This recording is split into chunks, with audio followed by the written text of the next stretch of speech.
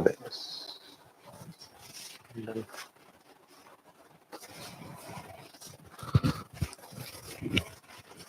Good morning.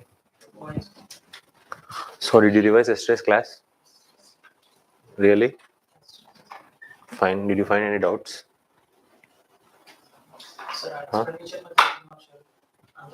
last time and class this GBA method calculation of GBA is done by GBA and 2016-17.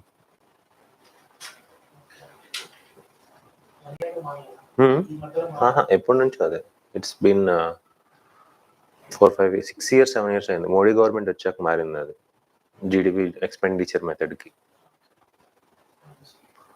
జనరల్గా GVA based calculate చేస్తారు, కానీ aggregate చేసింది కాస్త GDP expenditure మెథడ్లోకి చేస్తారు. They will do. కాకపోతే కొత్త మెథడ్లో ఏమొచ్చిందంటే ఎంసీఏ మినిస్ట్రీ ఆఫ్ కార్పొరేట్ అఫైర్స్కి MCA 21 డేటాబేస్ అని ఉంటుంది, అదే యాడ్ చేశారనమాట. అంతకుముందు ఏంటంటే జనరల్గా జరిగిన క్యాలిక్యులేషన్స్ బేస్ చేసుకొని, అంటే మన సర్వేస్ ఉంటాయి కదా దాన్ని బేస్ చేసుకొని చేసేవాళ్ళు.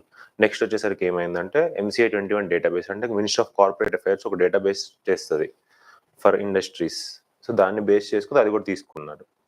సో ఫ్లక్చువేషన్స్ ఉన్నాయని నెగిటివ్ టాక్ పాజిటివ్ టాక్ అంతా ఉన్నాయి, but till now it's fine GDP expenditure method. So ఎస్టే కాన్సెప్ట్స్ అని అర్థమైనాయా? So revise as much as you can. Today I'll try to complete. Now I'll start.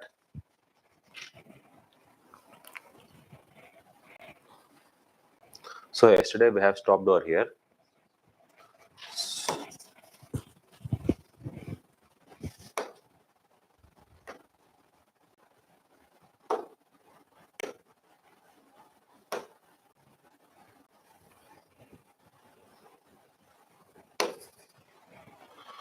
So did you understand, right? Which shape of curve it is? U shape, right?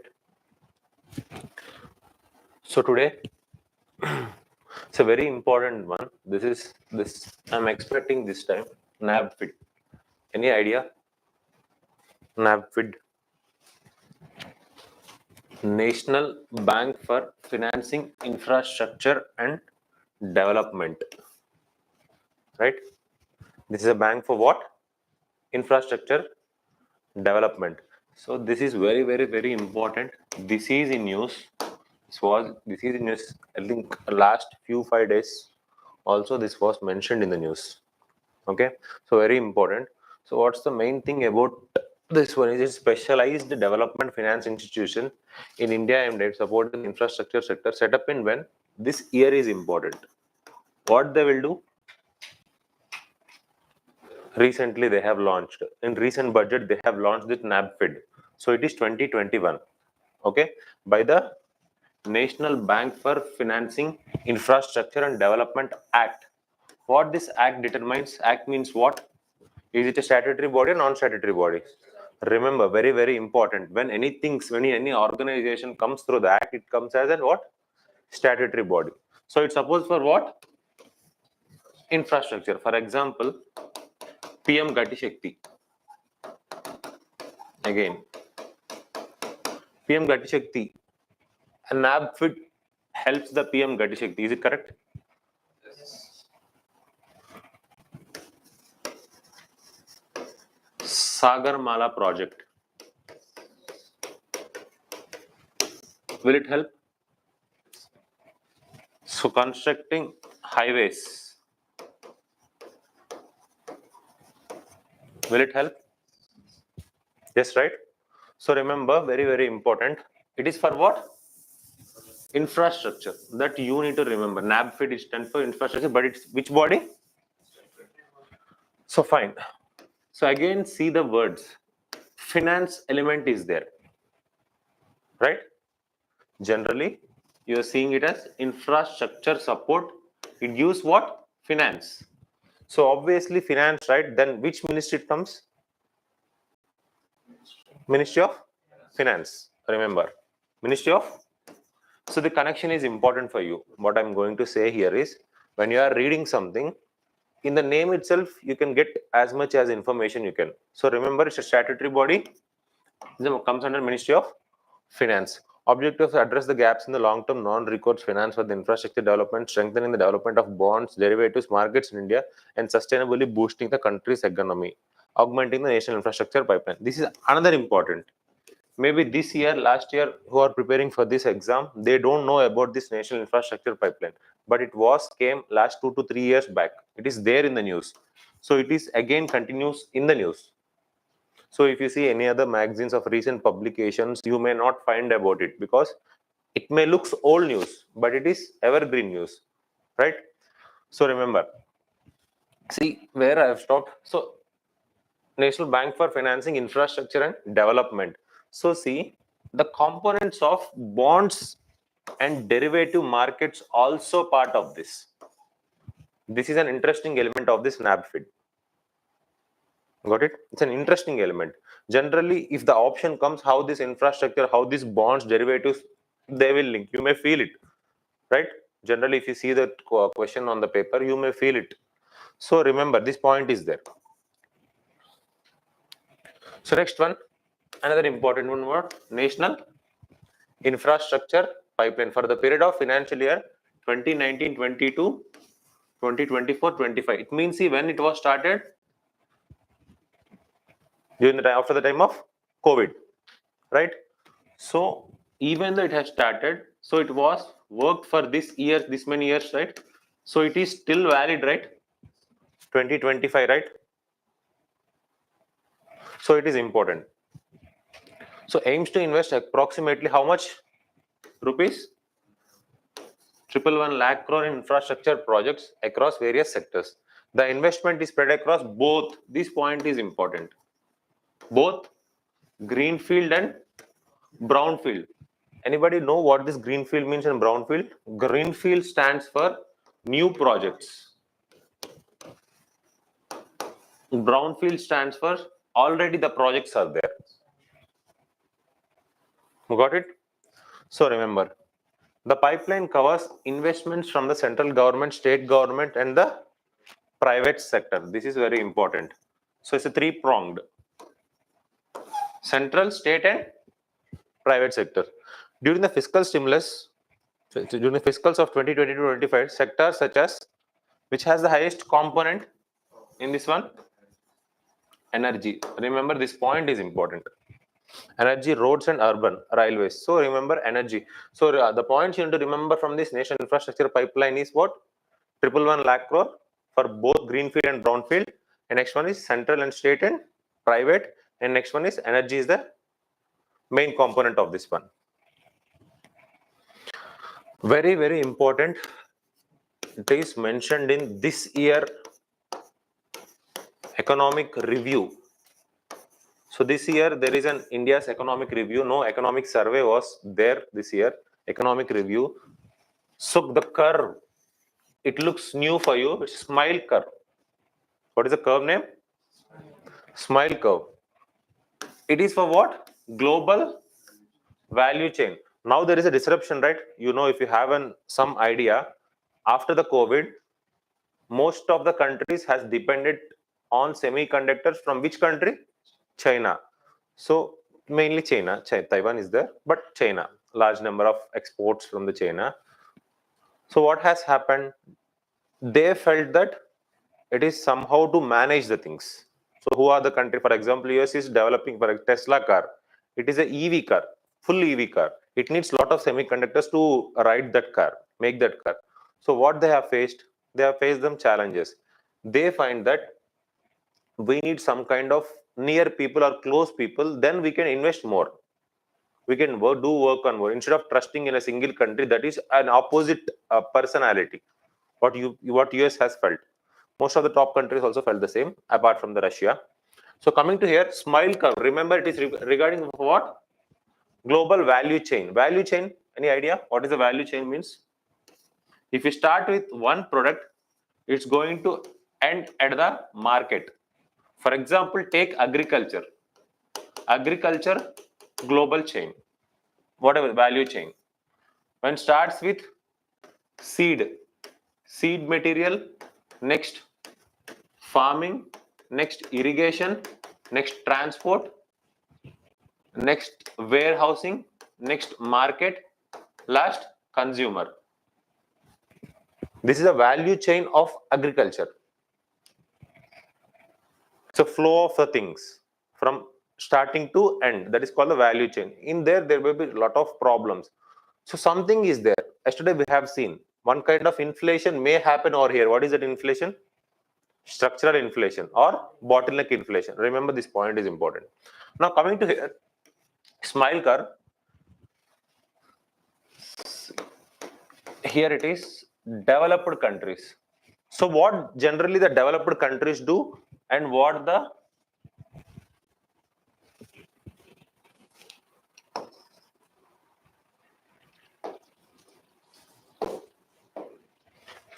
developed countries do and what the developing countries do. So it is developed and developing. R&D. How much is the India's R&D percentage? Less than 1, right?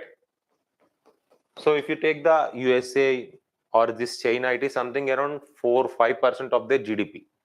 This huge investment. Next one, designs. Generally, if you see Apple, any idea Apple phone? If you see the Apple phone, it is designed in California, made in China. So huge, again, investment, right? It's a huge element. So next one, services and the marketing. These type of strategies, the logistic supports and the marketing support will give by which countries? Developed countries. What they will do ultimately? For the production, they'll search for low economy countries, low labor countries, lower economy, where they can profit more. So purchasing of raw material and their distribution. Same thing, right? We, India is a consumer country. We are consuming a lot. So production also happens over here. Where? In the developing country. So India is an example for it. So it's a smile curve regarding what? Global supply chain, value chain, supply chain, whatever it may be. So remember, important thing. So very, very important. Again, it is mentioned in this year budget, this year economic review.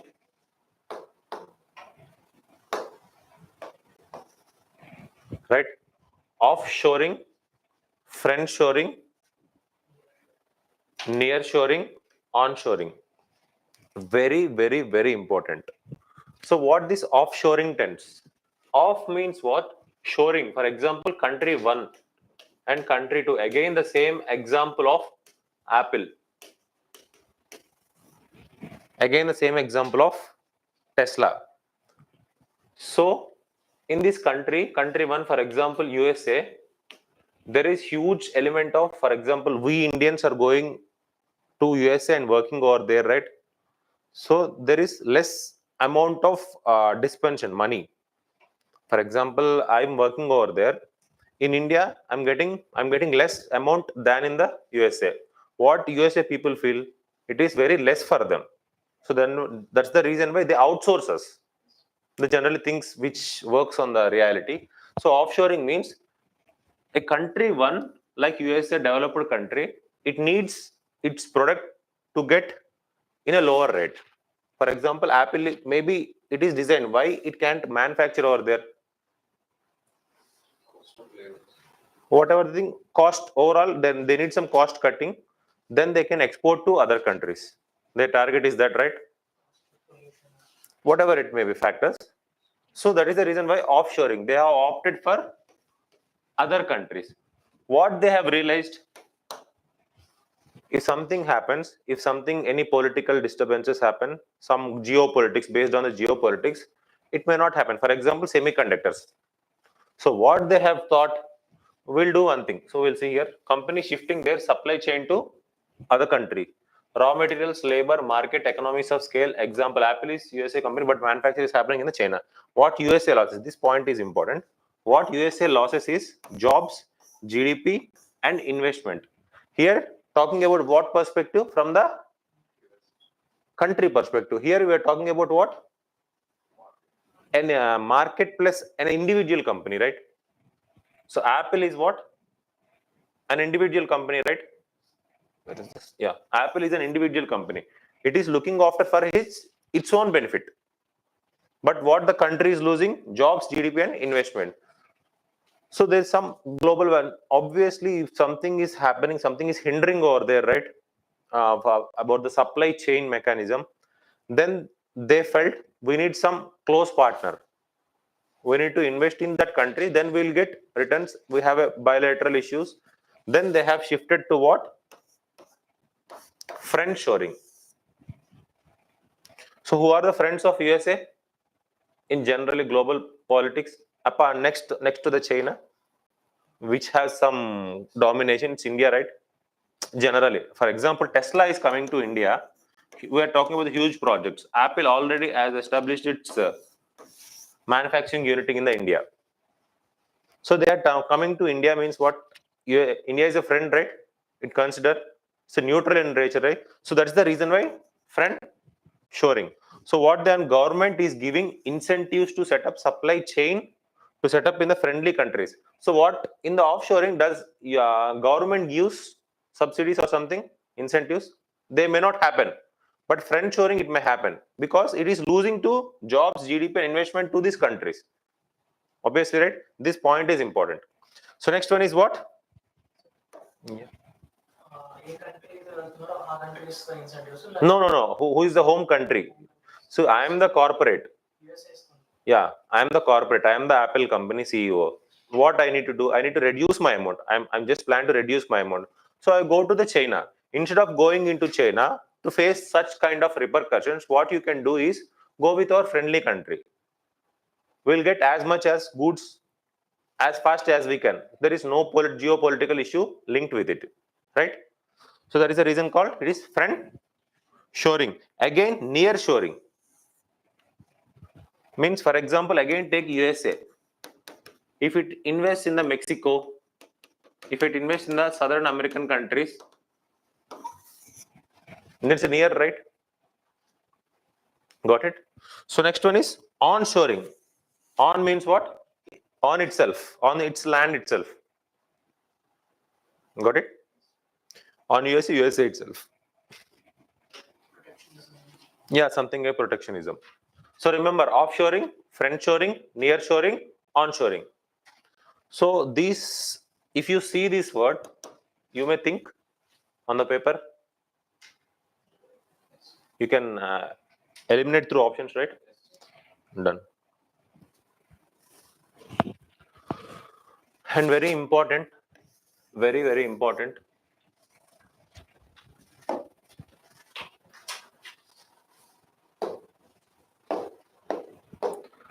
So even though everybody known topic, balance of payments,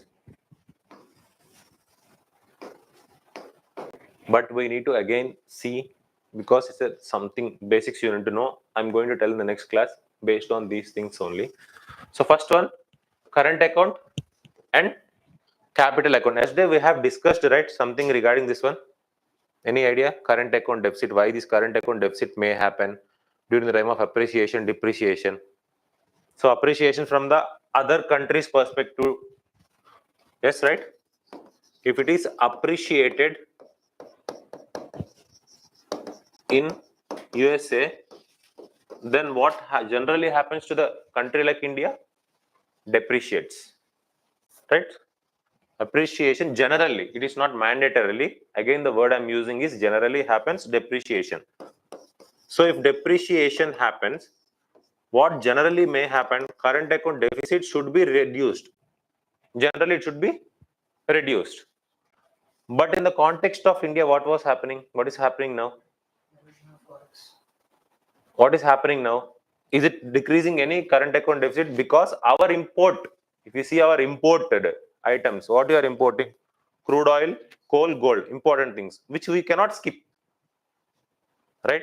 Which we have yesterday discussed, right, regarding this thing. So that is the reason why it is not getting. So visible element and the trade account is the same word. Remember, if something comes in the paper as trade account or the visible, one and the same. That is called what? Export, import. Net export means what? trade surplus ఉంది. Done. So next, invisible are services of banking, interest on loan, dividends on interest, and travel and tourism. And next one is what? Transfer payments, remittances. If you see, transfer payments and remittances are what? One-sided.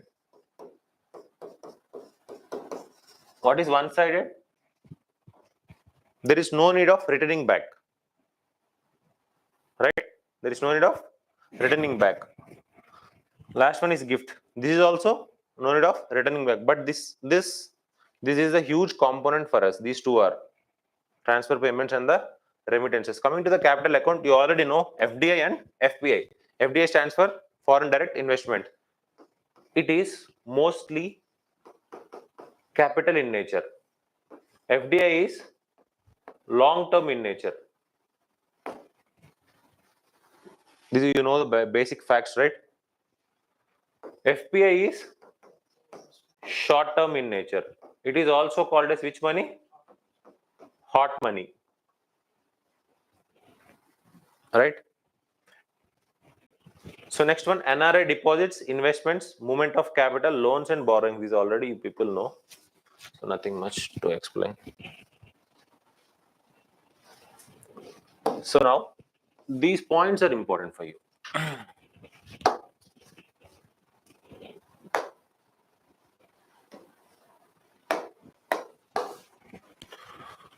So Mauritius is there in the news, right? Maldives and Mauritius are there in the news. But if you see our India's FDI picture, FDI means what? Foreign direct investment. Other country will invest in us, right? We also invest in other country, right? One common country, that is what? Mauritius. Right? Very, very, very important. This time, Mauritius is very important. In my perspective, just go home, make some geographical perspective also. Whether the ports, for example, Port Louis belongs to Mauritius. So which oceans? Some for example, which is the nearest, what you can say from the, what they may ask, if Mauritius is there, right? For example, Seychelles, some kind of countries are there, right? In bordering at this point. So just see, it's the top of it, north of it, south of it, east of it, west of it. Mauritius is important, right? Geographical perspective is important for this Mauritius this time. So next, see here, India's FDI, Mauritius, Singapore, USA, Netherlands, Japan emerge as the top 5 countries for what here? Inflows. So which is the largest country? At present, 2023-2024, so recent data, because balance of payments generally we can see in our economic review. No economic review was economic survey, but no economic survey has released, right? So we need to consider last year's thing, right? Done. Which is the country? Mauritius. Next one, Singapore, USA. MAS. Remember, very, very important this year, Mauritius. Don't fall into the trap. India's next one is what? FPI. Mauritius remains India's 4th. In the FDI perspective, Mauritius is what? First. In terms of FPI, it is 4th. 4th largest source of FPI investment after the US, Singapore and Luxembourg. Remember, again, FDI and FPI, what are the common countries? USA and Mauritius. Remember, the question may ask like that. Top 5 countries low. What are the common countries? Right? So largest source of FPI after the US, Singapore, I forgot to say, Singapore also there. Next one, Luxembourg. So very, very important. FPI investment from Mauritius stood at 4.19 lakh crore the end of March. There is no need of remembering this percentage. You can, if something India Mauritius question comes, you can use this point in the mains answer. No need of writing over here. Just see here. These points are important. Foreign exchange reserves stood at how much? Yesterday we have seen, right? Forex reserves. It's something around $630 billion as of 29 December 2023, covering imports more than 10 months. So this is another important point. Yesterday we have discussed, one is what? Forex reserves. Next one we have discussed import cover. Import cover and what? Next one is Forex reserves. So our Forex reserves is something around $623 billion. This $623 billion, if we want to run a country without any support, without any 0% GDP, how many, if you want to import, obviously our main imported goods are what? Petrol, coal, crude oil, coal and gold. So without any support, we can import. So with these reserves up to how many months? 10 months. So we are able, right? If something has happened, so 10 months. Got it? So it may changes 10 months, 11 months, it may changes, but it is something 10, 11 if you want to see here. But these points are important for you. So next one, remember import cover. You understood, right? What this import cover means? Related to what? Foreign exchange reserves. So next one, international investment position. It means what position we are there in the international perspective. How much we are assets are there? How many liabilities we have? Do you know the liabilities? Liability means how much we need to pay to them. Assets means what they need to give us. Done. International investment position. Next one, India is the largest recipient. You know it, right? Very, very. In remittances perspective, India is how much? Largest recipient country. As per the World Migration Report 2022, almost 33% of India's remittances are attribution to the high risk, high skilled, and largely in a high-tech Indian migrants in the top high-income destination. It means what? USA, Canada. If you see the USA videos, some now the trend has also started, right? You are observing in the YouTube, right? Everybody will go to the USA. They are starting their own vlogs. You have seen that USA Raja vlogs. Anybody have seen? So it's there. They are earning money through the videos also. See how Indians smart are. Instead of working over there, they are earning. See. So next, this is a recent pick from when? 2024.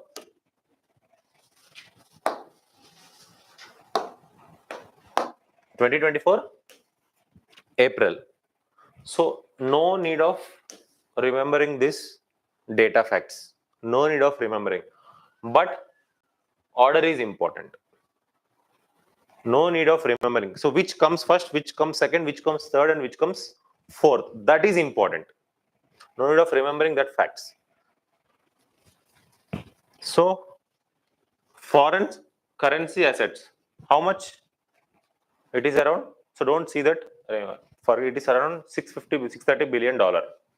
So next one, gold. Next one, HDRs. HDRs, you know, right?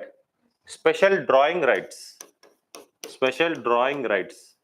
It is of IMF. So next one is reverse position in the IMF. This is also called as RT, reverse tranche, which was asked in, I think, 2023 prelims.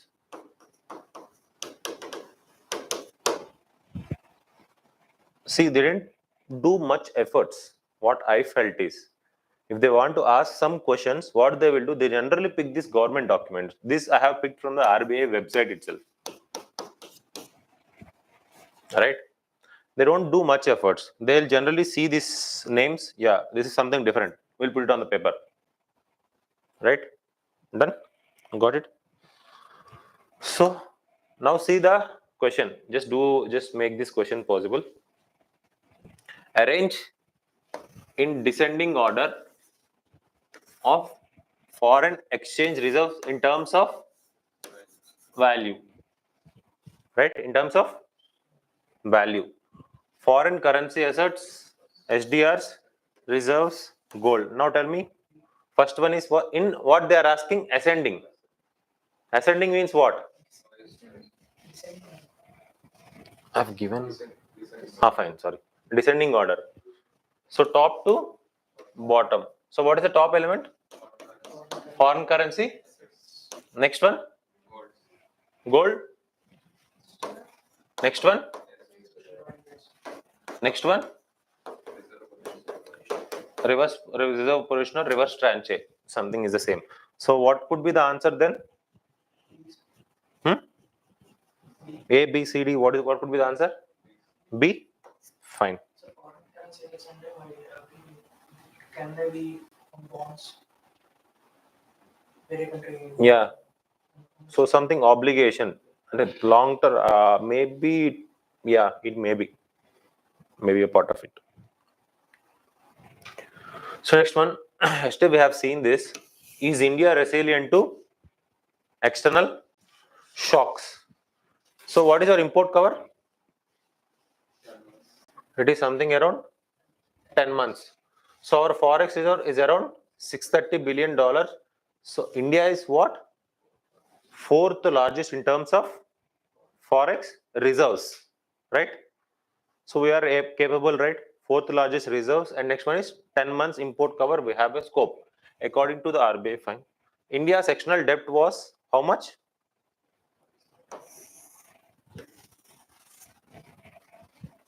How much it is around? Just 20%, right? So we can manage it, right? Done. So supportive statements regarding here is increase in the capital expenditure around 3.5% of GDP. See, I'm telling that how India is resilient to this external shocks, right? How much is the capex? It is around 3.5% GDP. Capital expenditure means what? Again, we'll get return, right? If we invest in the capital expenditure instead of current expenditure. So next one is what? Crowding in of private investment. Next one, pent up demand. Very, very important. So pent up demand. Pent up demand means what? Any idea? Nothing, right? So I'll tell you nothing. During the time of COVID, again, I'm taking an example of what? COVID.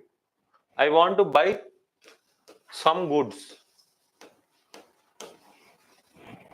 but I am unable to buy some goods at this COVID point, right? I want that means I have a demand on it, right? So I want to buy those goods. At this time COVID, it is impossible for me to buy such kind of goods, right?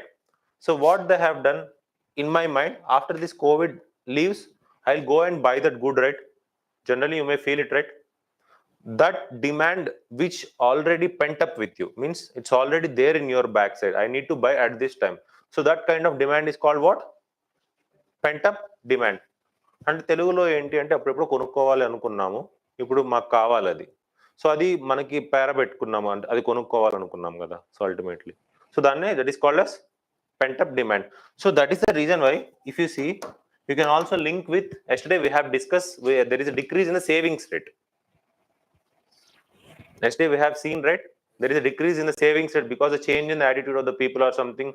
So pent up demand is one of the reason for the decrease in the savings. Obviously ఒకేసారి మొత్తం lift ఓ economy అంతా open అయిపోతే మొత్తం కొనుక్కోవాలి మళ్ళీ ఎప్పుడు ఏమొస్తుందో అనిపిస్తుంది కదా. You may feel it, right? Generally this was happened. Next one, RBI authority to control rupees depreciation through this one. Next one, decrease in non-performance of the assets. So one important thing which I have seen in the last 1 year is there is decrease in the gross NPS, right? There is a decrease in the gross NPS. The word is important, decrease, not increased. So many things are there for it. So recapitalization of bonds is one of the example, and some IBC code is one of the example. So we'll discuss all those things. Next one, very, very, very important. We'll discuss this in a class also. Now we're going to discuss tax buoyancy. There is two components that is called tax buoyancy and tax elasticity. We'll discuss at length what it exactly means. So see here, in terms of FDI, you just have a quick revision. FPI. In terms of FDI, what is the largest investor? Who is the largest investor? Mauritius. Next one, Singapore. Next one, USA. So in terms of FPI, first US. For next.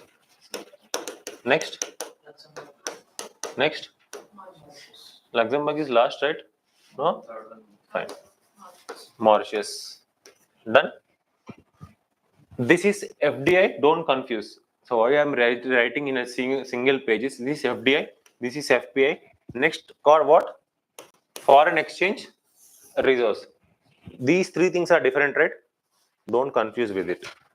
So China is the first who is good at forex reserves. Next one is Japan. Next one is Switzerland. Next one is India. So India is what position? Fourth position. Remember, forex fourth. 4-4. You'll able to remember this? 4-4. Forex 4. Forex 4 India. Next one is Taiwan. So global debt to GDP ratio was approximately how much? 238%. Again, the words are important. The word is what? Global debt to GDP means includes private sector also, right? Got it? There comes a difference. Then what this public debt means?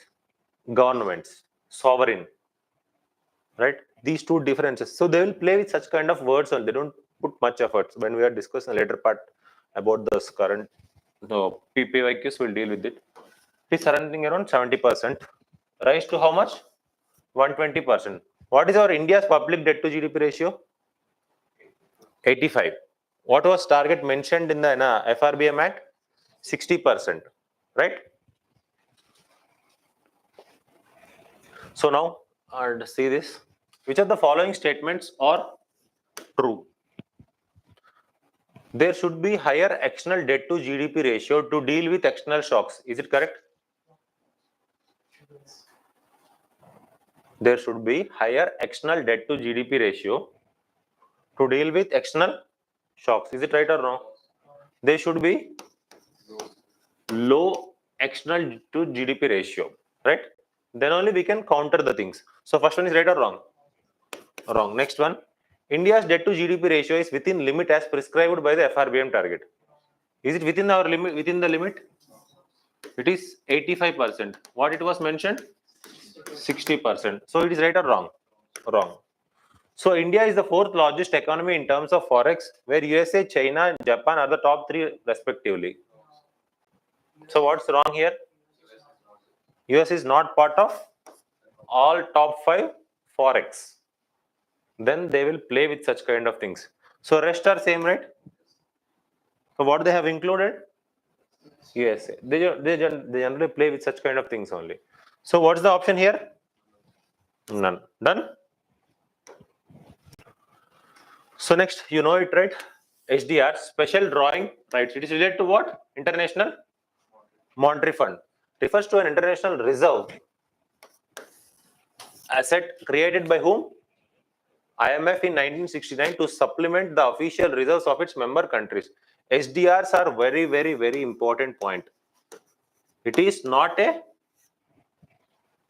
currency.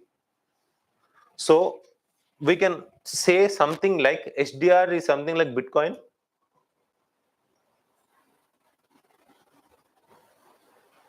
Something. It is not, I'm saying 100% it's a Bitcoin. Something like it's a Bitcoin. Generally, Bitcoin is a currency. So, but it is regulated. I'm not, don't give that much deep. Generally, I'm comparing a concept. Don't go that much deep. It is not something, Bitcoin is something, not something currency which is based on some legal tender, right? It is not a fiat currency, it's not a legal tender, right? It is also something same, right? It is also not a currency, it's not a legal tender, right? But this is used as an instrument. That much of amount of share, based on that they will use it. Remember that. Okay, HDR is not a currency, and based on basket of how many major currencies? 5 major currencies. What are those? US, Euro, Chinese, Japanese, and British pound. Yesterday we have seen dollar index. In the dollar index, this Chinese renminbi is present? No. Remember. Okay. So now coming to HDRs can be exchanged for these currencies, are used for various purposes, including settling financial obligations between countries and providing liquidity to the global financial system. So mostly this HDR will deals with what? G to G, right? Mostly. It is not for public, for us to use. So it's not for market, it's not for common people like us to use. It is for what? Some government to government dealings, intergovernmental dealings, whatever it may be. Ganan? So next one is reverse tranche, which was there in the last year or previous year prelims, is a portion of members countries quota. It is for what? So my task for you is just go home, see the quota has 5 things. How the quota is decided? One is the GDP. So just find other 4. Quota of GDP is determined by of this reverse tranche position.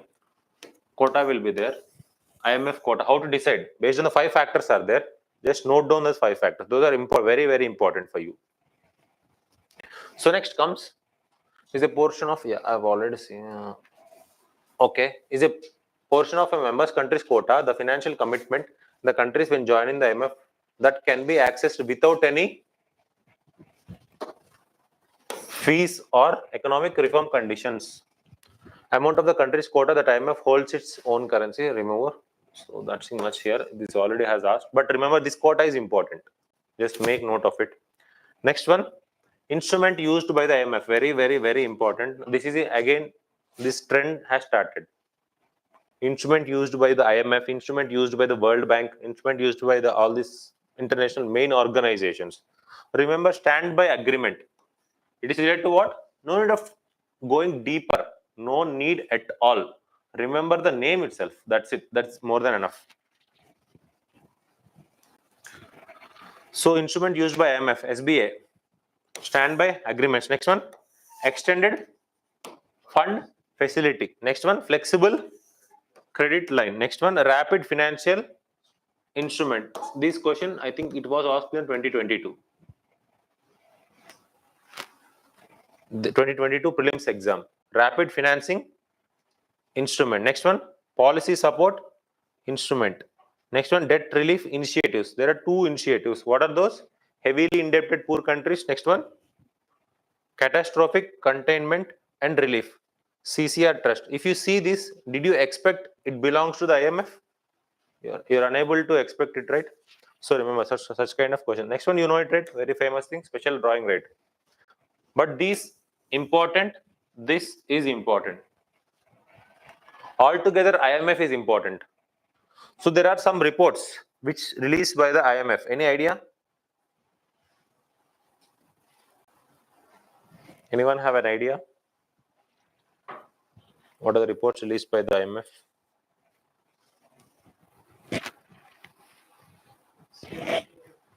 Yeah, financial stability report. Fiscal monitor. Fine, very important things are, this is a very important one. World economic outlook. Next one, global financial stability index. Next one, fiscal monitor. So what this world economic outlook talks is, at present the report is what? Steady but slow resilience amid divergence. This is the main concept of this at present year's report. Next one is what? Global financial, the last mile, financial vulnerabilities and the risks. Fiscal monitors, fiscal policy in the great election year. So you know it, right? Great election year. So many countries are going election this year. 2024, including USA also. Got it? Fiscal monitor. Next one, global financial stability report. Next one is what? World economic outlook, VO. So these terms are again important. Tariff barriers, non-tariff barriers, phytosanitary. Next one, inward duty structure, countervailing, dumping, anti-dumping. These are very, very important. Very means very important. They may give in what you can matching terms also. They may ask directly also. Very, very important. Each has an individual significance. First one stands for what? Tariff barriers. Involves imposition of taxes or duties. Tariff, right? Taxes or duties on imports and exports, specific or ad valorem. You know this one. Non-tariff barriers means what? This is important. Quotas, embargoes, product standards, and subsidies. So subsidy belongs to what? Non-tariff. This point is important. Subsidies belong to what? Non-tariff. So next one, sanitary and phytosanitary. It's related to the food and safety. If you are exporting to another country, chicken, mutton, all those things generally will export, right? Or food products will export, right? It deals with what? Sanitary and phytosanitary measures, regulations for food safety, animal health, and plant protection to prevent spread of disease. So there is an act to deal with this, PPVFR Act, Plant Protection Varieties and Farmer Protection Act. This act is important. Just go home and make notes of it. PPVFR Act, Plant Protection Varieties and Farmers' Right Act. And where I have stopped. So regarding this, WTO is saying earlier there is a scheme called MEIS, Merchandise Export Scheme. Earlier there is a scheme called what? Merchandise Export Scheme. WTO has said that it is not meeting, it is not helping you to do proper transactions. It is something disturbing in nature. You are giving subsidies to the exports, something IMF, WTO has said. So what India has done, it is not a WTO compliant mechanism. So instead of this MEIS, India has started RODTEP. DTEP. This is the present scheme which help for the exporters. This is nothing, it's very important, very, very important. There are duty scripts. This is dealt by what? Duty scripts.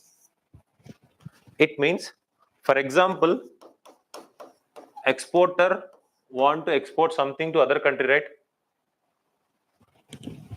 He want to import something, right? If he is importing, India will lay some custom duties on the imported product, right? So what India has done is, India has reduced this component. Generally, you need to pay. Instead of paying, if you reduce, means obviously burden will be decreased on this imported, this who is the person is exporting those goods, right? He'll also give some leeways when we are exporting the things. So duty scripts means they will manage the things. So nothing much here, but remember it is related to what? RODTEP scheme related to what? Exports, export support. Is it a WTO complaint? At present, it is a WTO complaint, RODTEP. Which scheme has replaced this? MEIS scheme has replaced this. Very, very important. RODTEP scheme. So where I have stopped?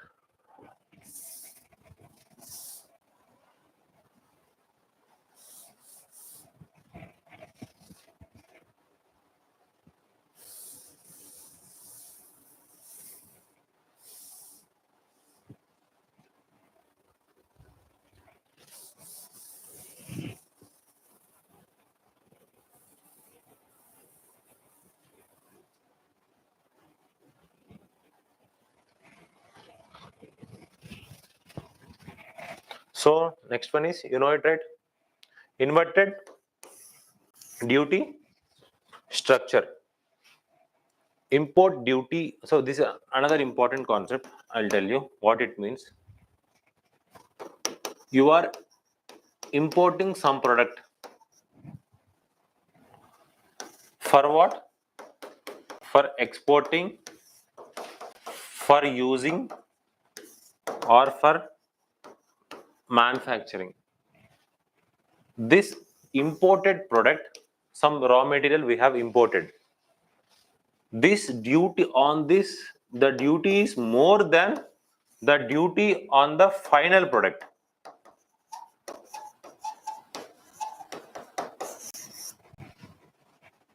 Got it? What I've said? I didn't understand. So we are importing some raw material. For that raw material, we need to pay some duty, right?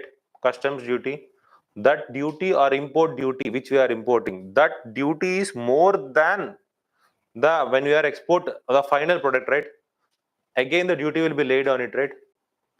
That is the import which we are importing the raw material, right? That duty is more than the exported thing. For example, duty we are importing with some 3%, we'll end up with something around 1.5%. So there is a margin, right? There is a loss over here, right? Got it? That is called the invert duty structure. Import duty on finished goods lower than the inputs, potentially favoring the imports over domestic production. So we are importing with a huge amount. For example, semiconductors, at the time of semiconductors, we have imported because we needed to export our products, right?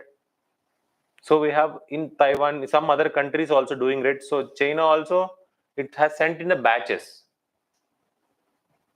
Done. So next one is what? Dumping and anti-dumping. The words are important again. So if you see here, so prior to that, countervailing duties, tariffs imposed to counter negative effects of what? Subsidies to foreign producers. Countervailing duties related to what? Subsidies. Right? Next one, dumping and anti-dumping. So to protect us from other country has subsidized some good, right? There in their market. If you want to, if we are importing that, it will be a loss to our domestic economy, right? So that is the reason why what we want to balance that subsidies which was giving by that country. We need to balance it, right? So that is the reason why we are putting what duty? Anti-dumping duty. Got it? So dumping, anti-dumping. Sir, inverted is to discourage pollution. It is not something generally. Inverted duty structure is based on the global value supply chain mismatch. Generally, it happens due to the global value supply chain mismatch. Generally, but your point may be a point, but not the key point. So another important concept, very favorite concept, all-time favorite concept of UPSC. Tax buoyancy, it is there in the news, it will be there in the news till the economy will be there. Okay, tax buoyancy and tax elasticity, most hyped topic in the economy itself. So nothing much. If there is increase in GDP,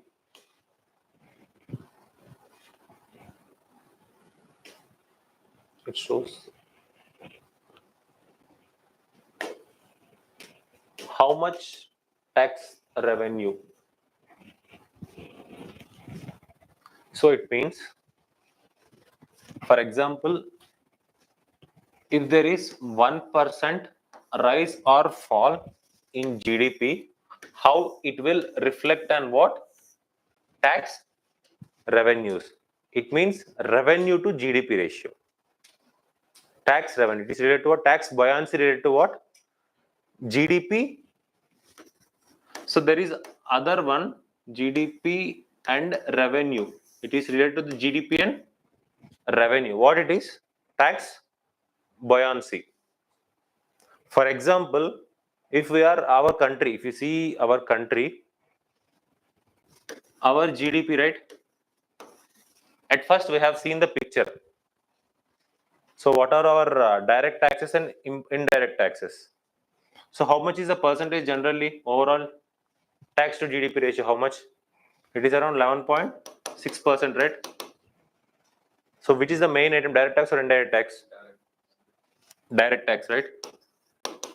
So, what about our GDP position? It is improving or decreasing?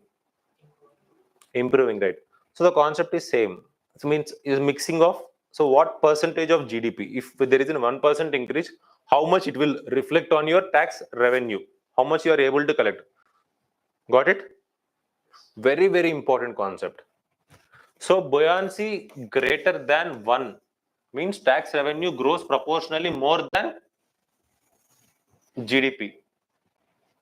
So, there are some elements. Do you know, you have an idea, right? What is that curve? Gini coefficient. It is 1, 0 to 1. 0 stands for equality. 1 stands for inequality. Right? Same thing. It's not their determination is criteria that tax buoyancy determination is in this way. So if it is greater than 1, it is a good or bad. The point is this. I'm on this point. If it is good, is it a good or bad? Good, right? Because you are able to get more revenue, right? Next one, indicating a relatively elastic tax system.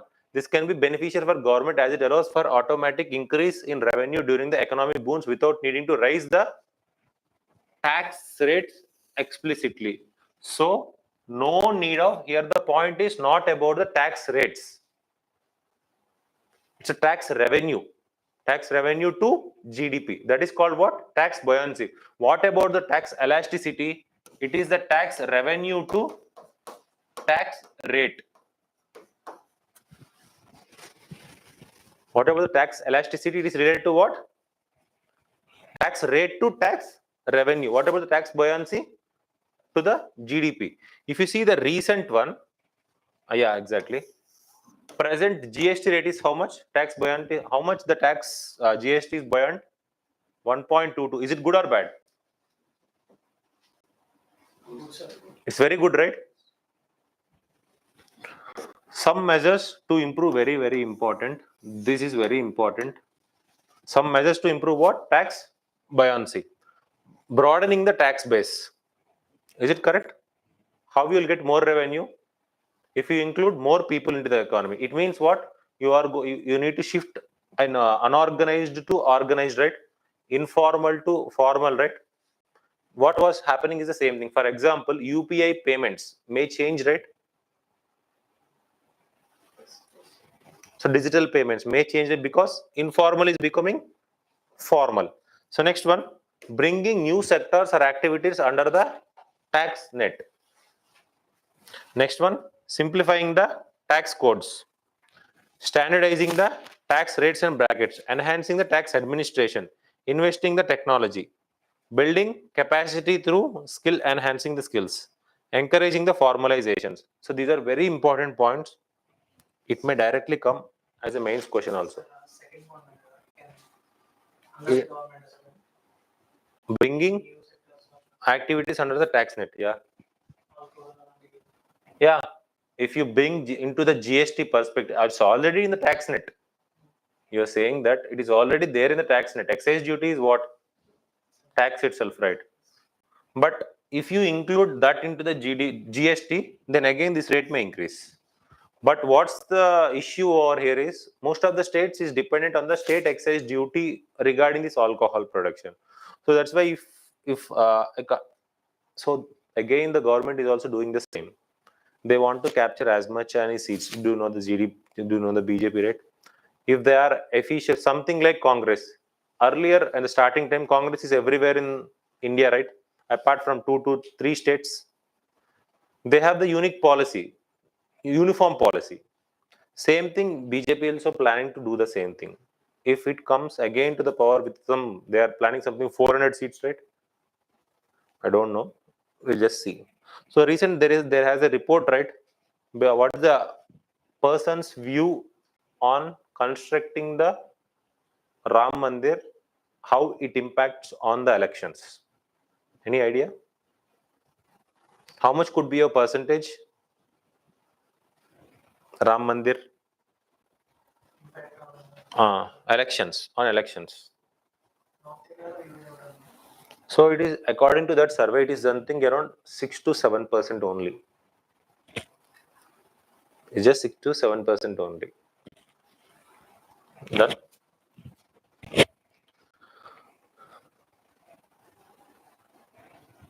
So, series question.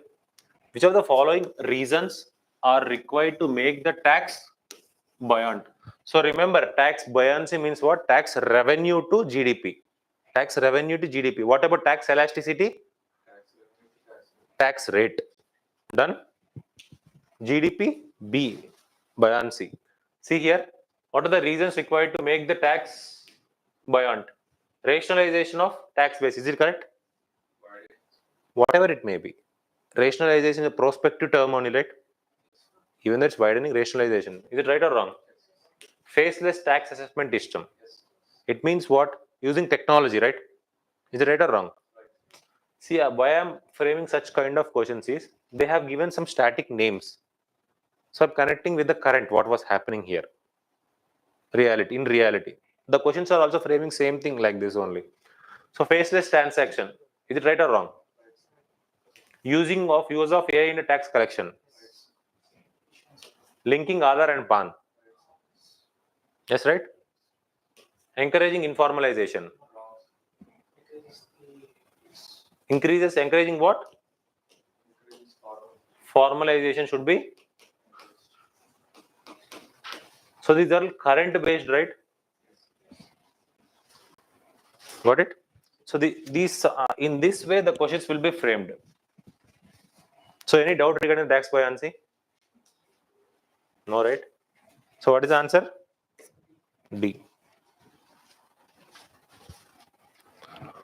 So next one, important terms. Again, the comes tax elasticity. Measures the responsiveness of tax revenue to changes in the tax base or tax rate. So responsiveness of what? Tax revenue to changes in tax base or tax rate. Ante, if something tax rate has increased, what may happen? What will happen to the revenue? Will it be increased or not? If there is an increase in the tax rate, I'm asking, if there is an increase in the tax rate, will the tax revenue increases?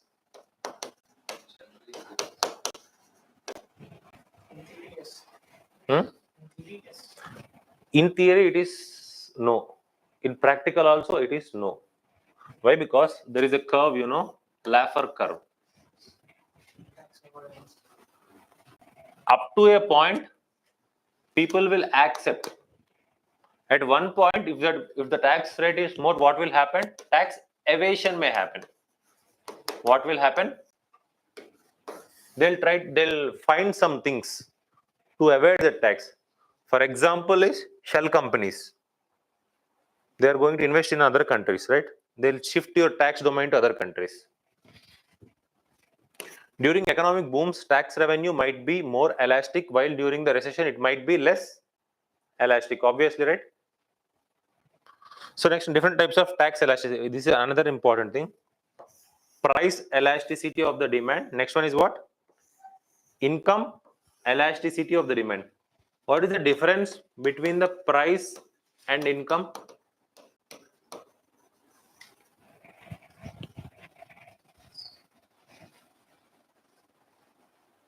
Any think in a, what I want to say, in a core perspective, from the terms of static perspective.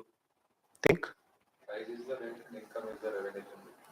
What it generally means? Generally think tax. So we're talking about the tax rate.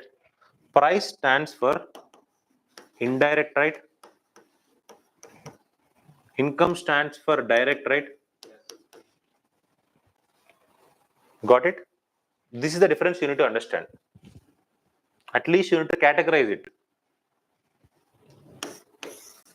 So whatever it may be, it is overall talking about the tax revenue. Price stands for what?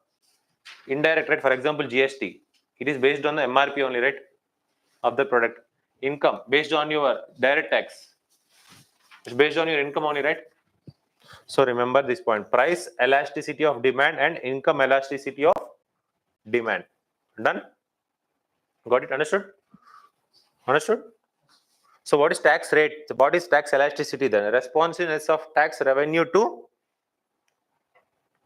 tax base or tax rate. So next one, see this question. Which of the following statements, again frame based on the UPSC pattern, this point is important. Best describes. The word is what?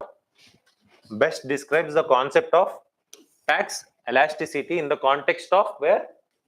Indian economy. Just see the points. Tax elasticity measures the responsiveness of tax revenue to change in income. The first one. Second one, tax elasticity reflects the proportion of total tax revenue generated from mainly direct taxes. It's a complicated question, but use your mind. Here, your knowledge plus IQ is important. In this kind of, so the word is what? Best describes. Everything seems something similar, near. So next one, tax elasticity indicates the efficiency of tax administration in tax collecting taxes. Tax elasticity represents the progressivity of tax system in reducing the income inequality. So main motto of tax revenue, tax elasticity is what? To know how tax rates are changing. To know generally it's an benchmark, something like that. How it is happening in the economy. So the word is what? Best describes. So if you see second option, tax elasticity reflects the proportion of total tax revenue generated from mainly direct tax annadu. So does this tax elasticity only mainly includes this direct taxes? No, right? So you need to, so I'm telling these kind of questions should be how to approach these best described questions to deal with such kind of questions. Tax elasticity indicates the efficiency of tax administration in collecting taxes. It is one of its measure, right? One of its. So next one goes to tax elasticity represents the progressivity of the tax system in reducing the income inequality. Do we want something? Did it talk anywhere regarding the income inequality or something? It may, in a single point. So now see the first option. Tax elasticity measures the responsiveness of tax revenue to changes in income. If the price comes, is it right or wrong?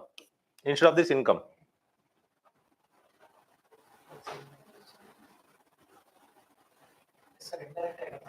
Price also right? Again, see here, there is a difference here. Income, direct, right? The word I have mentioned here is mainly. Is it mainly? It is an extreme, right? So that kind of, so there may be a confusion between A and B. So B is not because of this mainly. The word, then the question is demanding what best describes. Got it? These kinds are logical plus IQ. IQ plus knowledge matters in such kind of questions. So be aware of such kind of questions. So you know it, right? Very famous Laffer curve. At this point, there will be a point government can tax. Beyond this point, it is impossible to collect because people will try to evade. So what is here? Tax revenue, tax rate. So tax elasticity is connected to what? Which curve? Laffer curve. So another important curve, important in this year's news, that is called what? J curve effect. Heard? Anytime? Heard? So it is related to what? Current account deficit. So what will happen? For example, take in a COVID situation or during the time of a recession, what will happen? The income or the things will fall. The balance of trade obviously will fall. After the things get settled, it again try to rise, right? If recession is happening, for example, take economies like Japan or UK, there may be fall in the trade, balance of trade. If you see the balance of, there may be fall. If the things get settled, again it will rise. For example, take the classic example of COVID. Done. The J curve is a time path of the country's trade balance following a devaluation or depreciation of its currency. Initial downward slope, export cheap and imports costly. This initial phase of often results in the worsen of trade balance. So gradual upwards. It's nothing much here, but remember it is something related to the balance of trade. Got it? So ultimately it is related to what? Balance of payments, right? Smile curve is regarding what? Supply chain, Global value supply chain. Very, very, very important. So just be attentive in this concept. So my request is you be attentive.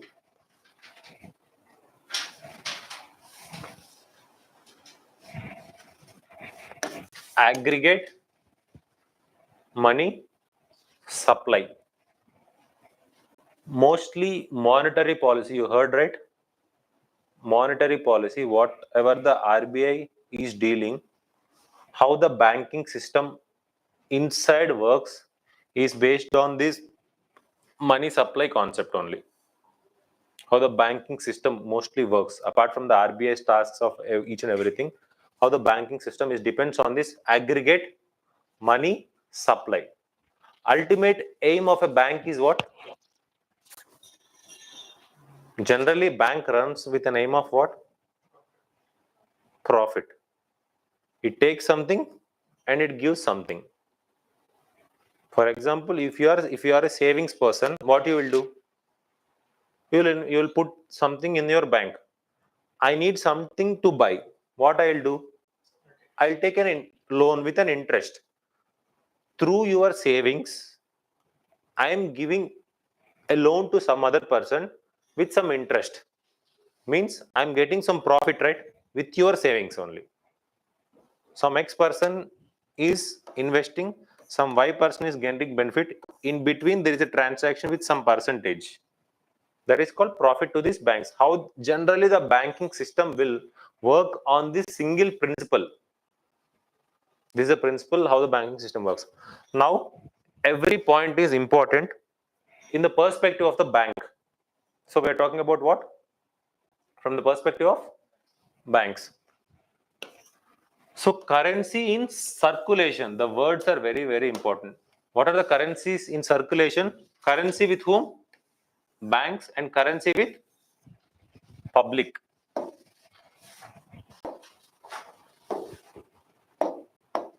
So currency in circulation stands for currency with banks and currency with public. Next one, balance with whom? Balance with RBI. What are there with RBI? Generally, a bank need to submit something to the RBI, right? First one is CRR. What about the SLR? it has to maintain, but it can keep it. Yeah, whatever it may be. So what about the reverse repo or repo? So what is the reverse repo generally? Do you have an idea? It is the rate at which banks lend to. B to RBI means it is there with RBI.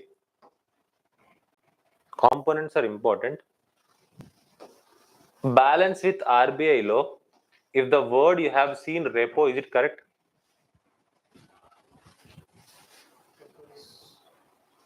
RBI will be lending to banks. So it's a bank's part. It's not RBI's part, right? Reverse repo is whose part? RBI's part. Reverse repo. Repo, do you have any idea what this repo means? If you open the definition, repurchase obligation. The word is what? Obligation. Whatever it may be, RBI said that in this predetermined price, I will again buy. I will again do such kind of things. That is called obligation. So now coming to here, balance with RBI. Cash reserve ratio and reverse repo. Next one, balance with whom? Banks. Demand deposits and time deposits. Very, very, very important. Demand and time deposits. Demand stands for when you need, bank need to give it at any cost. Because if you need money. Time deposits means with some certain period. For example, fixed deposit is a time deposit. Demand deposit means if you generally now go into the bank, give your check or something, you can withdraw your amount. That is called what? Demand deposit. So there is two deposits in the bank, right? So which it has more control, demand or time, from the perspective of bank? Time, right? It has more control. Time, how? It is a long term in nature. So if people are going to put that money in the bank, means generally mostly the bank will deal with such kind of things, not with the demand deposited money. So if you see here balance with bank, demand deposits, these could be savings and current. Time deposits are what? Fixed and recurring. So these components are 100% important. Next one, balance with post office, demand and time. So what are the components with currency with public that I need? See, currency, exactly. Currency in circulation. Everywhere banks lo unnadi, public lo unnadi. Don't think that currency in circulation, which is happening only in the market, that is only belong to this public. Banks also part of this currency in circulation. Circulation, next one, talking about the RBI. Next one, balance with the banks, time and demand. Next one is what? Balance with the post office. So with this whole thing, the aggregate money supply will deal with the components called M0, M1. You heard that one anytime? So we'll try to make it easy that.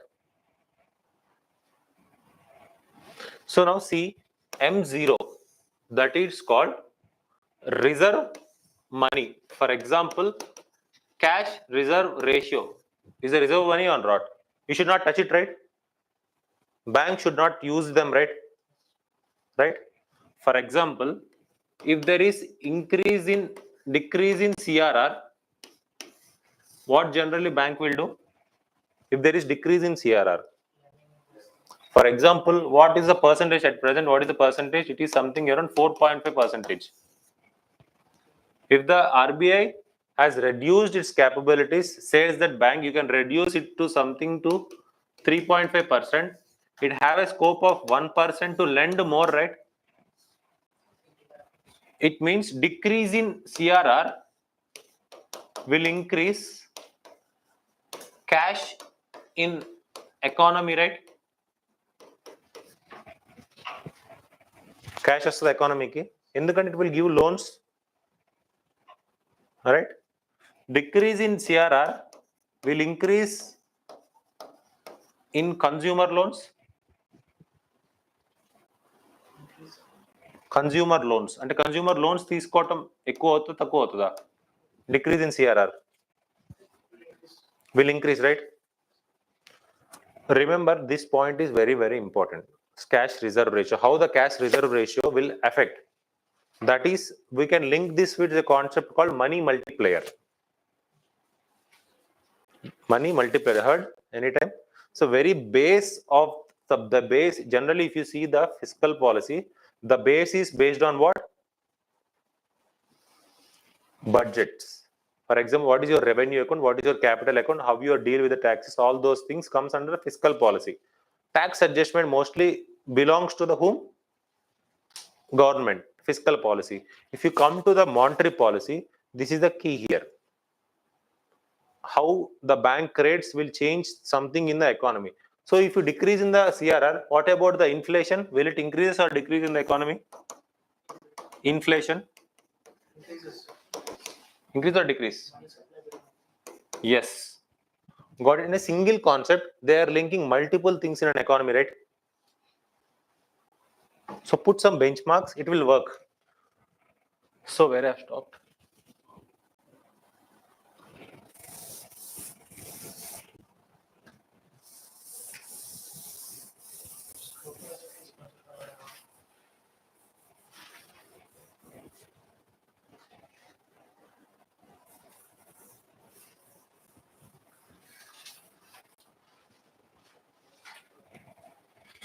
So M0 is what? Reserve money. It means what? CRR. Next one, M1. That is called narrow money. Currency with public. So it is not currency in circulation, right? Currency with whom? We, public, plus demand deposits with banks, right? For example, I'll pose a question to you. This is based on the UPSC PYQ. How they are using this concept and framing a question. It's a very beautiful question. For example, a person has withdrawn his demand deposit. For example, a person has withdrawn 1 lakh demand deposit from the bank. What happens to the economy? It's already in circulation. If a person like me has withdrawn 1 lakh from where? Demand deposits. What happens to the economy? Economy law, will the amount will be increased or decreased or remain same? Remain? Understood? Didn't understood? So based on the components, you need to see here. So earlier slide. So if you see this earlier slide, currency in circulation. Currency with whom? Banks and public. So the circulation means whether the X amount is with the banks or X amount is in the public, it comes under this domain, right? In your pocket, in one pocket, 10 rupees are in 20 rupees. Ultimately, you have 30 rupees. I'm not asking about which pocket you have. You have how much?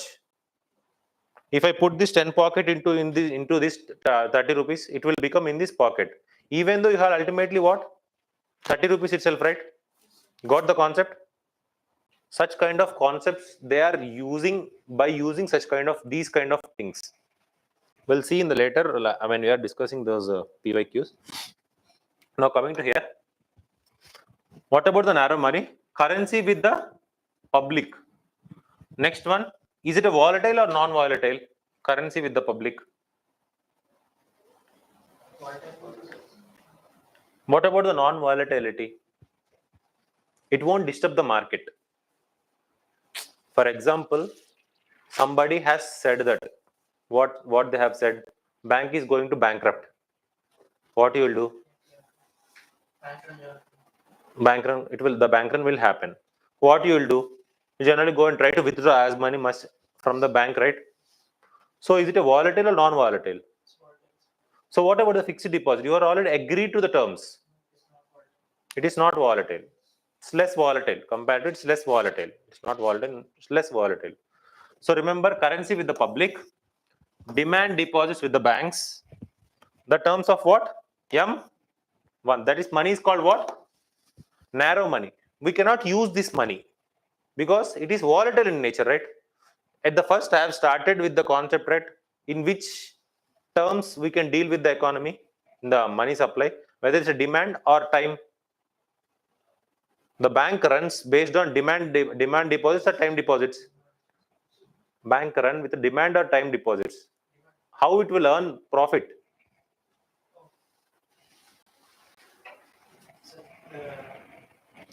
So if you see here, demand deposit is a time deposit. How the bank will run? Earlier I started a concept explained here. It needs some percentage, right? So bank is unable to get more amount of interest through this demand deposits, right? It only gets through time deposits, right? Because you are investing here and I'm giving some loan to some other person, I'm getting some X% interest here. That is my profit percentage. Got it? So is it a volatile or this one is a volatile? Demand is volatile, right? Now, narrow money stands for what? Currency with the public, demand deposits with the banks. It means both are volatile in nature, right? Understood? Both are volatile in nature. This may go to this side or this may go to this side. There's no restrictions, something like for the time deposits. With these, bank can able to run its market. దీన్ని base చేసుకొని loans ఇవ్వచ్చా?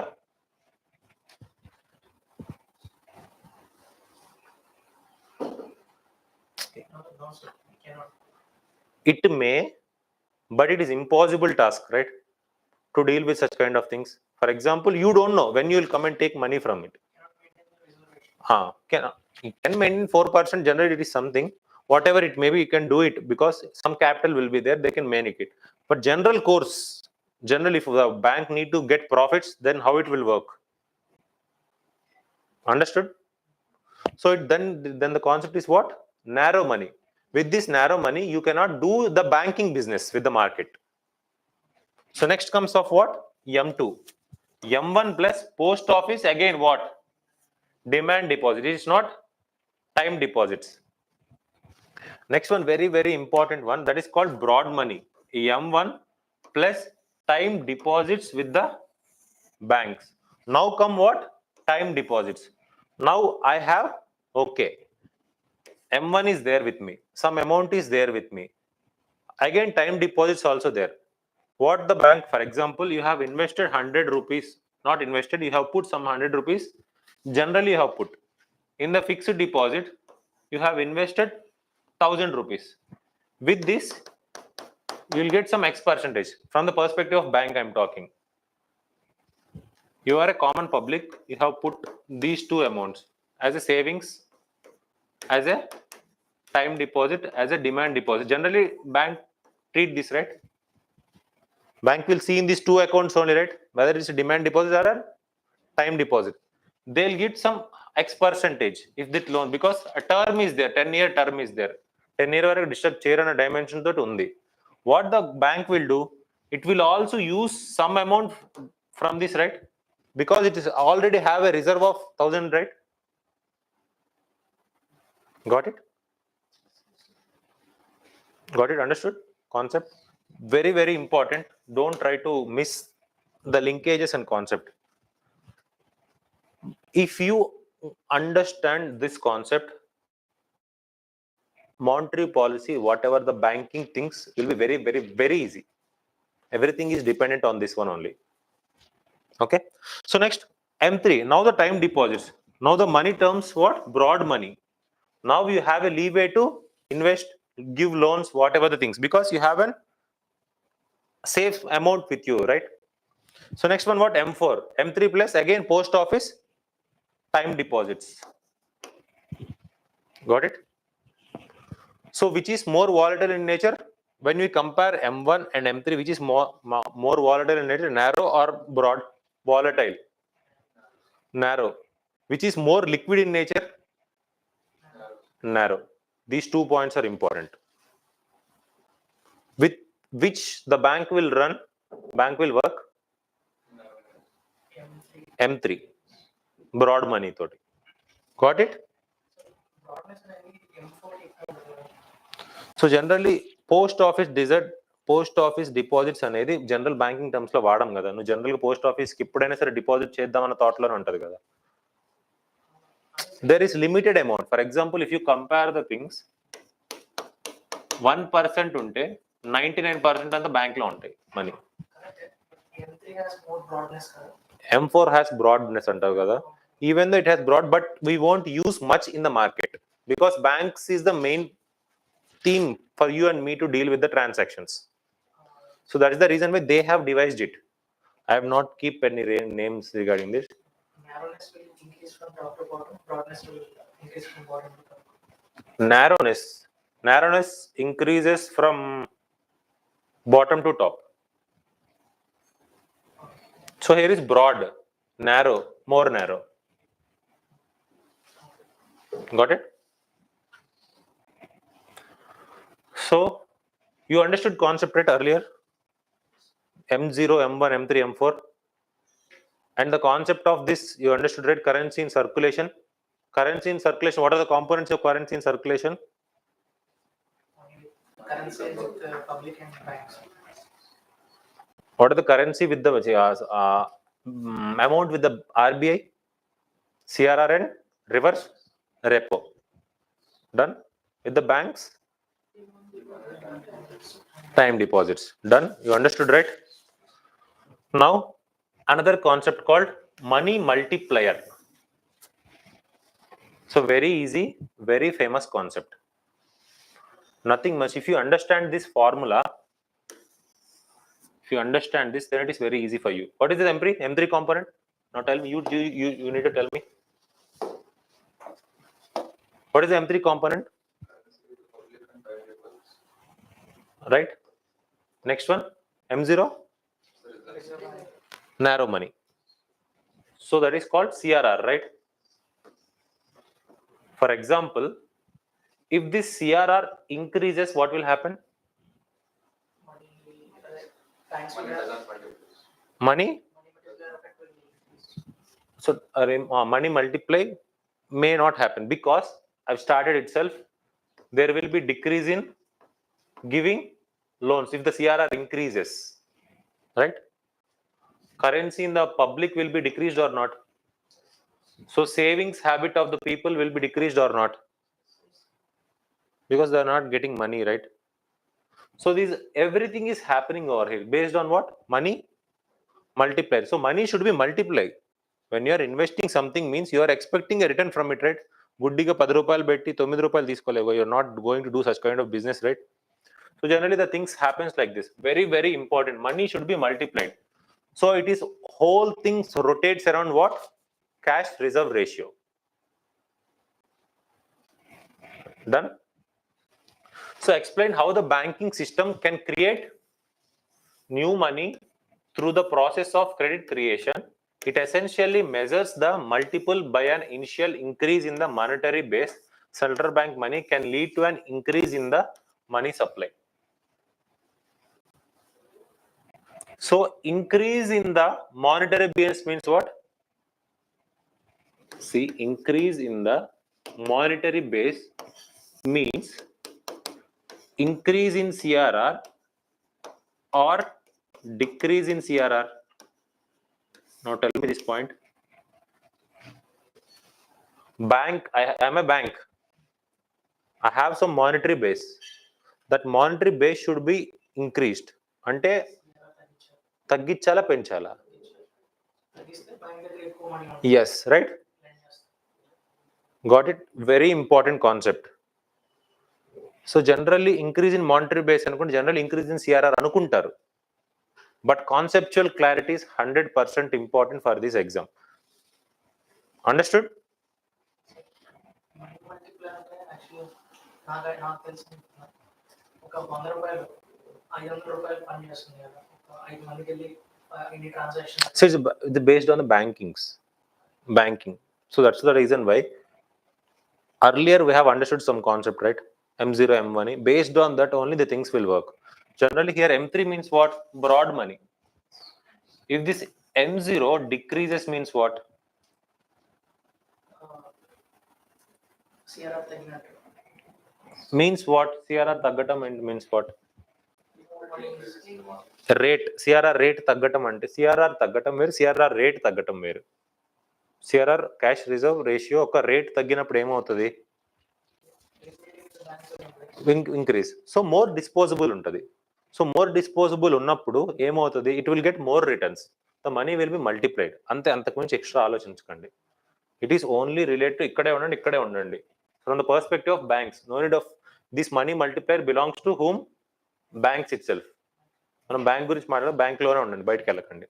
So next one, how much money the banks earn lending through deposit and maintain reserve ratio. Money multiplier illustrates the explanatory effects of the monetary base. End of this. So remember factors affecting it. This is important. Cash reserve ratio. What happens to if there is increase in cash reserve ratio? What happens? Increase. The rate increase means what? Money multiplier will be. If CRR increase, MM will be decrease. ఏదైనా ఒకటే గుర్తుపెట్టుకోండి, one side. So economy ఎప్పుడైనా ఇంతే, ఒక సైడే గుర్తుపెట్టుకోండి.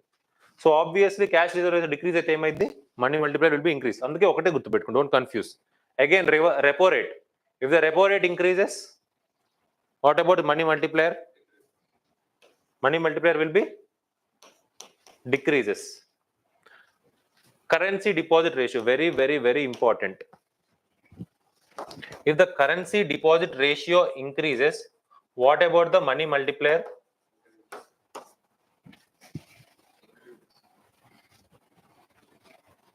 Deposit means with whom will be deposit? With banks or central? See, here it is a beautiful concept and an important concept. Currency deposit ratio means more money.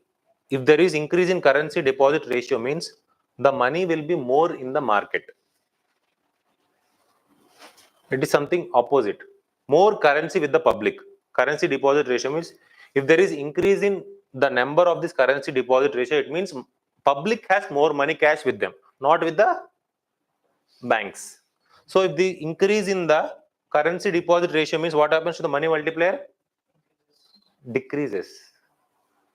Currency తక్కువ ఉంటుంది bank దగ్గర currency deposit రేషియోలో అంటే currency deposit ratio మనం ఎవరి పర్స్పెక్టివ్లో చూడాలంటే individual perspective.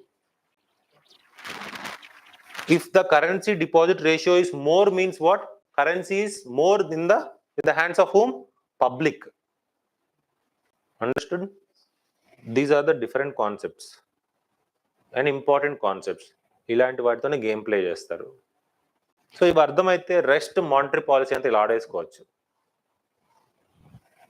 So next one open market operations. OMO means what? G6. Open market operations, also called as sterilization under danni. To sterilize the market. What happens if we buy more bonds? If the bank buys more bonds, Supply will reduce. right? If there is increase in buying of G6 means what? You are pumping economy into the market, right? Money into the market, right? It doesn't have any disposable income to deal with it, right? Got it? Understood? Any doubt? So don't feel such kind of doubts, but remember. So next one, banking habit. Obviously, now the formalization has happened. So one great thing which has happened during the time after this demonetization is economy has changed from informal to formal. So if you see banking habit, example UPI, example phone pay, you can mention, right? Phone pay has increased the reserve money multiplier or not? Generally, the word again I'm using generally, not mandatorily or necessarily. Done? Very important. Did you understand this concept? Money multiplier. What about the aggregate money supply? Did you understand? What about the currency in this one? Aggregate money supply, you understood, right? You understand this one, right? Reserve money, all those things, right? Understood? Revise it as much as you can, because if you know this thing, everything seems easy. Now everything comes based on this only. If you have good hold on it, I don't know how you have studied the economy till now, but this is the base. Now comes what? Monetary policy transmission. Very, very important concept. In near future, there may be a chance of asking about this monetary policy transmission. So do you know monetary policy means what? Any idea? Monetary policy means what? And this is like a central bank to deal with inflation. So done by RBI. Anything done by RBI. For example, RBI will dictate this RR rate, reverse repo. RBI will dictate this repo rate. RBI will dictate this how much CRR you need to maintain. RBI will do it, right? RBI will dictate about G6, right? These are all the works of RBI, right? And you know SLR, right? Statutory liquidity ratio. These are all done by whom? RBI. These are all called what? Monetary policy instruments, right? Through this, if something change. For example, we'll take one and important thing that overall economy works is based on this rate. What is this rate? What is this rate? Repo rate. For example, RBI.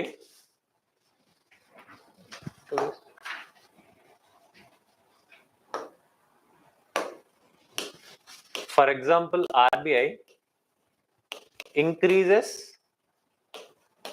repo rate. If the RBI increased repo rate, who to reflect this? Bank should be reflected it, right? Bank should follow this guideline, right? Bank should follow. So they have given something around 4.5% is the repo rate. Example, I'm taking an example of 4.5%.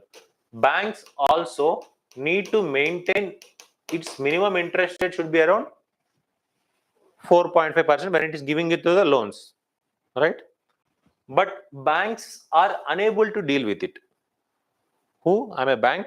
I'm unable to deal with my obligations. I have a lot of obligations.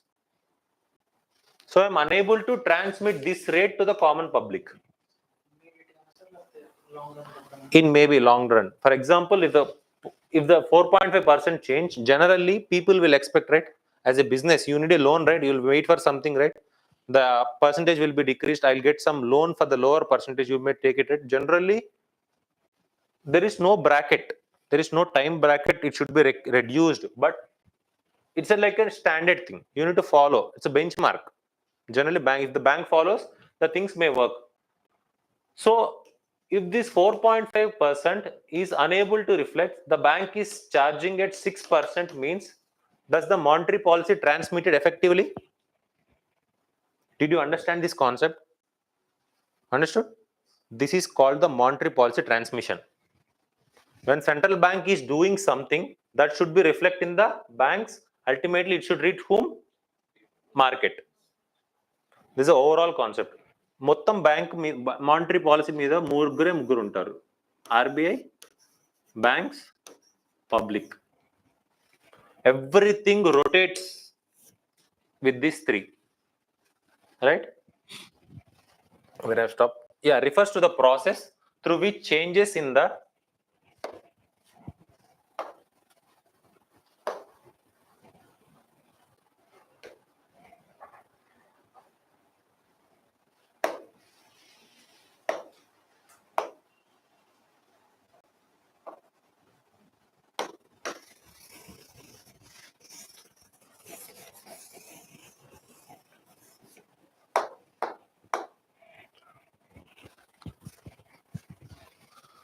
So monetary policy transmission refers to the process through which changes in central bank monetary policy decisions such as interest rates, adjustments or quantitative easing affect various economic variables and ultimately influence the overall economy. Understood, right? This is the definition, but you understand the concept, right? I've taken an example. If you remember that example, everything will be easy for you. It's not based on explaining all these definitions. Every definition, you can also define a definition, but you need to understand the concept. Got it? Done? So next, coming to here. So what may happen here? Interest rate changes. I've told you already. Example. What happens if the repo rate increases? What happens if the repo rate decreases? Right? So next one is what? Credit availability. Obviously, right? If there is increase in repo, means it is sucking money, right? Who is sucking? Banks from the public into the RBI is sucking money from the banks. So next one, exchange rates may vary. Nothing much here, but you understand the concept, right? So reasons for this is important for us. Reasons for ineffectiveness. Double financial repression, very, very, very, very, very important. 3, 4, 5 times important. One is SLR, statutory liquidity ratio. How much? 18%, right? Priority sector lending. How much? 40%. Total. And again, if you add the 4% of CRR, how much? 62% is locked, right?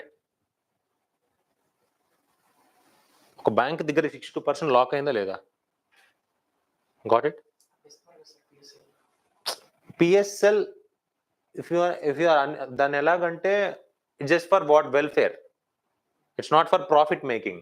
So here what I am asking, from the perspective of monetary policy, even though employment generation, economic growth is one of the policy, one important policy of the monetary policy is to target the inflation, to deal with its business. Ultimately banks uttipuna never pani cheyaru kada, it needs some money, right? So how much amount is left with it to do the real business? It is something around 38%. Some other obligations are there with the banks, right? For example, then comes what? NPS, non-performing assets. It is something consuming around of your 3% or 4% or 5%. It depends on the bank, right? Right? It means with the 30% or some X 30%, the bank read to work, right?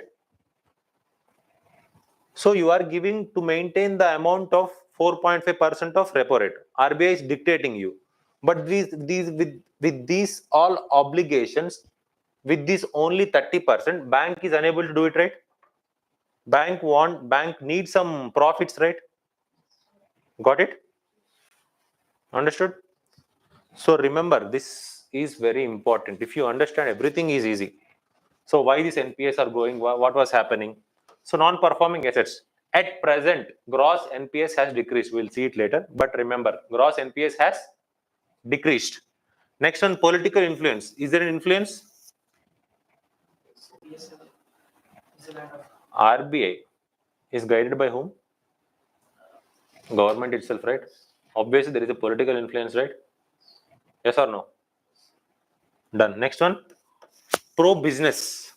Example, tell me one great example of pro-business. Why it is ineffective? Do you remember Chanda Kochar? she lended to her husband's funds. Do you know Nirav Modi? Great crimes, economical crimes. Do you know Nirav Modi? Any idea? So those are all pro-business only, right? Banks has shown something pro-business. They have given loans to them, right? And another concept is called evergreening of loans. I forget to write here.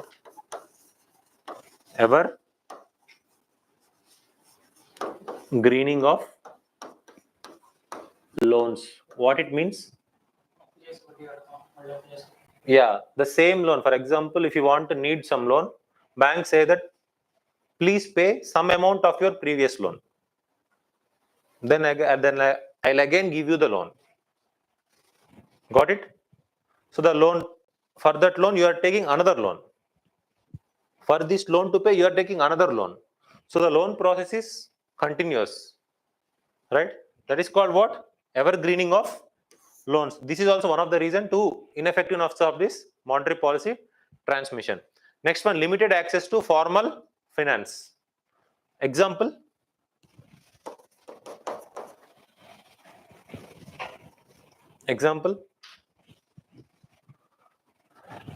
less digitalization, right?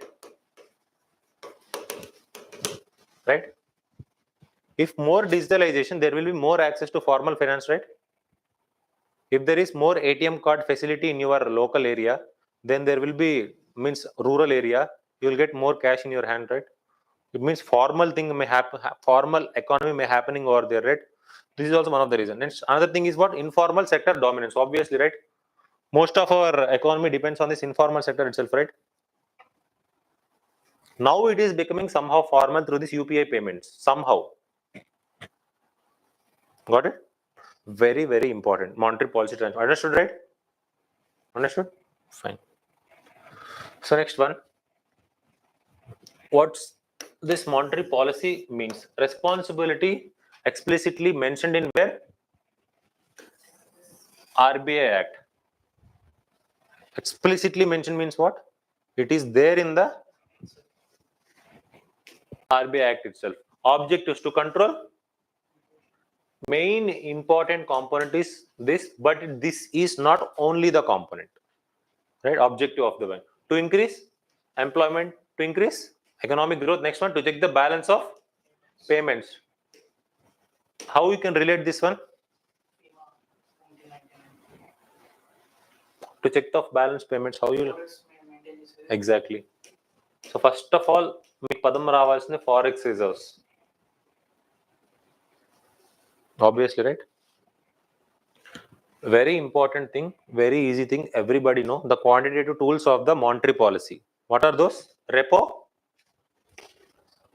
Repo, you know it, right? RBI to banks, right? Repo. What is reverse repo? Banks park their money into the flow is important here. Here from RBI to banks, here from banks to RBI. So repo rate in length we have discussed. What happens if the repo increases or decreases? So now reverse repo. What happens if reverse repo increases? Banks have what about the how the banking will the money multiply? If there is increase in reverse repo, will the bank will the what I've said? Money multiplier may happen. Why? Because bank is parking more money with the RBI, so it doesn't have any resources to make the business. So remember, if there is increase in repo rate, what about money multiplier? Decrease or increases? So what about if it increase in the reverse repo, money multiplier decreases? So two terms it is common. So reverse repo కాబట్టి opposite అన్న dimension mind లోంచి తీసేయండి, right? Ultimately sucking from the bank. So this is called what? LAF, liquidity adjustment facility. Liquidity adjustment facilities has three components. First one is repo, second one is reverse repo, recently added is marginal standing facility. Very very important. Generally if the options give, remember MSF is also part of liquidity adjustment facility. What this overall liquidity adjustment facility means, based on this increase in decrease repo rates, generally CRR is mostly fixed. Everything the banks will work based on this repo rate, right? So where I've stopped, quantitative tools. OMO, operation open market operations. So that is called G6, means buying and selling of what? Government securities. So this is called what? Sterilization. Sterilize means what? To make the things neutral, right? Generally in the medical term, sterilize means what? To make the things neutral. You should not get affected. Septic, whatever the septic means, what? Aseptic. You should not get affected. Ultimately, if something happens, if something cut has happened, you'll put something tincture or something, right? For what? Something effect ఏం కాకుండా ఇంకా ఆ bacteria పెరగకుండా. So sterilize, same thing. Economy sterilization means what? To deal with this open market operations. అంటే if there is an increasing GSX means what? If there is increasing buying G6, whom? RBI. What it means? Buying means what? Will it sucking the money or will it throwing the money into the market? Releasing the money into the market. Selling means? Done. Don't, again yesterday we have discussed, right? Don't confuse in this concept. So next one is what? Cash reserve ratio. We have already discussed. Whatever the whole process is called sterilization. Buying and selling. Open market operations is called the sterilization. Open market operations అనేది ఏం జరుగుతుంది? Buying జరుగుతుంది, selling జరుగుతుంది. అంటే అవసరం ఉన్న టైంలో by జరుగుతుంది, అగైన్ అవసరం ఉన్న టైంలో సెల్ జరుగుతుంది. అంటే you want to make the inflation తగ్గించాలి. Ultimately you need to reduce what inflation, right? How you will reduce? Sometimes over inflation జరుగుతూ ఉంది, అప్పుడు ఏమవుతుంది? మనీ లాగేసుకోవాలి, సెల్ చేస్తుంది, రైట్? నెక్స్ట్ ఏం జరుగుతుంది? ఇన్ఫ్లేషన్ కాదు, రెసెషన్ నడుస్తుంది, మనీ పంప్ చేయాలి మార్కెట్లోకి. పంప్ చేయాలంటే ఏం చేయాలి? గవర్నమెంట్ బాండ్స్ని కొనుక్కోవాలి. It should need to buy. So money will be pumped into the market. Again recession, డబ్బులు ఉన్నప్పుడు ఏం చేస్తారు? జనాలు ఖర్చు పెట్టాలనుకుంటారు. So ultimately what? To balance the thing, that is called sterilization. So done through what? Open market operations.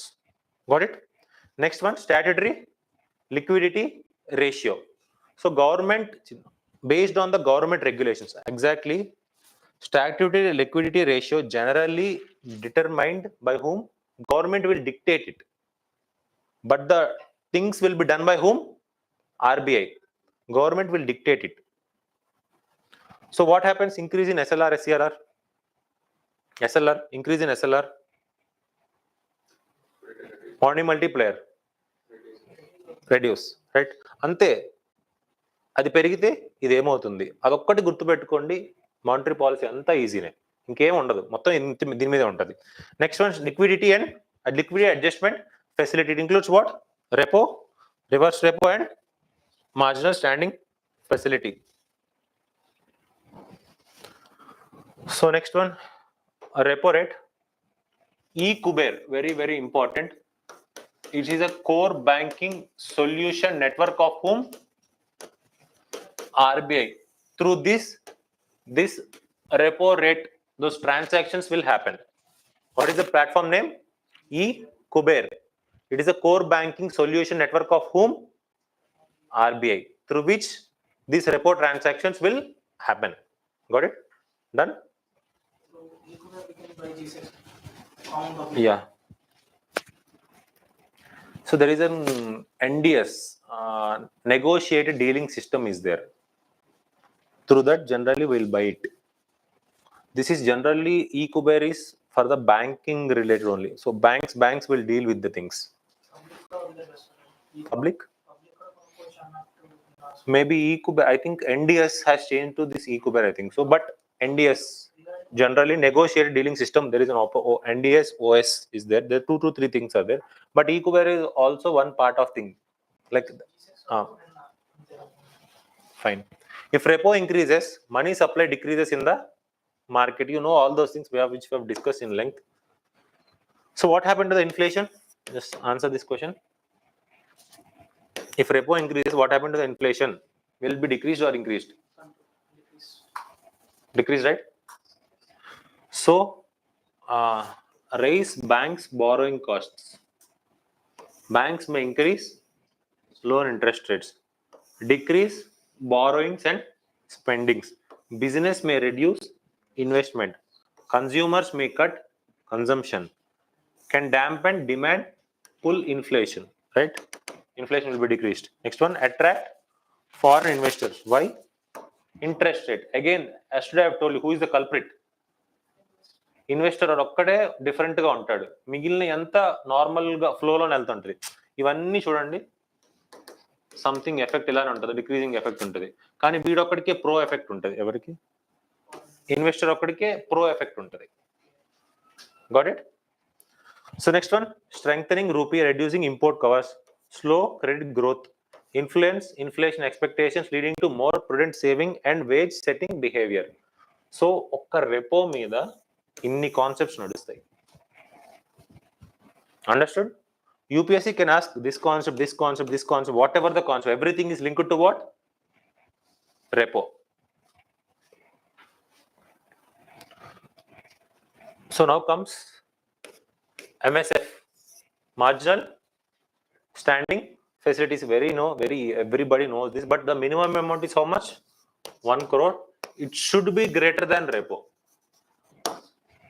right? It's always allows banks to fund overnight. Again, the words are important. For overnight from where? From RBI, by pledging what? Government securities as a collateral. Remember 4-5 points in the MSF, nothing more than that.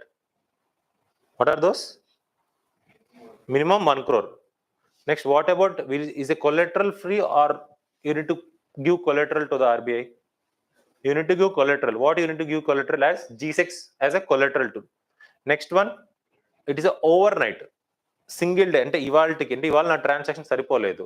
So you will take money from the RBI. Next one, the MSF rate acts as a ceiling for short-term money market. Very, very important. Which of the following, how the question can be framed is, which of the following will be acts as a ceiling for short-term money market rates? They'll give repo, reverse repo, MSF, some whatever the standing deposit facility. What is the answer? MSF. Very, very important point. This you cannot find anywhere. As banks are unlikely to borrow funds at higher interest rate, the MSF rate unless they face severe liquidity shortage. But remember, 1 crore greater than repo overnight. Next one is what? Standing deposit facilities. Here,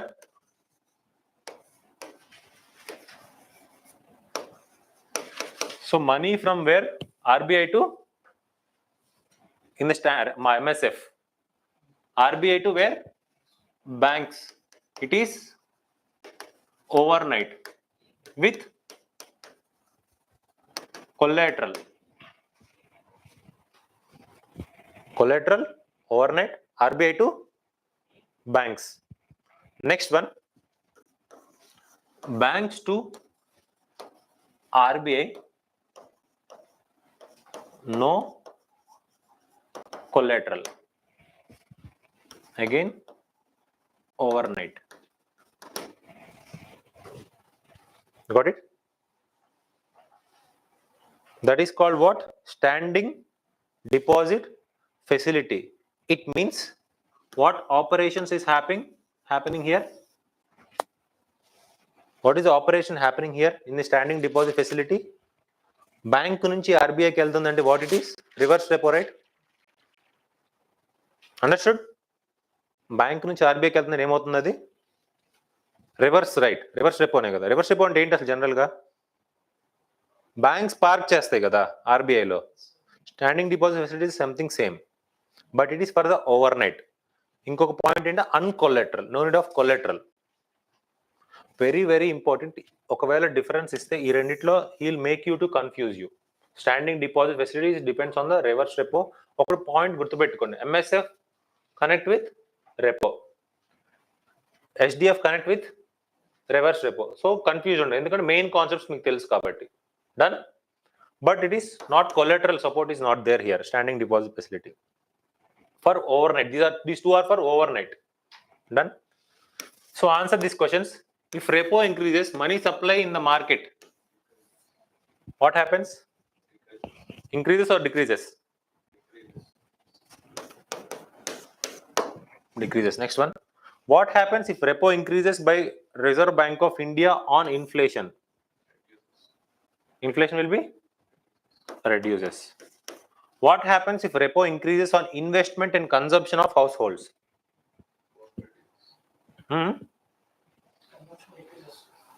Investment and consumption of households. Got it right? Conceptual clarity వచ్చిందా? ఇంకా అంత ఈజీనే, ఇంకేం ఉండదు. Everything monetary పాలసీలో ఒక repo rate మీకు అర్థమైంది అంటే డిఫరెంట్ డైమెన్షన్స్ లో everything is very very very easy. Got it? Earlier aggregate money supply అర్థమైంది కదా, అది అర్థమయ్యి ఇది అర్థమైతే ఇంకేం ఉండదు, గేమ్ అంతా అయిపోయినట్టే. ఎలాంటి క్వశ్చన్ అయినా సరే యూ కెన్ అట్లీస్ట్ ఆలోచించగలచ్చు. Now comes very important thing, quantitative measures అయిపోయింది. Next qualitative measures, that are called credit rationing. These just names are important, no need of digging more into these things. Qualitative, quantitative and ఏమేమి ఉన్నాయి? Repo, reverse repo, MSF, SDF, standing deposit facility. Done. And next OMO, open market operations. These are all what? Cash reserve ratio, SLR. These are all what? Monetary policy quantitative instruments. What are the quantitative instruments? Are moral, credit rationing, moral suasion, change in margin requirement, direct action. No need of going deep into these concepts. Just remember the names itself. Which of the following are the quantitative tools, qualitative tools of RBI? They will include CRR or SLR. You can easily eliminate that black sheep, right? Very important. So next one, stances. 100% important topic. 100 means 100. Very, very important. Each and everything. I try to make it easy. This is called cute little dove. This is called what? Hawk. Right? Why this came? Because the monetary policy names, they'll put hawkish, dovish, they'll put such kind of names. So coming to here, stances. Accommodative stance. The word is what? Accommodation. To expect a rate cut. Means what? Rate cut ante enti? Repo rate ni తగ్గిస్తున్నట్ట పెంచుతున్నట్ట? తగ్గిస్తున్నట్టు. It means what? How the question can be framed? నీకు అర్థమైంది కదా repo అంతా? అర్థమైనప్పుడు if accommodative stance is taken by the RBI, what happens to the economy then? What happens to the economy?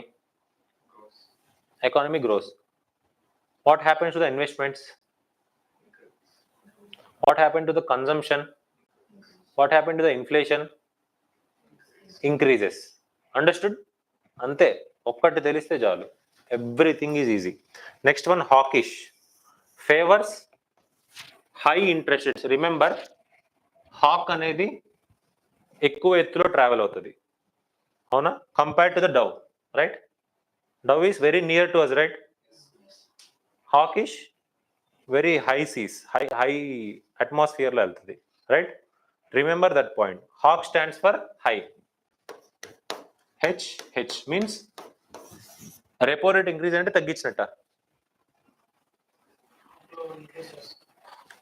High ante increase అన్నట్టే కదా. Done. What about the dow then? Done. Accommodate means what? To expect a rate cut means was decreasing, right? Next one is what? Tight stance. Tight చేస్తున్నాం అంటే rates పెంచుతున్నాం. Done. Next one, neutral stance. Either rate cut or hike. Next one, easing. Quantitative easing means what? There are two words that are important in the US perspective. First is called QE, that is called quantitative easing. Second one is called tapering. Again, these are the monetary policy words. Quantitative easing. Next one is what? Tapering. That is called also Fed tapering antaru. Quantitative easing means what? Decrease in interest rates. Tapering means what? Increasing in interest rates. Interest rate అంటే ఇక్కడ ఏం term తీసుకున్నాం మనం? Bench mark దేన్ని తీసుకున్నాం? Repo. Got it? Understood? Any doubt?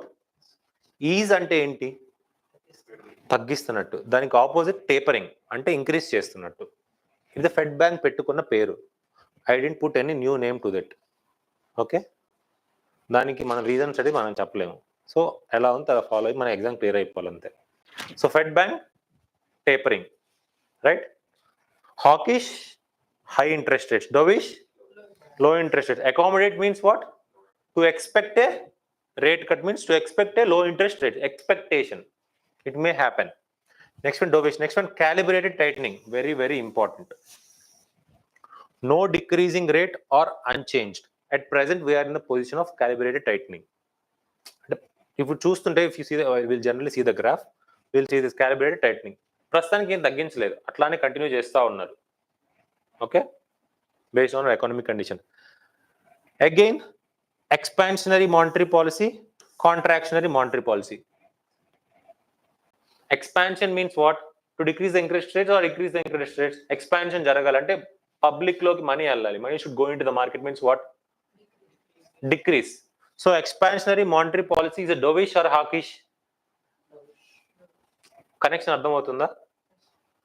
Very very important, very very easy also.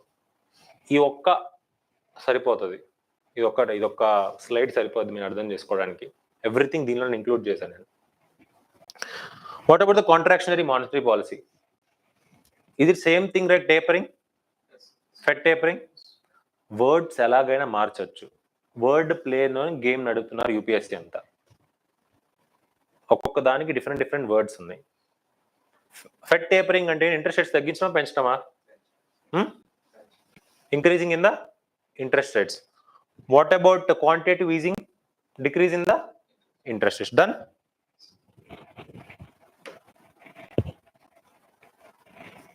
Next one, liquidity trap. Very, very, very important. Generally, this happens after recession. The word again saying generally happens after recession. Recession means negative output for 2 consecutive quarters. Done. It means 6 months, right? Now see here, nothing much here. Liquidity trap ante, even though there is a decrease in investment rate, interest rates, even though there is decrease in the interest rates, but economy won't increase. Even though interest rates తగ్గించినా సరే జనాలు ఇష్టపడరు తీసుకోవడానికి. Why? What's the reason? ఒక fear develop అయింది, మళ్ళీ ఏమవుతుందో ఏమో తెలియదు అన్న డైమెన్షన్. That is called what? Liquidity trap. Where liquidity trap అన్న కాన్సెప్ట్ వచ్చినప్పుడు ineffectiveness of monetary policy transmission, right? Even though monetary policy పని ఏంటి? To reduce, to balance the economy. Even though it's trying to reduce to balance the economy, it is unable to perform, right? So it is called what? Liquidity trap. Understood, right? Concept.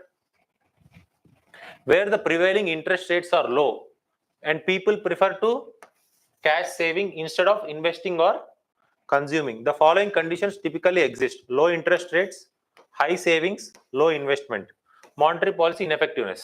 Understood, right? Liquidity trap and understood. Any doubt? Fun. Very, very important. A very, very confusing topic. Very important and very confusing. Anybody know this? Explain. Explain yes, sir. Huh?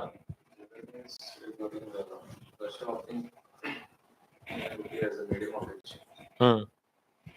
So what is this account? They don't go that much of current affairs. What is this Vostro account? What is this Nostro account?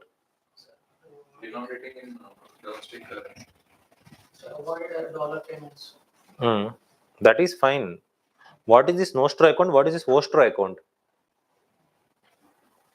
I want only the definition, because UPSC will ask only the definition. They will take the concept from the current.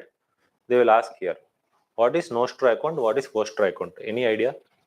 So it looks 100% confusing, I can guarantee you. I'll try to make it easy, right? Remember, SBI, whose bank? Our bank. It needs what? Dollars. It needs what? It needs to do something in the foreign market. Does SBI produce dollars? Some bank which has its own, like for example, home currency. SBI, rupee is our home currency, belongs to SBI, right? Right? Same thing, Bank of America's home currency is what? Dollar. So as an SBI, I need some dollars and I need to transact in the form of dollars. What I need to do? I didn't because my economy is running based on what? Rupees. But what I'll do? There is a bank called Bank of America. What I'll do? I'll go and open an account there. Then నా డబ్బులు వాడికి ఇస్తే నాకు dollars ఇస్తాడుగా, అవునా కదా? If I give the money, my money, because it's an not respective, I'm saying this government. Generally think from the government perspective.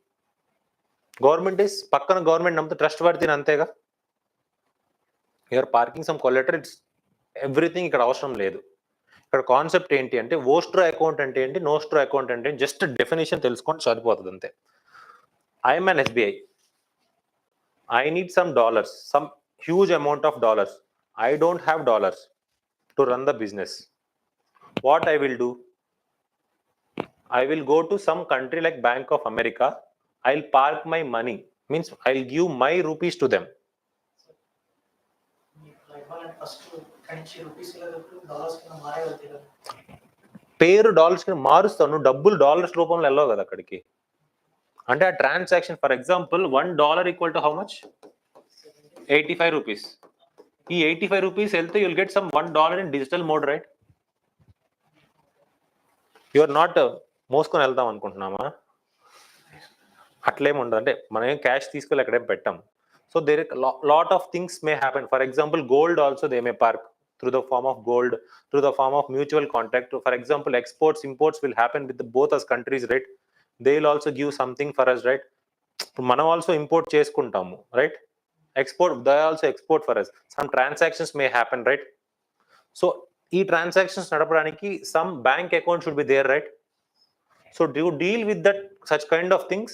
This is the concept. No need of going so much deep into this. No need at all. You are not something for the economy optional or something, but just know the concept. That's it. Done. SBI opens an account where? In a foreign country, which denominated in the dollars. We are taking example as Bank of America, right? To hold what? Foreign currency. This account from SBI perspective, it is called what? Nostro account. అంటే నా ఎస్బీఐకి foreign bank లో ఉన్న account పేరు నేనేం పిలుచుకుంటాను, దాన్ని నోస్ట్రో అంటాను. Bank of అమెరికాకి నువ్వు వచ్చి నా దగ్గర పార్క్ చేసావు కాబట్టి నీ అకౌంట్ పేరు నేనేమి అనుకుంటాను, వోస్ట్రో. అంతే, అయిపోయింది. ఇంకా ఎక్కువ కూడా ఆలోచించద్దు దీని గురించి. అర్థం కాకపోతే ఇదే టర్మ్ మళ్ళీ చెప్తాను, అంతేగాని no need at all for us. How the transaction may happen, how it may flow, no need of it, right? Difference అర్థమైందా? ఎస్బీఐ ఇద్దరే పెట్టుకోండి, SBI and next bank of America. ఈ వెళ్ళి ఇక్కడ అకౌంట్ ఓపెన్ చేసింది $2 కావాలని. సో ఆ open చేసిన అకౌంట్ పేరేంటి నాకు? From SBI nostro. సరే, మా దగ్గర ఓపెన్ చేసావు అకౌంట్, మా దగ్గర నీ పేరేంటి? Vostro. Done. Understood? No confusion, right? Fine. So next, monetary policy committee. Very very very important. What this monetary policy committee does ultimately? ఏం చేస్తుంది?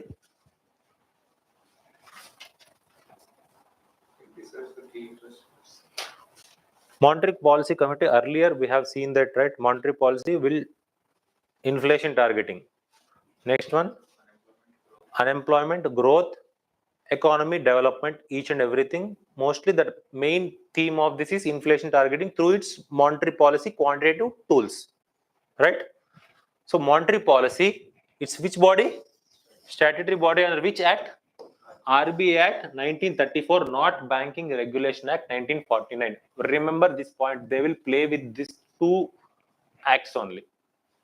RBI Act has given statutory status to who? What? Monetary Policy Committee 2016. How many members? Very important, 6 members. Chairman is who? RBI government. And next, one deputy government. One nominated by whom? RBI. Other 3 members are whom? Central government. So central government role is there, right, in the monetary policy. Each member has 1 vote. Requires to meet at least 4 times in a year. See, meeting is different, reporting is different. Got it? Meet how many times? 4 times. So these are all exact things which I have picked from the RBI website itself, not something somewhere, but because I felt something ఒక్కొక్కరు mention చేస్తుంది. So that's why RBI website నుంచి తీసిన content ఇది. The quorum of the meeting of the MPC is how much? 4 members. Main role is to do what? Inflation targeting plus or minus 4 plus or minus 2. It means what? 2 to 6. What? Inflation should be how much?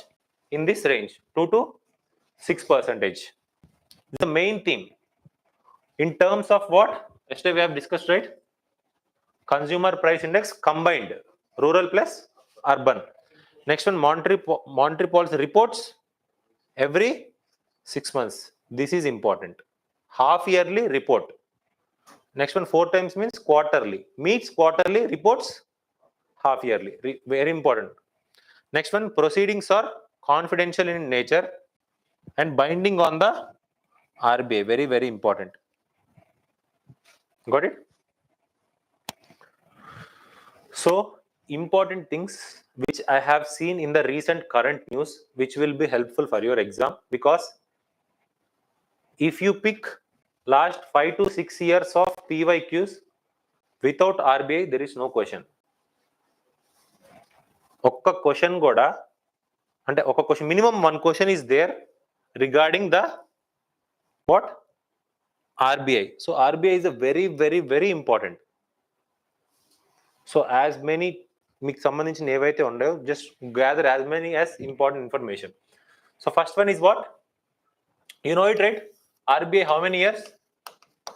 90 years has happened.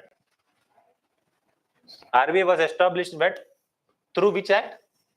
RBI Act 1934. When it came into the being? 1935. Right? So tell me the if you go to our history, what is the commission which recommends RBI? Yeah, Hilton Young Commission. Some interesting fact regarding is BRA is also a member of it. Do you know this guy? B.R. Ambedkar. So he was consulted by doing something regarding this. So that is the reason why if you see Ambedkar has written a book, Rupee, I think so. A book named Terms of Rupee. If you see the books of B.R. Ambedkar, there is a book name of Rupee. Forgot exact name, but Rupee is there. But remember, got it? Where I have stopped?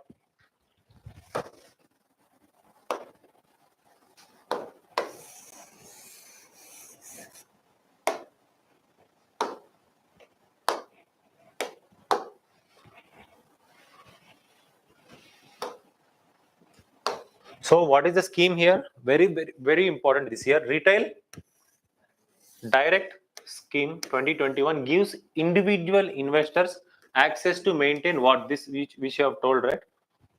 Gilt funds. Anybody know gilt funds means? Gilt ante gilt nagal chunnappudu chusam avi kaadu. Gilt nagal antam avi kaadu. This is not something like that. Gilt means something erane meeku anta over thought vachesi oka alanti thought vachindi. It's not something like gilt funds means G6 ni gilt funds antaru. What are the gilt funds are called? What are the gilt funds? Gilt funds are called what? G6. Government securities are also called as what? Gilt funds. Very, very important. What is the scheme name? Retail Direct Investment Scheme gives individual investors access to maintain gilt accounts with RBI and invest in government securities. Gilt accounts are same which the government securities will lies. Gilt edged, whatever it may be, gilt name stands for government securities. Sovereign. Sovereign, do you know the word sovereign? Sovereign means what? Government is called as sovereign. Right? Next one, very important, PPIs, prepaid payment instrument. This year, I am expecting a question on the payments bank due to this Paytm issue. You know, Paytm has removed its payments banks. What is it? They have now Paytm is not going to work its payments banks mechanism. Earlier FASTags has started, right? So some repercussions, some negative. So there is an issue of KYC issue. So RBI found that some money laundering has happened. Because there is no less KYC with these payment banks. Because the minimum amount is 1 lakh or something, right? UPS will work on it. Some like lakhs of rupees from the different account, from single account. Due to the KYC inavailability of the KYC, they are unable to trace it. That's the reason why some issue has happened. So that's why bank who has cancelled? RBI has cancelled the registration of this payment banks of whom? Paytm. So that's why there is a share also fallen, but we'll talk it later. Now coming to here, what are the prepaid payment instruments? Very, very important. It may seems very easy, but remember, types are there. Semi-closed. The word is what? Semi-closed. Includes like Paytm and GPay. They are semi-closed. Next one is gift cards. Tell me one example. E-rupee. Do you know e-rupee? It is like a gift card. It is not something central bank digital currency. Do you know CBDC? Central bank digital currency. E-rupee is like something a voucher kind. It's a closed. Generally, which was given to this fertilizer company at first. Now we'll discuss in the length of this e-rupee also. But e-rupee is something like a QR code something. It's already preloaded. For example, when our child had, we need to rub this, right? When you want to recharge phone, we need to rub with that coupon and add the code. The 20 rupees or 30 rupees get added into our account, right? Prior to this digital transactions, earlier how we have done? We have done in that mode only, right? Something same like that. It's like a voucher code. It's a gift card. It's only applicable to that only.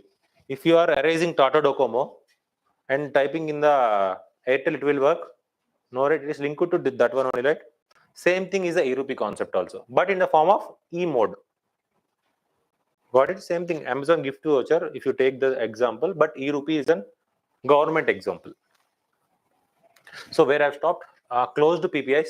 Next one, debit or credit are called open system. So there are three types. Remember. So question may frame, but what you may think, Paytm, GPay may be open, right? In your perspective, if you don't know these things. Got it? So three different types: closed, semi-closed, semi-open, right? Semi-closed and open. Next one, RBI's household inflation expectation survey. Very, very important. Household inflation expectation released by whom? RBI. Next one, yesterday we have seen this, right? Consumer confidence survey. Next one, bankers to banks. What is RBI? Lender of last resort. To whom? Banks only, not for the government or somebody else. For the banks only. Done? The word is only. Next one. A savings or current account shall be treated as what? Inoperative if there are no customer induced transaction in the account of period of greater than 2 years. These are important. These factual data are important. When the account becomes inoperative, if there is inoperative for greater than 2 years. Then next, the credit in deposit account maintained with the banks which have not been operated upon for 10 years. For example, if you have invested some X rupees, for example 10,000 in an account, you have not disturbed it at 1 rupee also. At least you have not made any transaction in the last 10 years. Then what happened to that money? That money will go to this Depositor Educational Awareness Fund. If that person come, then the things he will go to the bank or something, he will deal with the thing. After that, the money get deposited where? Deposit Education and Awareness Fund scheme. Maintained by whom? Again, it is important. See, everything which I have talked about here is RBI. Very important. Each and every point is important.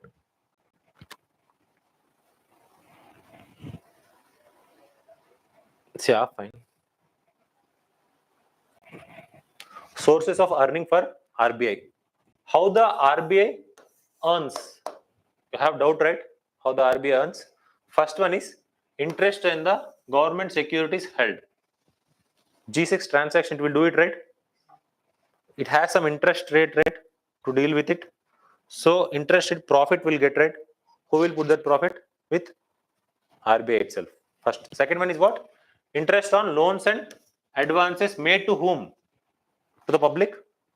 To the banks. Next one, interest earns on LAF, liquidity adjustment facility operations.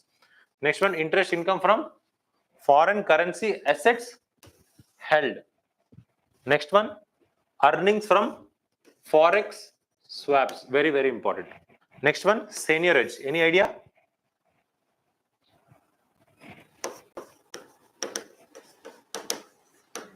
Printing currency. By printing currency, you'll get some amount. For example, a note cost of printing of 1 rupee, right? But its value is 500 rupees. Got it? They have their own transaction mechanisms to deal with this seniorage. No need of going again deep. So what this seniorage stands for? Money earning through printing of currency. That's it. Enough. Okay. So currency notes in circulation is a liability of whom? Central bank. So what are the currency notes in circulation means what? What is the currency in circulation means? Banks with public and banks with RBI. It means money which is circulating in the market, right? It's a liability of whom? Central bank. It means, an example, if you have 2000 note, it is a legal tender. Tomorrow onwards, that note is not valid. Who says that? I am RBI. I am saying that tomorrow onwards, what happens? This 2000 is not valid. What you will do with that note? Nothing, right? You go to the bank and exchange it, you will get some other currency. Because the notes which was there in your hand, whose legal tender is there? RBI. Remember that point. Not you should not think like that. About the note I am talking, not about the value terms. Right? The wordings are important again. RBI transfers surplus to central government in the form of dividend. That is called, yesterday we have discussed as what? Economic capital framework. Surplus transfer from the RBI is an important component of the non-tax revenues to central government. Very, very important. What they will change? It's a tax revenue, but it is what? Non-tax revenue. Next one is a committee named what? Bimal Jalan Committee. Yesterday I have told to review this economic capital framework. That's more than enough. So fine. I'll give 15 minutes break. So I'll start at 11. So there's a 15 minutes break.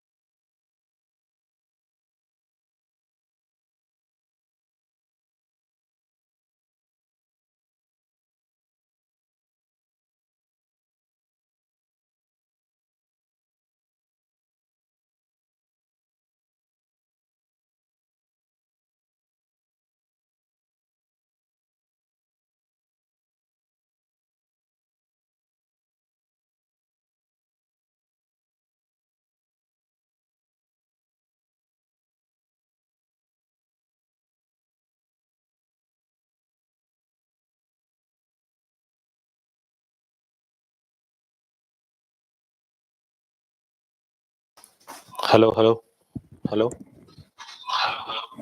Fine.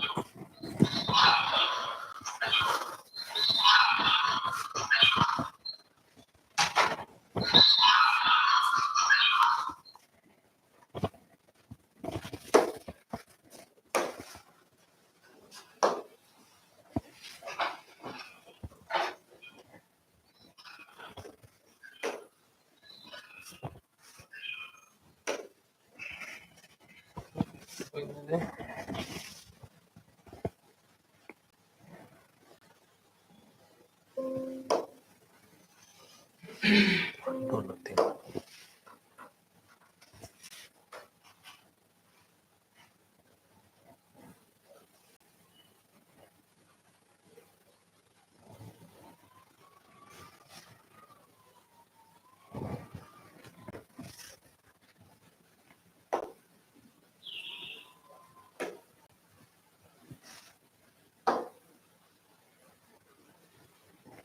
Think we lost this.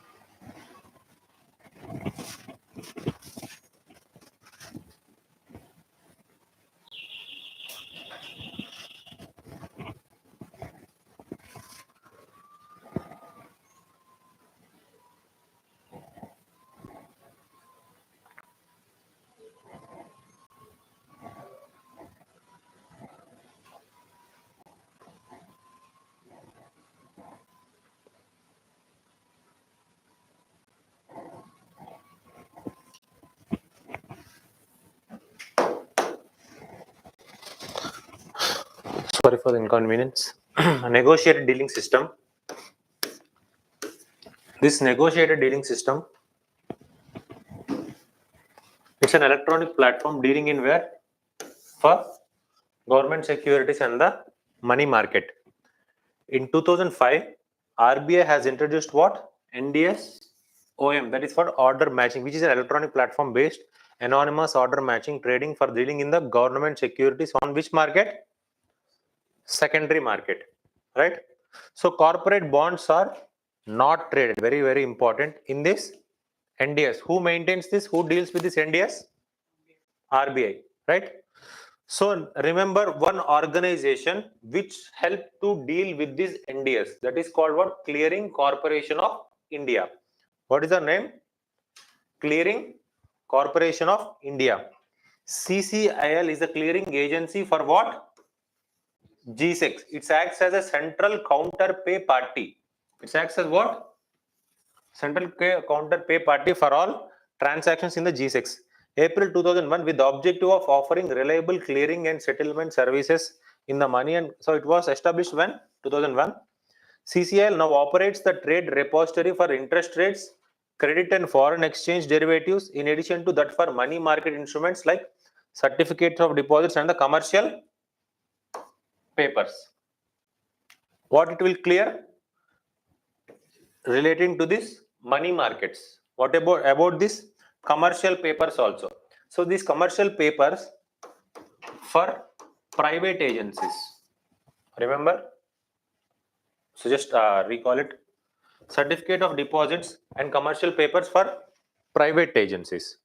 Cash management bills is for government, that is the government needs some overnight funds, so it will deal with what? Cash management bills. So remember, which organization will help to deal with this NDS? Clearing Corporation of India.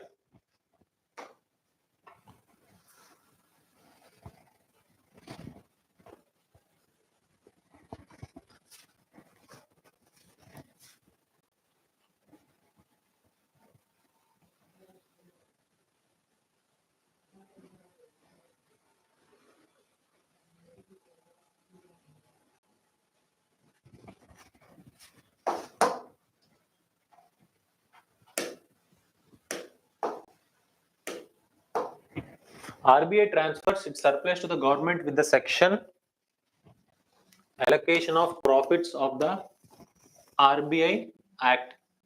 What is the section number? So no need of section number, but remember, so profits should be shared to government, which was, will that section is mentioned in RBI Act or no? Not. It is mentioned there. That point you need to know, no need of remembering the section. So you need to share what? Surplus profits. So these profits are determined by what? Economic capital framework. Who has devised this policy? Bimal Jalan Committee. Done. So next one, a technical committee of RBI board headed by whom? Very committee. Malagan committee is related to what? Banking sector. Regarding RBI, which reviewed the adequacy of reserves and surplus distribution policy, recommended a high transfer to the government. So transfer cheyamani cheppina two committees. What are the two committees which ask to transfer surplus to the government? To the government? Bimal Jalan Committee and Malegam Committee. Done. These committee names are 100% important. So next, very important. Nothing much here. Generally, they will ask this. Utkarsh 2.0 or Utkarsh related to which of the following organization? It is for what? RBI. It is a what? Medium term strategy framework. It is just what? It is a framework. Framework means what? In near future, we need to do such kind of things. So if something comes like this, framework means, is it a prospective in nature? Huh? Is it a future oriented in nature? Something, a policy. So remember, in the whole prelims exam, something regarding a policy, something regarding a framework, something which are, something, a word called vision, something policy, something like framework. This is for what? Long term. Mostly the things will be neutral in nature. If you see the functions of this, excellence in performance, is it a prospective? See the words, very neutral in nature, right? Some, not something an extreme statement. It is a vision, future perspective lo untayi ivanni. Strengthening the trust of the citizens. So without, no need of by hearting these things.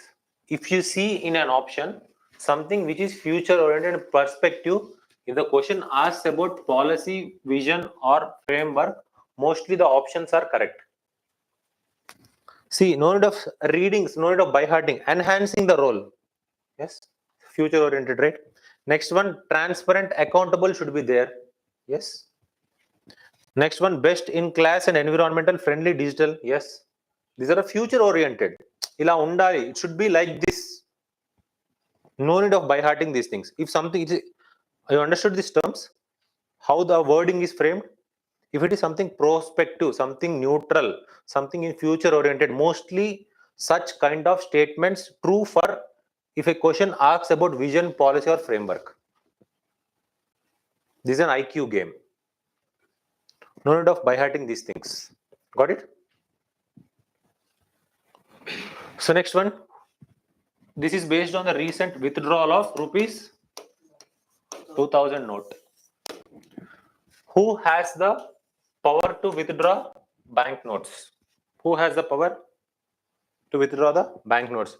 Under section 24(2) of the RBI Act 1934, the central government, on the recommendation of the Central Board of RBI, may direct the non-issue or discontinuance of the banknotes. Who will recommend? Central Board or Central Government?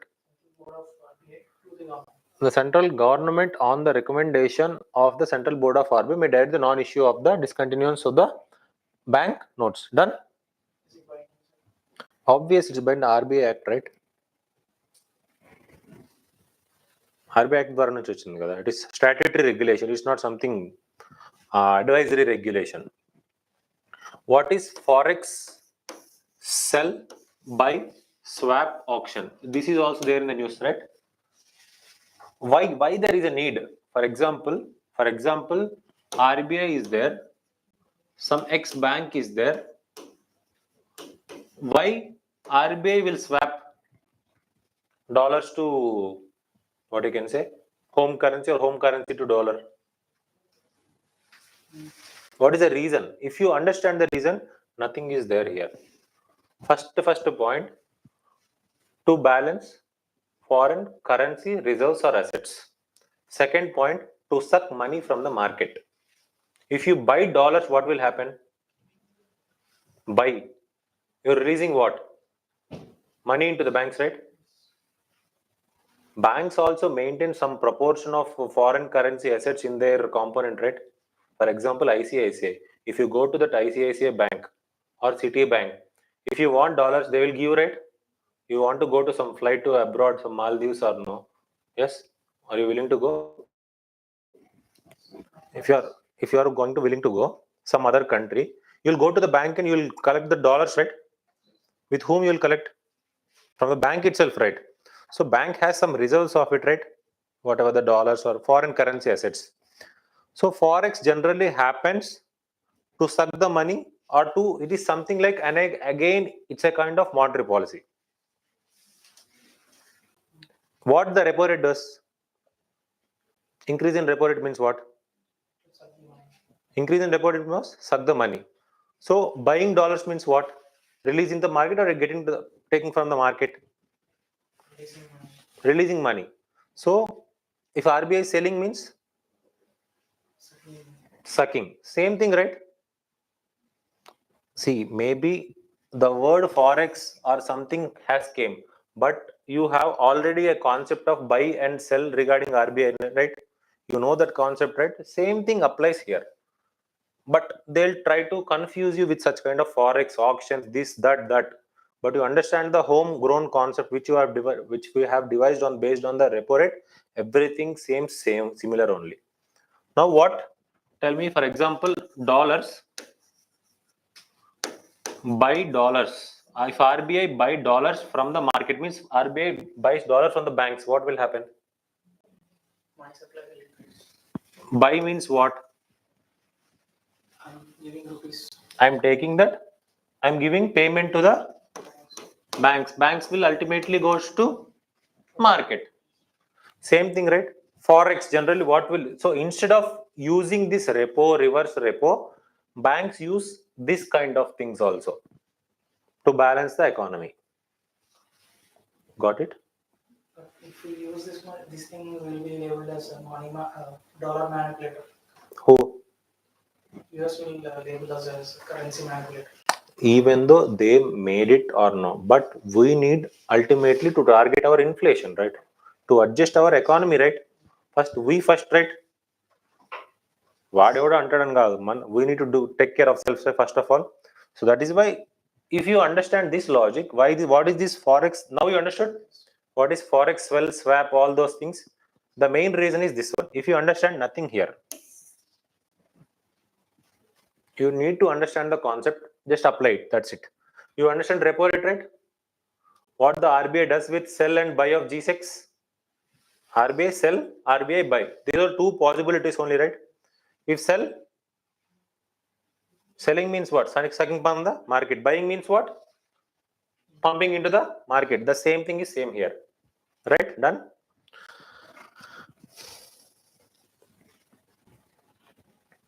So reports by the RBI. It's visible. Report of the survey on climate risk and sustainable finance. Who gives the report? RBI. Report on the working groups of state government guarantees. Who gives this report? RBI. National strategy for financial education. Who gives?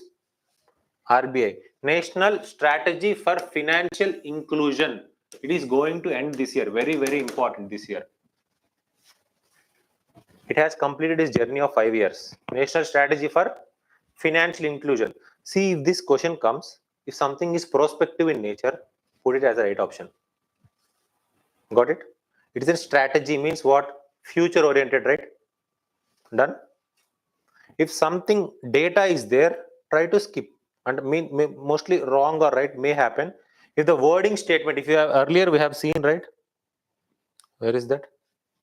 Excellence, this. If something, some statement like this, mostly the option could be a right option. Financial stability report. Who? RBI. Consumer confidence survey. Next one, inflation expectation. Yesterday we have already seen this one. Recently there is a report on Panchayat finance also. Status of Panchayat finance, I think so.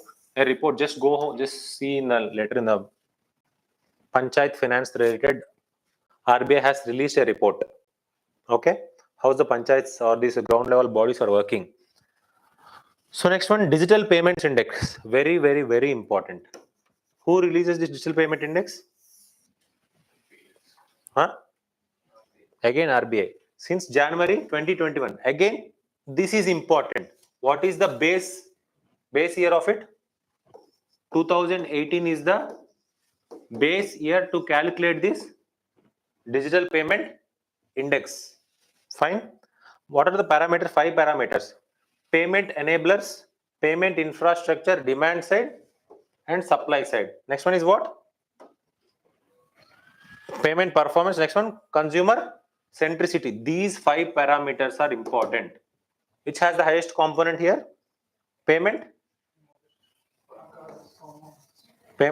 performance. Next one, payment enablers. Next one, payment infrastructure, demand side and supply side. Next one is what? Left, consumer centricity. Very important. Digital payments index. Who releases it?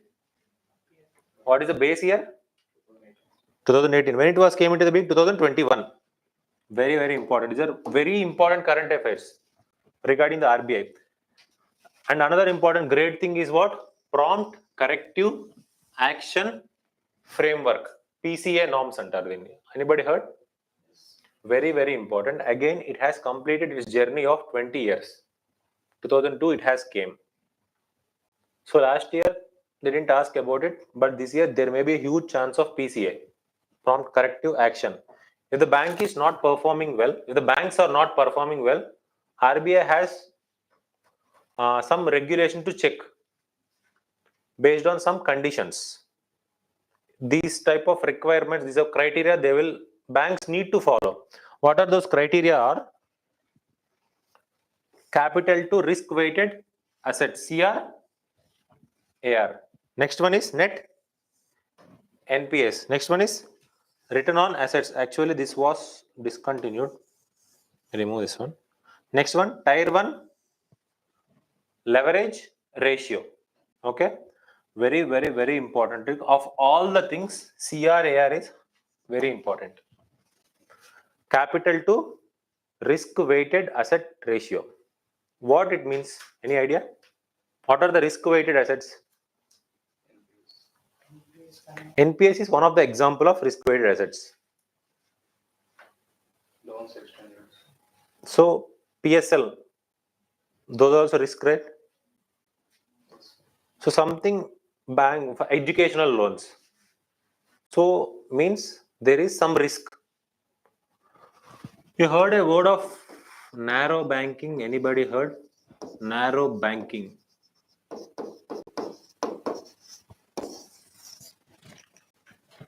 Narrow banking.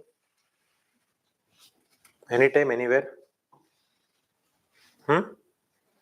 Nothing much. Narrow banking means the bank should based on dealing only with the G6. It means what? Safe side, right? There is no risk associated over here, right? There is no risk associated by dealing with the G6, right? Got it? So there is concept of narrow banking. We'll discuss it later. But coming to this prompt corrective action plan, remember there are 3 things. When it came into being 2002, if the bank breaches these trigger points, RBI will take into the action. RBI will come and see whether there are 2 things are there, mandatory and discretionary provisions under this prompt corrective action. It depends on the bank. Okay, nothing much, but remember, something triggers. This is 100% important topic. Capital adequacy ratio, CAR or CRAR. Capital adequacy or ratio, or capital to risk weighted assets ratio. Same, the meaning is the same. CAR or CRAR. Capital means what? How much amount you have. Understood? How much amount you have. Capital means what? Some amount which is ready-made with you, right? From the point of, you're talking from the point of banks. I have a capital. I'm not this talking about, this is for banks only. CRAR is for banks only. So I have a capital. How much capital should be there to manage my risk weighted assets? I don't know. NPS is one of the part of it. Some makes PSL norms, some educational loans. These are all what? Risk weighted assets. A asset with some risk is there, right? So you are giving some loans to them. You don't know when they will come, when they will return or not, right? So for that, you need to have some capital to deal with it, right? That is called as what? Capital adequacy ratio or capital risk weighted assets ratio. So types of capital, tier 1 and tier 2. So tier 1 means which can absorb losses without a bank being required to cease its trading or operations. What are those? Savings, fixed deposit and gold. These are what? First mode. Ante deenni betti, so you can put as a capital, right? These are all capitals, right? With the bank, right? It has it as capital amount only, right?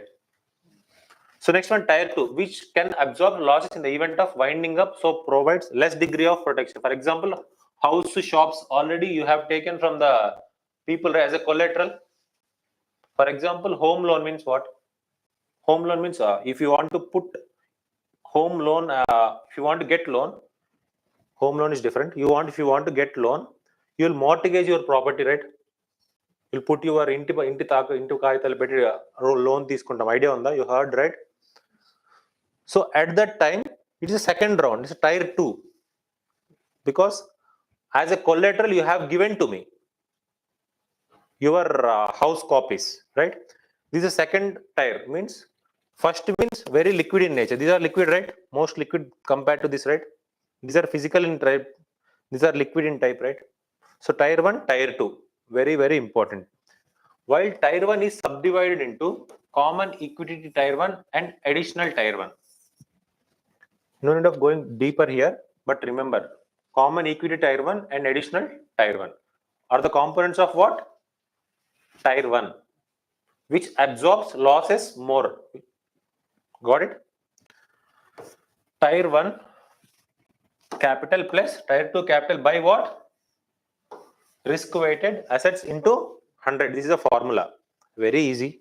No need of mugging up also. But remember, try to get the idea what is capital adequacy ratio. You need to put some amount capital based on your risk weighted assets. That is called as what? Capital adequacy ratio or CRAR.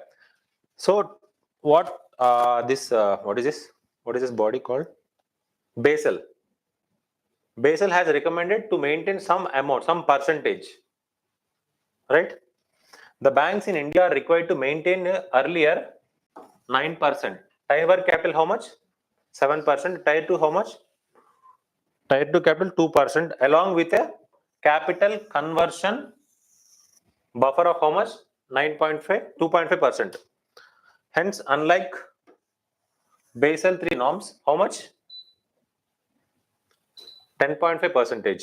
The RBI has mandated maintain the capital adequacy ratio. This is important for us. How much? How much? It is more than prescribed Basel norms or not? How much the Basel 3 norms has prescribed? 10.5%. What is the RBI mandated one? 11.5. Is it more than or less than Basel 3 norms? That point you need to remember. That's enough. Got it? We are above the Basel norms, right? RBI is mandating. So how much is capital? 9%. This is capital conversion buffer, 2.5%. Is an extra amount you need to park. Ultimately, how much? 11.5%. Understood? Capital adequacy ratio. So next one is what? Provisioning coverage ratio. Again, an important concept. Earlier, what we have seen, capital adequacy ratio means what? How much of the capital you need to put aside to deal with what? Risk weighted assets. In near future may turns into NPA. Those are risk in nature. What is this provisioning coverage ratio? It is to deal with, you need to put some amount to deal with what? NPS, for exclusive NPS. To deal with what? NPS. That is called what? Provisioning coverage ratio. You need to, again, provisioning means what? You need to set aside some amount for what? To deal with what? Here? It is a penalty. Hmm. It is a penalty on banks. It's a penalty on, it's not something penalty, it need to keep aside to deal with it. Provisioning coverage ratio. NPS koste PCA. What is CRAR? It is whole risk weighted. It may happen future lo NPS avvachemo. NPS అయిన వాటి గురించి నువ్వు పెట్టాలి కొంచెం amount. You need to put aside. That is called what? Provisioning coverage ratio. The provisioning coverage ratio differs with asset quality. Lower the asset quality, higher will be the provisioning coverage ratio. Yes, right? Based on the quality of the asset. RBI set an initial 70% benchmark for the PCR. How much? 70%. Okay. Why? To ensure that banks have sufficient capital to absorb losses during the time of economic downturns or market shocks, to protect depositor funds and maintains confidence in the banking system, to promote financial stability and the reduce systematic risks. It's very easy. Provisioning coverage ratio deal with what? NPS. CRAR, whole risk weighted assets. Next, another concept, beautiful concept, liquidity coverage ratio. You feeling boring? Yeah, it looks dry, but these are 100% important topics. Yes, overload of information. Continuous overload of information. Overload of information. Speed up pace. It's okay. Revise. One thing you have time. So ikkada edo koncham taggipodhu because this is all full stats. It's nothing concept over here. Full stats. These are only asking in the paper. So based on earlier, UPSC has asked the question on interest coverage ratio. So these are possibilities. So that's the reason why I picked these things. Liquidity coverage ratio. Nothing much here. There are, remember, high quality liquid assets. What are the high quality liquid assets? Gold, especially G6. Right? These are trustworthy, right? At any point. So you need to, these are called what? High quality liquid assets. You need to put some amount aside for 30 days of this high quality liquid assets. That is called what? Liquidity coverage ratio. Number is 30. You need to keep what? High quality liquid assets. What about PCR? Provisioning coverage ratio to deal with the NPS. What about the CRAR? Are risk weighted, not only NPS, it's risk weighted assets. Okay, three difference అర్థమైందా? అంతే, ఈ three ఉంటాయి.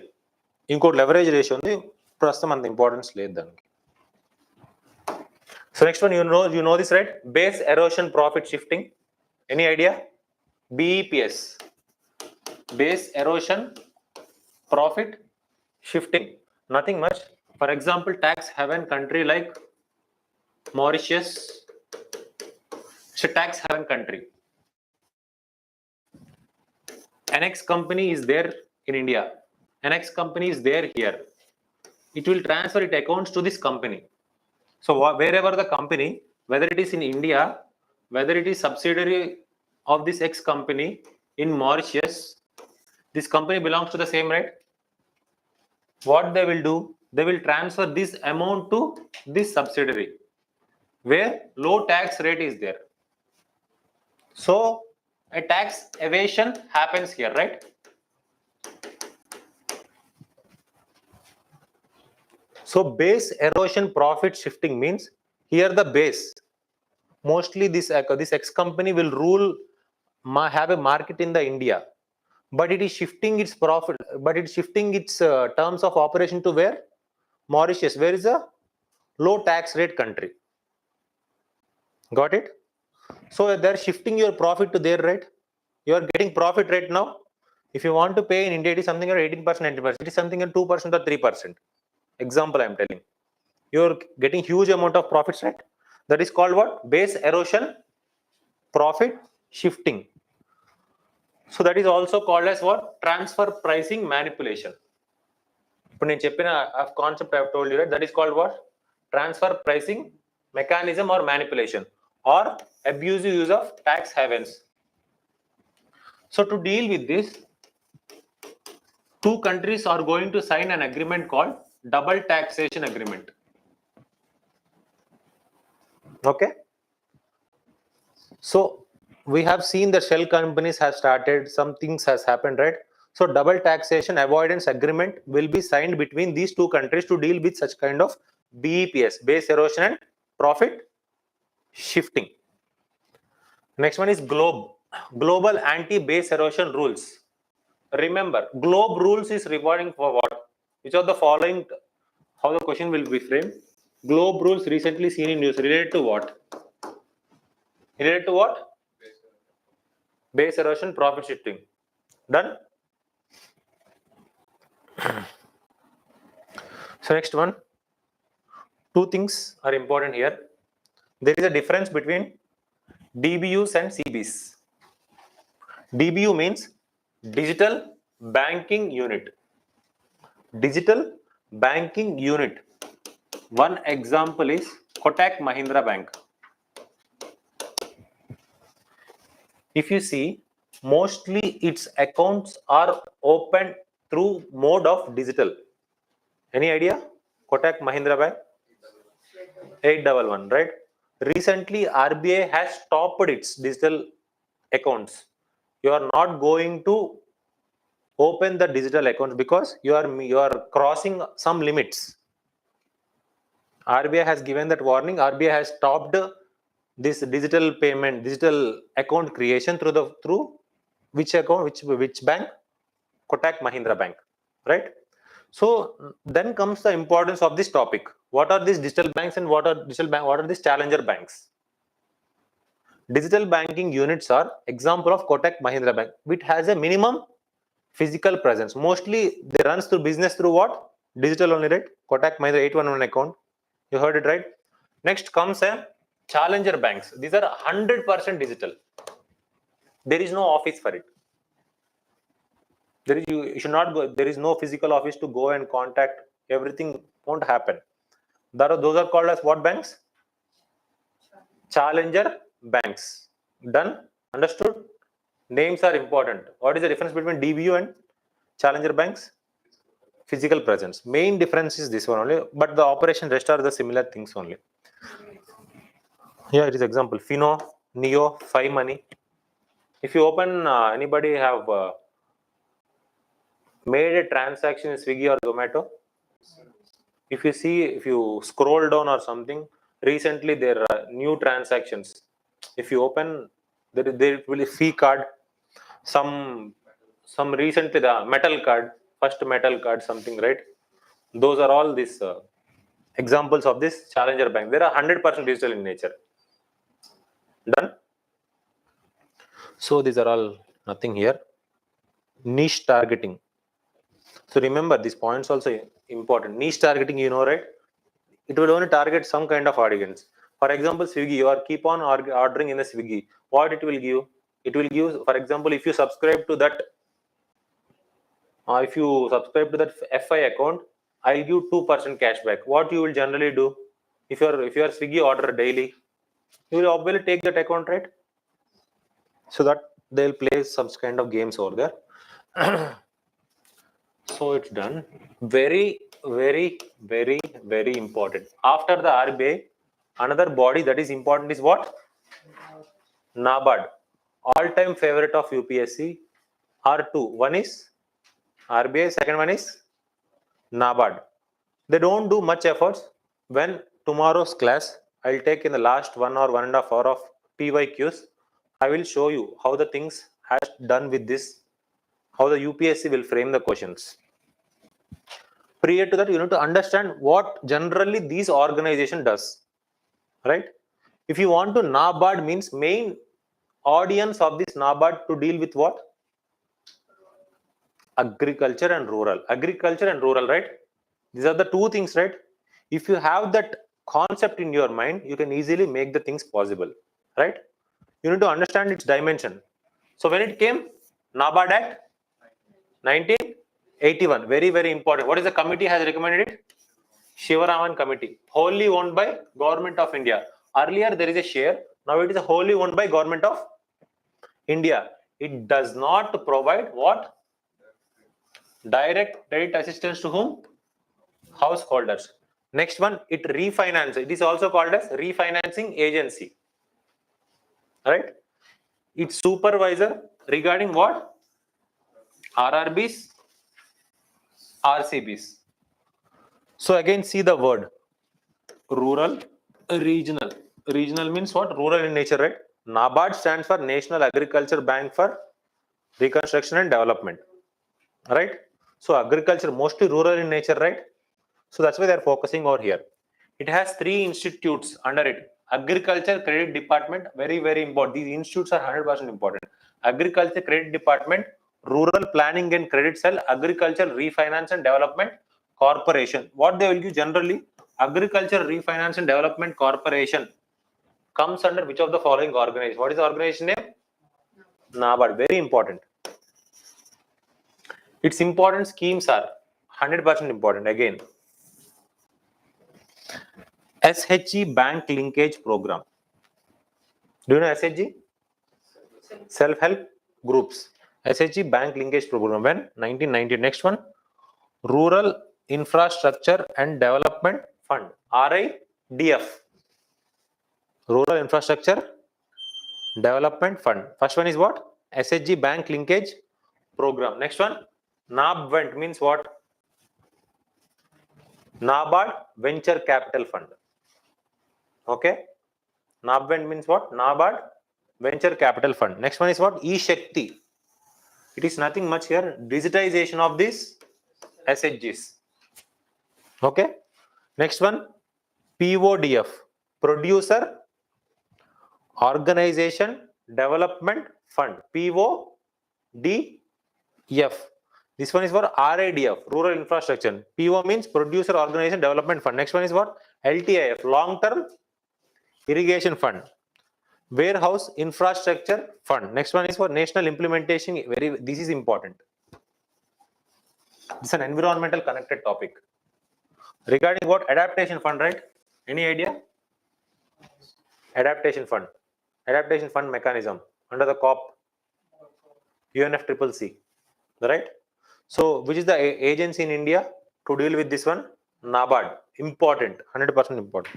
Next one, Kisan credit cards. Idea, right? You have idea regarding. If you see PYQs, దీనిలో నుంచి ఏదో ఒక దాని దగ్గర క్వశ్చన్ అడుగుతానే ఉన్నాడు.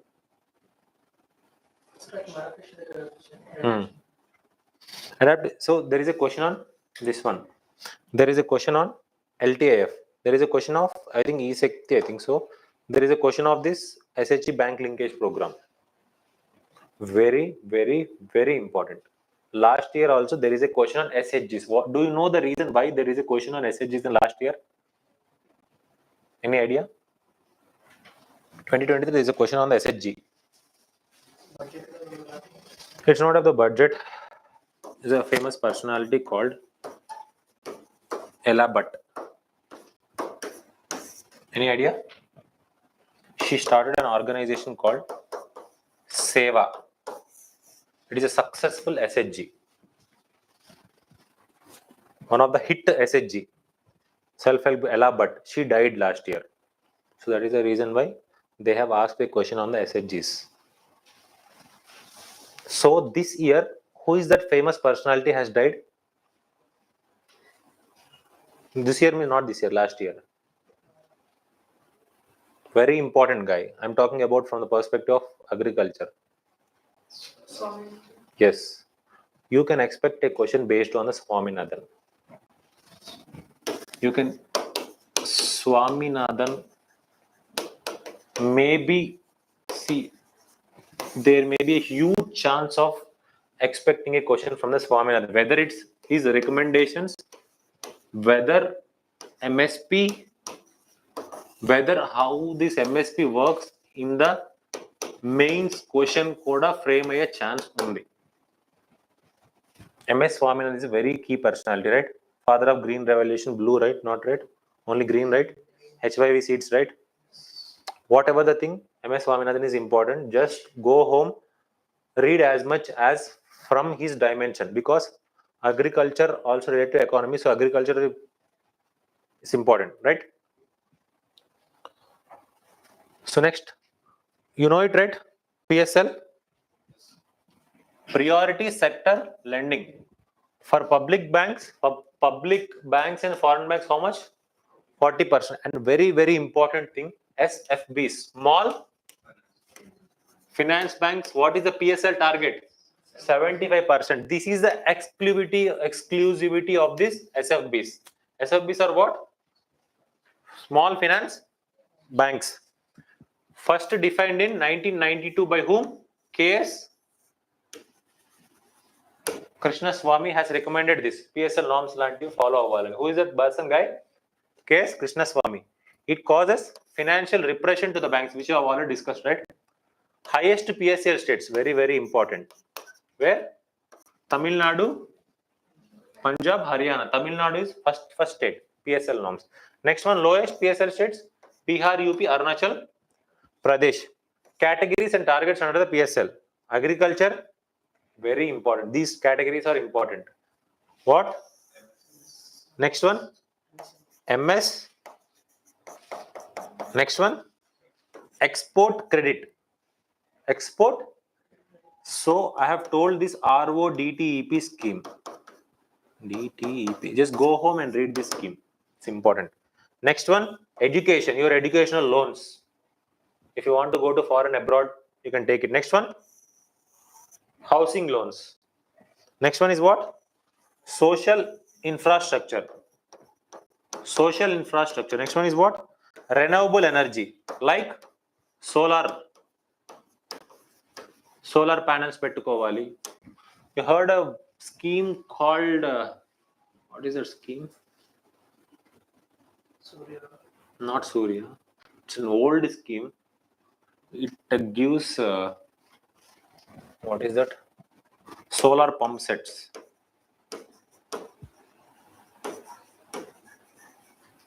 Solar pump sets is a part of it, that scheme. PM Kisan Urja, I don't remember exactly. Just look over and let me know. So remember, these are the categories under PM Kusum. Exactly. PM Kusum. And another important scheme, just go home and make notes of it. Important. PM Kusum is important. Whatever the schemes related to the solar are important this year. Schemes related to the solar. So these are the, now what we are going to discuss are about what? Reforms was happened during the time of, for banking sector, there are reforms has happened, right? So there are some committees, important committees. At least try to remember this name, right? First one is, who is this famous guy? Very, very important. So So mains question could adige chance on what are the banking reforms? Tell me the committees what we have discussed. There may be chance, but instead of that, it will be important for the prelims also. It recommends the reduction of SLR and CRR, recapitalization of weak banks. So recapitalization of weak banks is the recommendation of which of the following committee? So we have done this, right? When this was happened, it is something in 1990s or something. This committee, one committee number one. Second time it's also done. So first time recapitalization banks. Next one, the strength of the bank management and the introduction of prudential norms. There should be asset reconstruction fund. What is this? Asset reconstruction fund should be there. These are two important things. Next one is what? HCON committee. So recommendations to improve the credit delivery to small scale sector and enhance the functioning of the primary dealers. Next one is what? Narasimhan committee 2. This is 2. It recommended reducing the government stake in the public sector banks to less than 33%, enhancing corporate government stance in the PSB's concept of, I have told, right?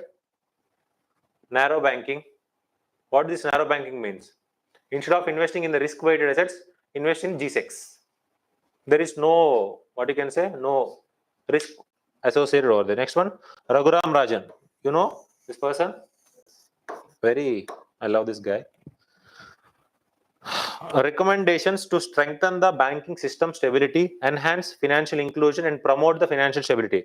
And very important, maybe it comes in the last part. What is this committee name? PJ Naik committee. Through his recommendation, recap bonds has done recently. Earlier he has already given, but again this was strengthened by which committee? PJ Naik. What are the committee's name? Narasimhan committee, HCON committee. Next one is what? Raghuram Rajan committee. Next one. So these are important committees. Already, if you see some names like, for example, Urjit Patel, you know him, right? Banking, whatever, banking, you can easily term his name, but these names are somehow confusing in nature. Next one, what? Nachiket More committee. You know this guy? Payment banks. Payment banks thought has given by this person. Nachiket More committee. Examine the comprehensive services to the small and financial. And so his thought about small and business low income. So అలాంటి వాళ్ళని tap చేసామంటే formalisation create చేయొచ్చు, digitalisation create చేయొచ్చు. So అన్న thought తోటి he brought a concept called payment banks. Now it's a reality.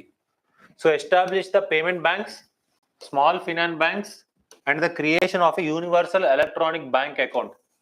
Jandan Yojana. Very important. Who is this guy?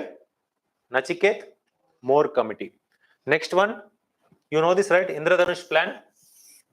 It's an old plan, but it is relevant plan. Introduced in 2015 by the government of India to revitalize and reform the public sector banks in the country. 7 pillars. Enhancing the selection process to top management position PSBs to attract the skilled. Setting up very important. This is important. What is this? Bank Board Bureau comes from where? Indradhanush framework. As an autonomous body to provide guidance and enhancing the governments in where? Public sector banks. Done? So next one, injecting capital into the PSBs, implementation measures to address the NPS, grants more autonomy, framework of accountability. Is nothing much here, but remember it's an old scheme, but BBBB is important. Next one, 4R framework. What is this 4R? Recognition, recapitalization, resolution, reforms. If you don't know, if a question comes in the mains, if he asks about how you suggest measures for banking reforms, if you remember these 4 R's, you can easily write a way forward answer. Giving one example to each and everything. For example, recognition. How you will recognize? Some banks are triggering. Now we have seen right earlier PCA norms. Through PCA norms, you will know that bank has changed, something has happening in that bank, PCA norms, right? First one. Next one was recapitalization. You know, right? Recapitalization of banks, which was suggested by whom? PJ Naik or that guy. Next one, what? Resolution. How to deal with this assets. NPS, for example, IBC, right? Insolvency and Bankruptcy Code, right? Example, I'm telling.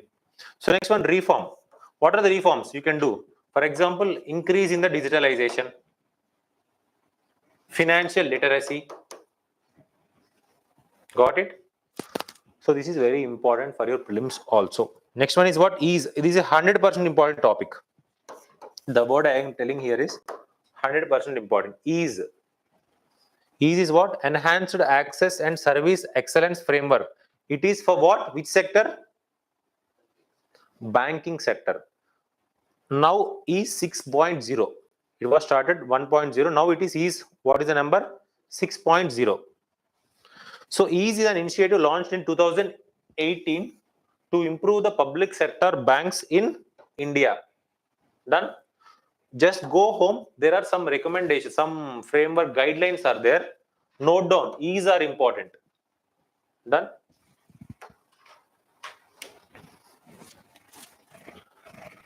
So another important thing, NPS, non-performing. NPS stands when the breach the target of how many days? 90 days. If 90 days cross, then it is called what? NPA. For example, if you take a car loan, you are not paying since 3 months, then it is an NPA. Both principal and interest. So taking about loan, right? You have already taken the loan. Why principal came into the picture here? Huh? What? NB and ANT. It includes everything. Yes, both. See, that's the reason here. No need of, see, they'll try to confuse you. Generally, if you take any loan, apply logic based on your IQ. That's what I'm saying. If you take a car loan, generally what people will do, generally, they are getting 7% or 8% interest. Based on that interest, they will go. As a UPSC aspirant, what you need to do, how this 7% has determined. That is your main thing, right? If you are become a bureaucrat or something, if you want to lead something and banks or something, you need to know some basics, right? So NPS means it's the overall thing. There is any segregation. Those are non-performing asset, whether it is principal, whether it is capital, whether it is that, this. That comes through. Generally, we need to IQ levels. You need to increase that. Then broad coverage will be there, right? Broad means obviously there will be an inclusion, right? Done. So, okay, NPS is greater than 90 days. Next one, what? Substandard assets. NPS less than or equal to 12 months or 1 year. The name under what you will call them as substandard assets. Next one, doubtful assets greater than 12 months. Lost assets, because they are people are unable to pay, because if they have breached this 12-month targets, it is something over 4 years, 3 years means what? Lost assets only, right? Identified as lost but not written off. Very, very important. అంటే కొట్టేరు banking terms లో నుంచి, yes ఇవి last అని చెప్పేసి పేరు రాసి పెట్టుకుంటారు. They will write this name as lost assets, but they won't return off, కొట్టేసారు, తీసేసారు బ్యాంక్ అకౌంట్స్ లో నుంచి. Done. Why? Because if you remove that, it is not something like that. We didn't get any benefits. For example, if you written off the thing, will your bank will be able to get the recapitalization bonds? No, right? So that is the reason why they don't write out off. Done. Right to recover. Right to recover is 100% there with the banks. So deal with that. There is an act called SURFACE Act. Next, the SURFACE with the failure of the SURFACE Act, there comes a new regulation that is called IBC, Insolvency and Bankruptcy Code. Right? We'll discuss that also. So where we have stopped? Substandard assets less than or equal to 12 months, greater than 12 months, doubtful assets. Lost, it is something beyond this 12 months. So it's not written off. Special mention accounts, very, very important.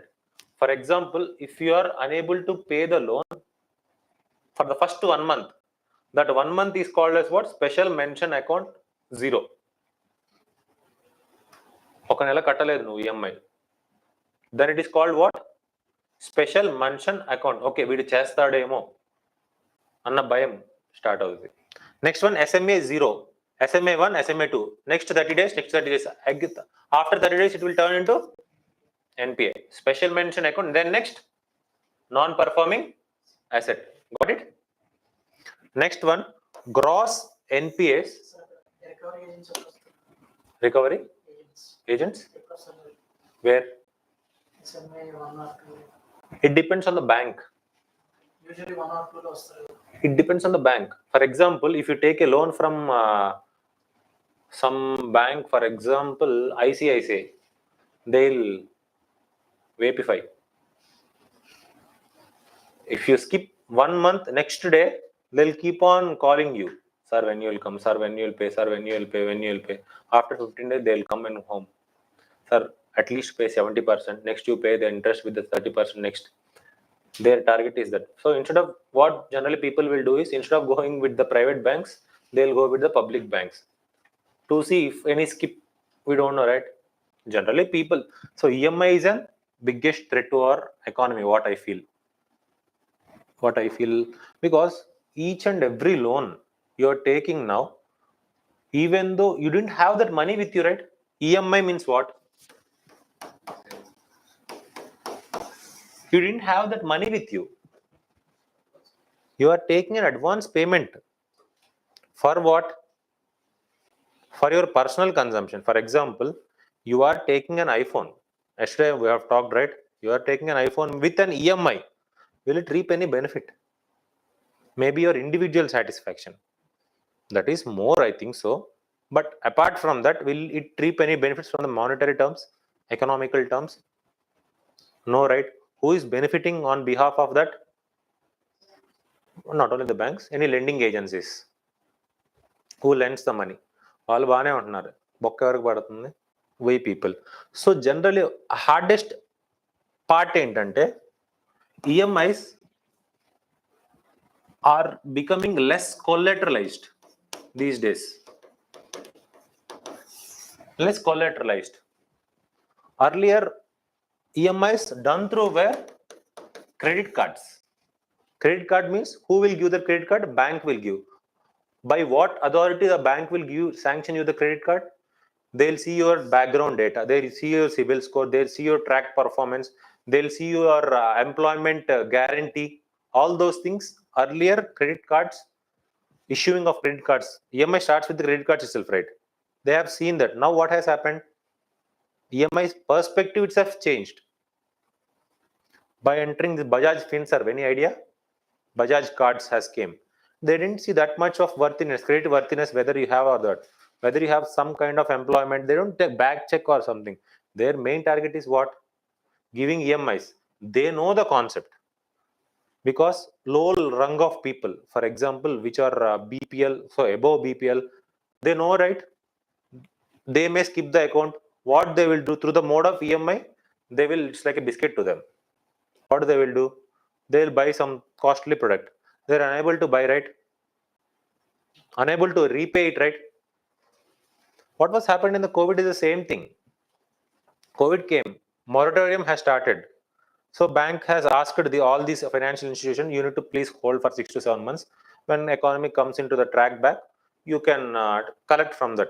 What these organizations have done when they come into the market after the COVID relaxation has done, huge collection has started. Huge demand. They also need some money, right?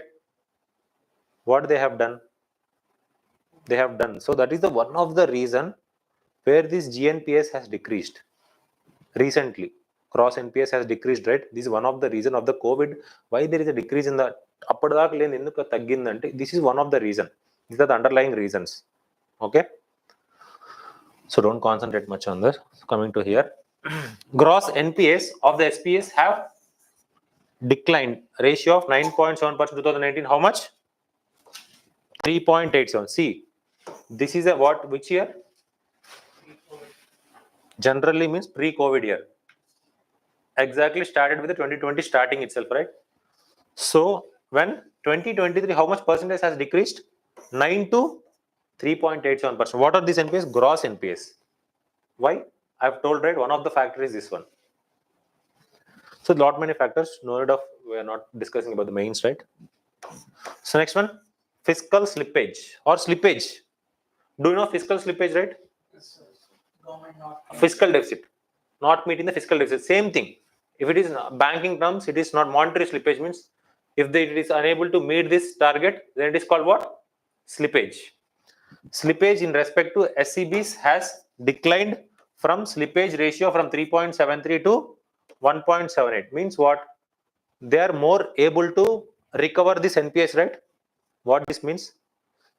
Or else they are trying to protect from future NPS, right? Now earlier there is only a regulation which will deal with the NPS based when the asset become an NPA. Regulation అంతకుముందు ఏముండేవి, NPA వచ్చాక then they will do the curing mechanism in the later phase, not something prevention mechanism. Now what the prevention mechanism has came in the overall of our discussion? SMS. SMS is the key game changer. So now they have a thought, okay, these may change into the NPS. So that is the why they are tracking more on those things. So that is the reason why slippage has fallen. అంటే అవి NPS వెళ్లకుండా ఆపడానికి చేసిందని slippage అంటారు. Got it?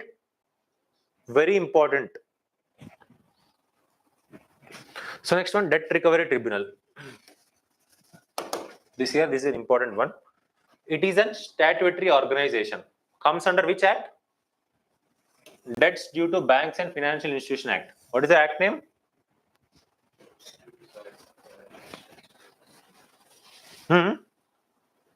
Debts due to?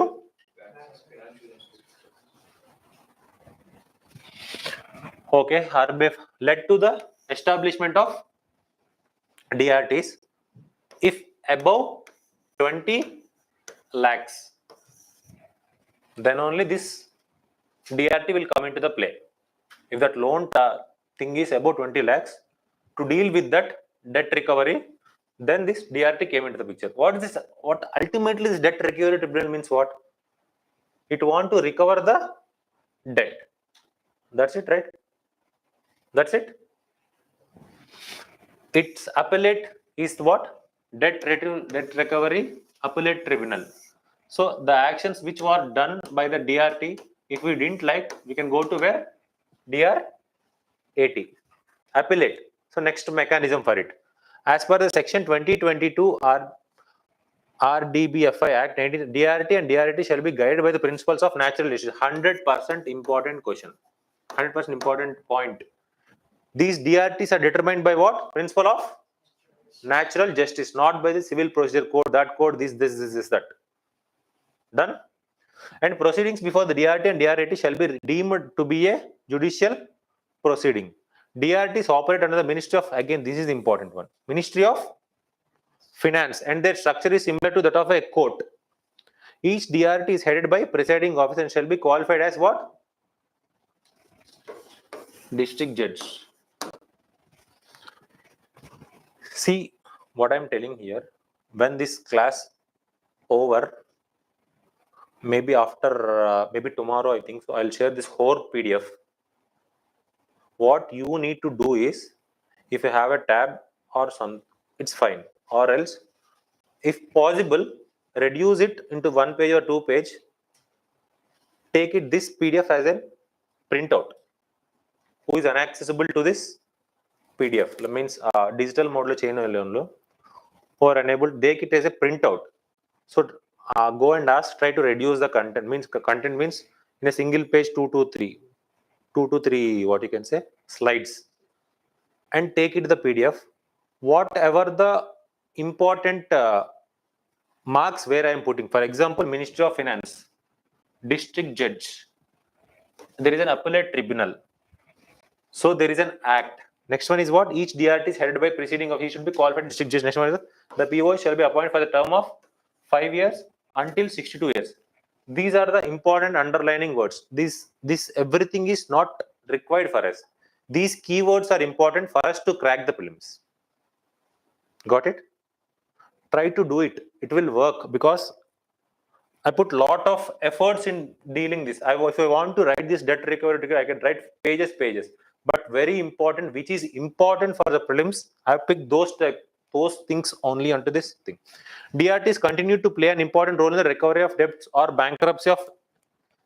See here, every point is important. Every point is important. Individuals and partnership firms. What the question will frame? Only individuals. Now you'll fall into the trap, right? Every point is important. That's what my point here is. So next, IBC code, insolvency and bankruptcy code. So earlier there are two things. One is what? SARFA-AC Act. Second one is what? Wait, I think so. After the SARFA-AC Act, I will tell this. There are two things to deal with these NPAs or risk assets or something with regarding to the collection, debt recovery from on behalf of banks. What are those two? DRT and another one is what? SARFA-AC Act. Through this act, they will recover the things. Right. Coming to the SARFA-AC Act, what it means? Every word is important. Securitization and reconstruction of financial assets and enforcement of Security Interest Rate Act 2002. It need to secure and it need to reconstruct the financial act, means recovers of the financial assets. Right? This act is called as SARFA-AC Act. Very, very, very important act. Upon loan default, loan default ayinappudu, banks can seize security or assets who you are given, right? Collateral, you'll put some collateral, right? They can seize. For example, if you have put your home documents over there, they can seize your property, right? Here, one exception is there. That exception is what? Very, very, very important. Except agricultural lands. Next one, banks can seize without intervention of whom? Courts. No need of courts. Because bank vaadi chusukuntadu. That provision has supported by which act? SARFA-AC Act. Next one, debt should be classified as what? It should be classified as what? Then only the SARFA-AC Act will come into the play. Done? Next one, outstanding due should be more than 1 lakh. Okay? This act provides for establishment of asset reconstruction companies, ARCs. Regulated by whom? RBIs. Next one, only applies to secured loans. And again, an important thing. Only applies to which loans? Secured loans. Means you have given a collateral. Based on that only the things will work. That is called a secured loan. Got it? Next one, for unsecured loans, banks will have to move to a court to file a civil case against the defaulter. So unsecured loans ki em cheyali? Bank kelli case cheyali. Court kelli bank case cheyali. Done? So next one, some NBFCs also comes under this act. This is important provision. Only the banks comes under the SARFA-AC Act. Is it right? Some NBFCs, some deposit taking NBFCs are also part of this. Which act? SARFA-AC Act. Next one, Sudarshan Sen Committee, 100% important committee. Another committee. Which committee? Sudarshan Sen Committee 2021. The Reserve Bank of India set up this committee to study the country's asset reconstruction companies and to evaluate the role of ARCs in the debt resolution. Done? Next one, REITs. Do you know this? REITs and InvITs. Real Estate Investment Trust. Infrastructure Investment Trusts. InvITs.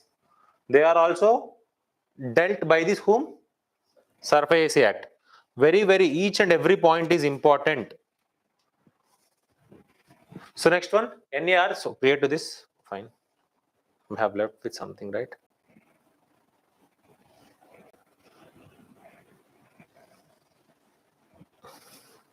Yeah, this IBC code 2016. There is a difference. What is the difference between insolvency and bankruptcy? There is a difference. You need to know that difference. What they will UPSC will do is it will change its name. Instead of insolvency's definition, it will put the bankruptcy word. You need to know, that's it. No much, nothing much here. Insolvency means what? I am unable to pay. I am unable to pay to you. I have taken some X amount from the bank. I am unable to pay to you. That is called what? Insolvency. What is the bankruptcy means? If a legal thing added to it. Legally means some court has said that you are unable to do it. That is what? Some court, for example, you didn't pay to me. I have filed a case in the court. This guy is not paying to me. Then it is called what? Bankruptcy. Whatever it may be. You can also go to the court. IP betterment heard of something like that. So then it is a legal term. A legality involves. Then it is called what? Bankruptcy. Legality involves. If there is no legality, then it's called what? Insolvency. That's I said hands up. I am unable to pay. Done. Difference is very important. Insolvency refers to a state or condition in which person or business is unable to pay their desired debt and they become due. Bankruptcy means what? On the other hand, it is a legal process that an insolvent individual or a business may choose to enter when they cannot resolve their financial distress. Which ministry? Very, very important. Not finance ministry. Which ministry? Ministry of? What about the DRT Act? Which ministry? Ministry of Finance. Very, very important. Got it? Ministry of Corporate? Ministry of Corporate Affairs. It is to resolve claims involving insolvency and bankrupt companies and individuals. Insolvency and bankruptcy board. So there is a board is there. IBBI. There is another board which you have earlier discussed is what? Banks Board Bureau to deal with PSBs. Public sector banks కోసం చేసిన board ఏంటి? Banks Board Bureau. This is IBBI. Stands for what? Insolvency and Bankruptcy Board of India. It consists of how many members? 10 members, which includes from Ministry of Law, Ministry of Finance and RBI. Done. So next one will be involved in setting up an interest accreditation. So it will set up what? Insolvency professionals and information utilities. What are these insolvency professionals? Any idea? For example, I'll tell you some basic process what generally happens over this IBC code. If X company got default, if I X individual got default, take me as a default, I may approach this IBC because I'm an insolvent company, I'm unable to pay. I can approach it IBBI. Or else bank says this guy is not doing it. This guy is not paying it. So bank may approach here. This guy may approach or bank may approach on behalf of this guy. Right? Understood? Then next what IBBI will do?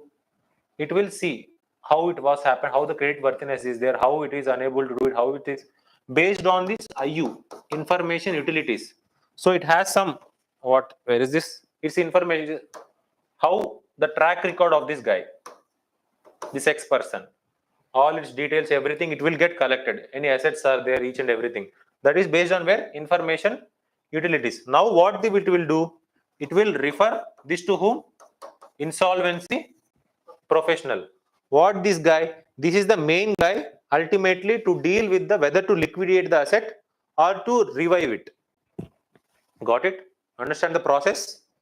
This is the main process in the insolvency bankruptcy code. Adjudicating authorities. There are two authorities to deal with this. One is what? NCLT, National Company Law Tribunal, to deal with what? Companies and limited liability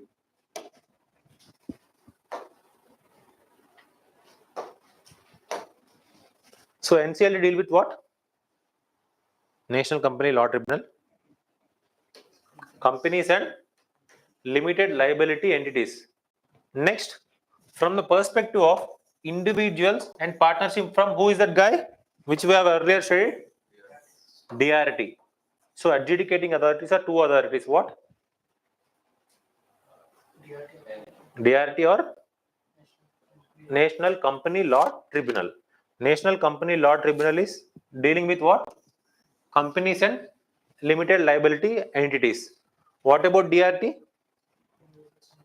Individuals and partnership firms. Now,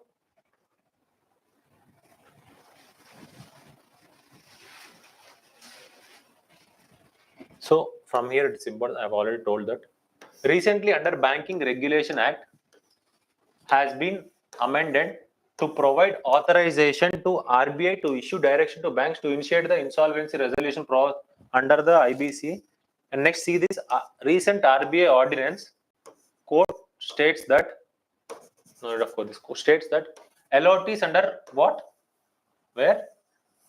LOTs under real estate projects and promoters of MSME should be treated as what?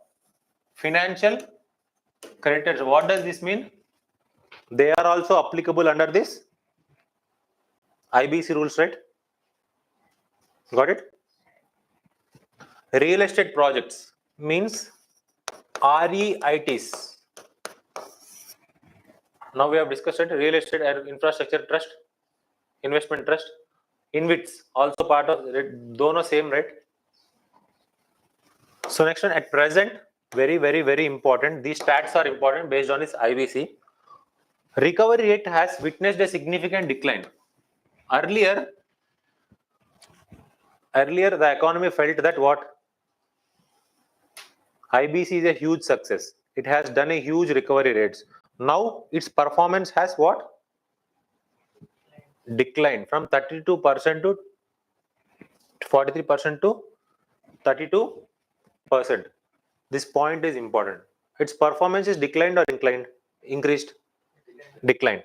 Next one, the IBC resolution process is impeded by a shortage of judges. For example, tell me where? DRT. DRT is headed by who? Judge, right? So there is a halt, right? Connection. Next one, delays in default identification. Next one, average resolution time has surged. How many days? What is the stipulated? 330 days. This point is important. 330 days is important. Next one, payment can take years. Next one, concept of haircuts. Do you know haircut? Accounting, it's an accounting thing. Haircut is nothing much here. For example, if you want to pay 20 rupees, bank says that at least to pay 17 rupees. This 3 rupees waived off. This is called the haircut. Generally, if you see the traffic challans, any idea? What traffic challans will ask? At the year end, if there is something 10,000, they'll ask at least you need to pay 50%. Then your amount should be full waived off. Got it? What is the haircut means? So you are giving a chance. If you are unable to pay 20 rupees, at least pay 15 rupees. Your debt will be closed. Got it? That is called what? Haircut. Government will allow banks to books loans NPS. The taxes will be reduced on banks. ఒక bank NPA ఉంటే government will consider it as an asset and will be taxing it. It is taxable. So what governments will do is they'll ask banks to write it off. అంటే books loans తీసేయమంటారు. Bank RBI will ask or government will ask? Government. Why government will ask? Okay, fine. Why government? My question is why government will ask to write it off? But it is still taxable. So to reduce the burden. Maybe the taxable part may be written off. Yes. Not something overall NPA. It's impossible to think. It still reserves the right to. Maybe the taxable part may be to reduce the burden. Maybe that, I don't know the name. So there is a concern regarding this concern corporate insolvency resolution process. Nothing much, a very, very dry subject from here.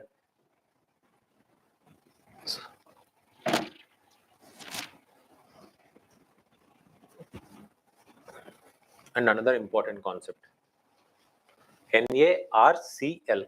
What is this? We need this term is enough for us. NA, Asset Reconstruction Company. ARC is also called as bad bank. What is this? Bad bank. Bad bank means the bank which is bad in nature. No, which collect NPS, bad loans. What you can say? Bad loans, and will try to do something on it. Done. So was established in July 2021 to address the NPS, commonly referred as what? Bad bank. Reserve Bank of India issued a license to whom? NARCL to operate as a bad bank. Public sector banks own. See, this percentage is important. How much public sector banks own in NARCL? How much? So control is under whom? Done. In the 51%. NARCL with whom? Public sector banks. Take over the loan assets of how much? It should be cross how much?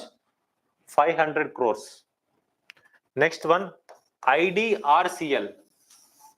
See, this is an A agency. And another agency is called what? B agency. A agency is called as NARCL. B agency is called as what? IDRCL.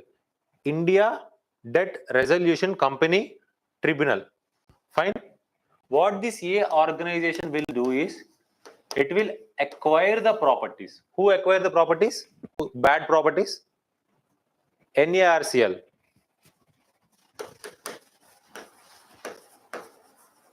Who manage it? IDRCL.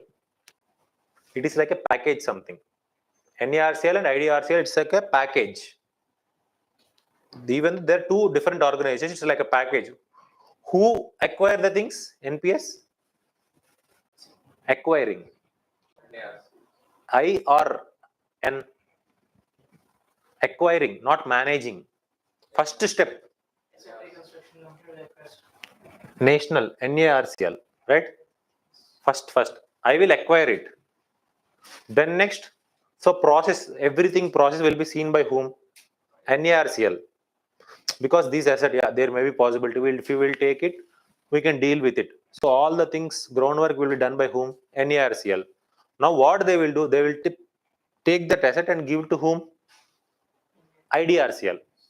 What this IDRCL? It will manage it. How to recover all those things will be dealt by whom? IDRCL. Very, very important. This concept is, this topic itself important. Remember, what is the PSB's percentage here? What is the public financial institution percentage here?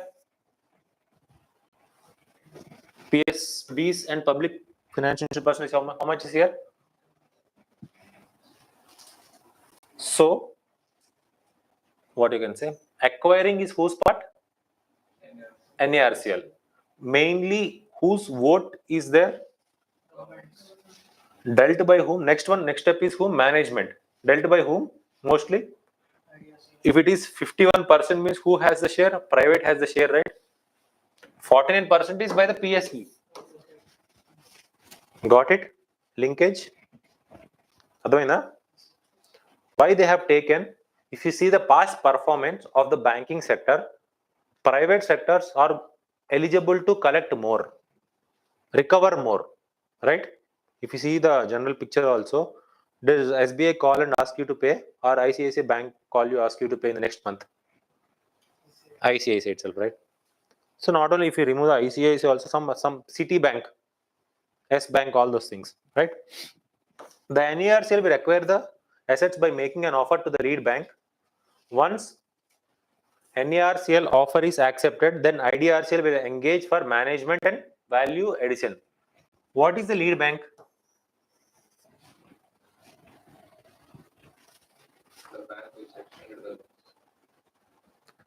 So here public sector banks are there, right? In these public sector banks, they will elect one bank. They will take one bank. So that bank has huge weightage in terms of NPS. They generally consider it as what? Lead bank. Got it?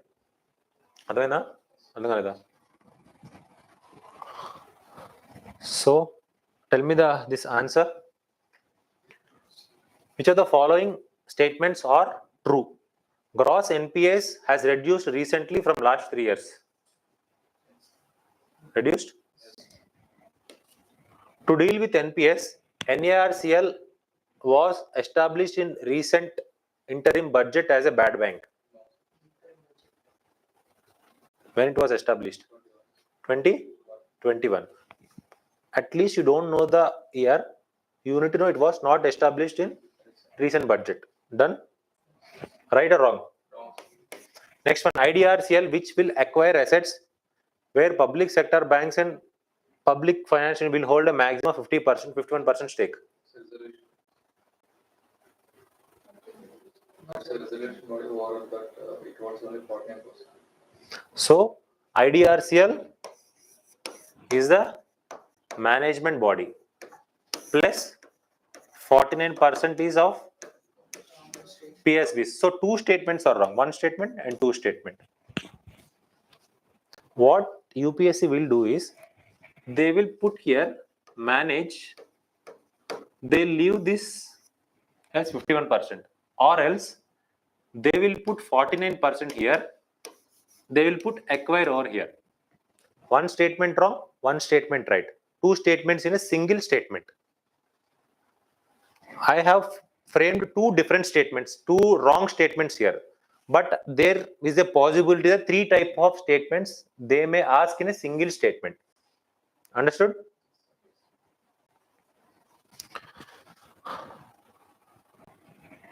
Next one, Payment Corporation of India. Do you know this? NPCI, National Payment Corporation of India.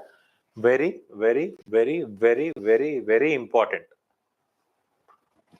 Because 2008, how many years has completed? 15 years, right? 15 years got completed, right? Who are the main bodies behind establishing this NPCA? RBI plus Indian Banks Association. Just go home and make 2 to 3 points regarding this IBA. Very important. Indian Banks Association. Next one, very, very, very again important point is what? Payments and Settlements Act. Under the provisions of what? Payments and Settlements Act. If you are a bank, if you want to issue a check, you know checks, right? It should be under this act only. If this act gives permission, then only you can give what? Checks. Lending capability of the mode of checks. Who will give? Payments and Settlement Act. Very important. This act is very important. Section 8 company. Any idea what the Section 8 company means? Very famous wording. Under which act? So again, this year Companies Act also important. 10 years has completed this act. It's a revamp has happened, right? So do you know CSR? Corporate Social Responsibility comes through this act. Which act? Companies Act 2013. Corporate Social Responsibility. So it's very, very important, CSR. So prior to this, where I have stopped? Which section? What is this Section 8? What is this Section 8? Not for profit company. Section 8 is called what? Not for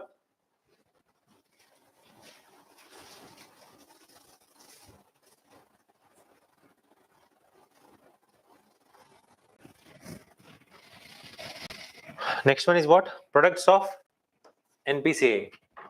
Again important. Each and every product is important. IMPS means what? Immediate time. Immediate payment system. It is real time. Real time ante enti 24/7 work avutadi.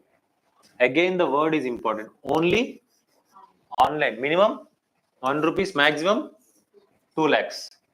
IMPS transfer. Do you know, right? Only through the mode of net banking, internet banking, you can do this IMPS transfers. Next one, National Financial Switch.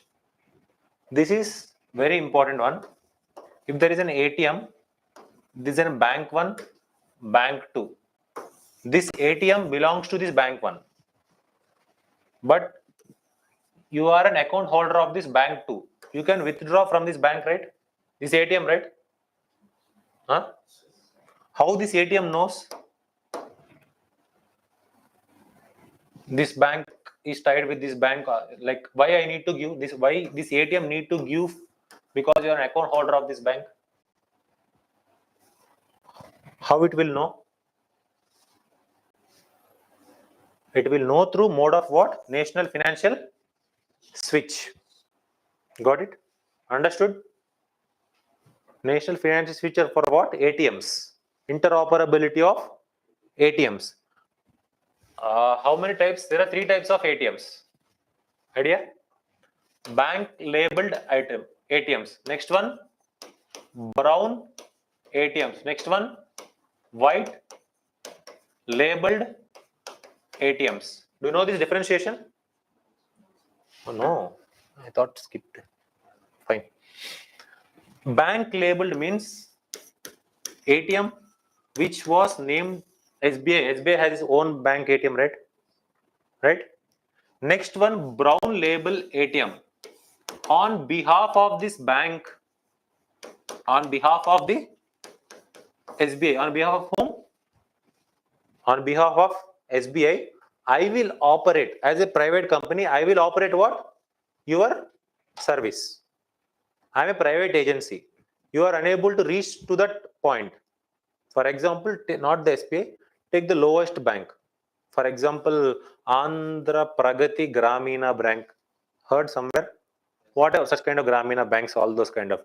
They are unable to do in the rural market. I'm a private agency. What I will do? I will establish an ATM over there. On behalf of whom? On behalf of that X bank. But operations under done by whole thing or by that bank itself. But I am a private agency involved. For that, I'll get some amount of thing, right? So this is. Next one, white label ATMs. It is not inclined to any banks. It is not subscribed. You see, Monada Kindunde, Tata 1.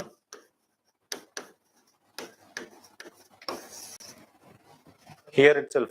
Earlier it used to there here. Tata 1 ATM. Yeah, nearly near. Second building. This is a side to that building on. Tata 1 ATM is there. That is called white label ATMs. No type with banks. You can go any bank. For example, if you have a different card, you can go and transact over there. It is a whole agency will deal with this one. There are 3 types. First one is what? Bank labeled, brown labeled, white labeled. White labeled is free from the bank's interference. It has its own network. Tata 1 has its own network. Got it? Next one, where I've stopped. National Financial Switch. Next, another important, famous, all-time hit, UPI. Administration by which ministry? Finance Ministry. 2-factor authentication. How many factor authentication is there? 2-factor. UPI Lite. UPI Litex. UPI Pay. Do you know this difference? UPI Lite stands for to process low value transactions that have been set below 500. So UPI Lite means here no need to enter this passcode will be there, right? Direct scan, you can directly 500 will go into that other account because urgent needs. No need of typing all those things. For example, elderly people are there.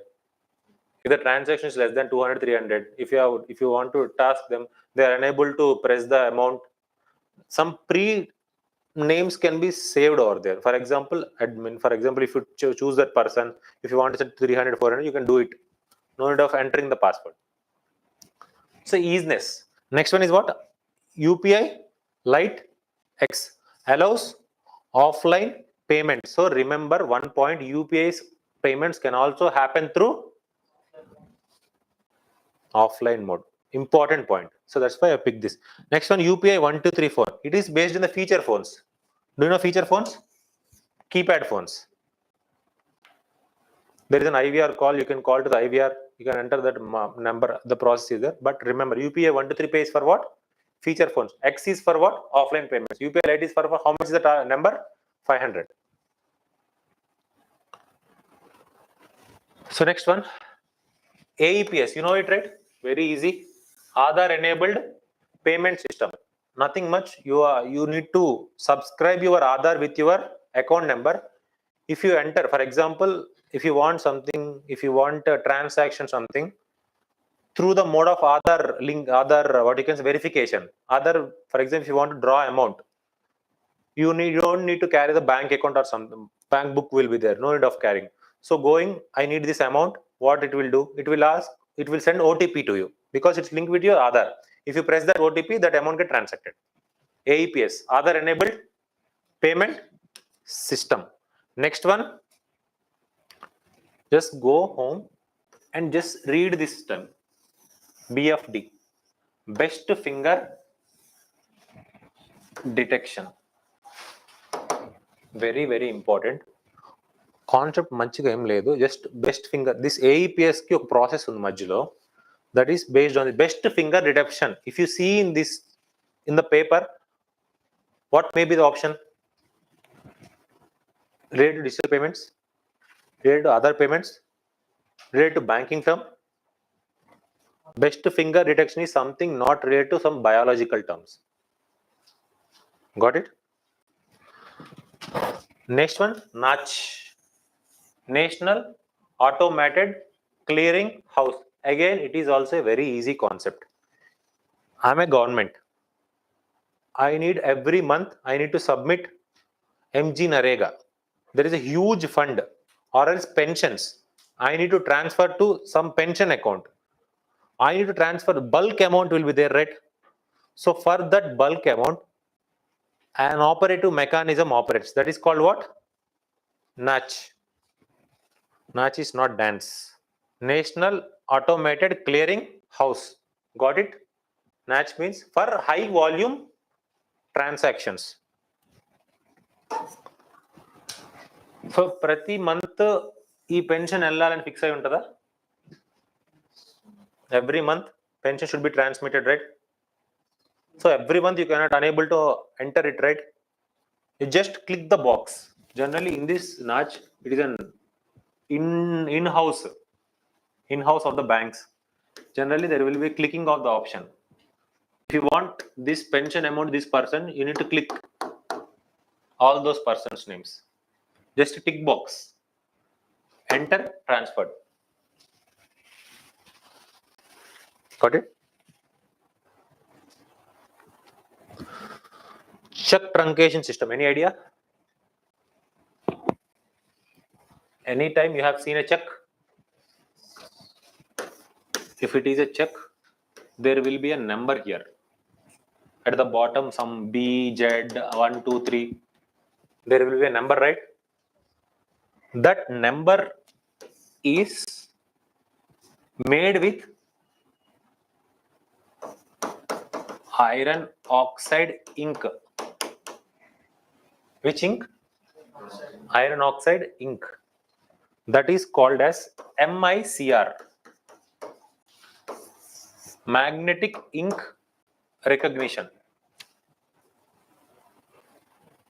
Magnetic ink character recognition. MICR. MICR code అని ఉంటుంది.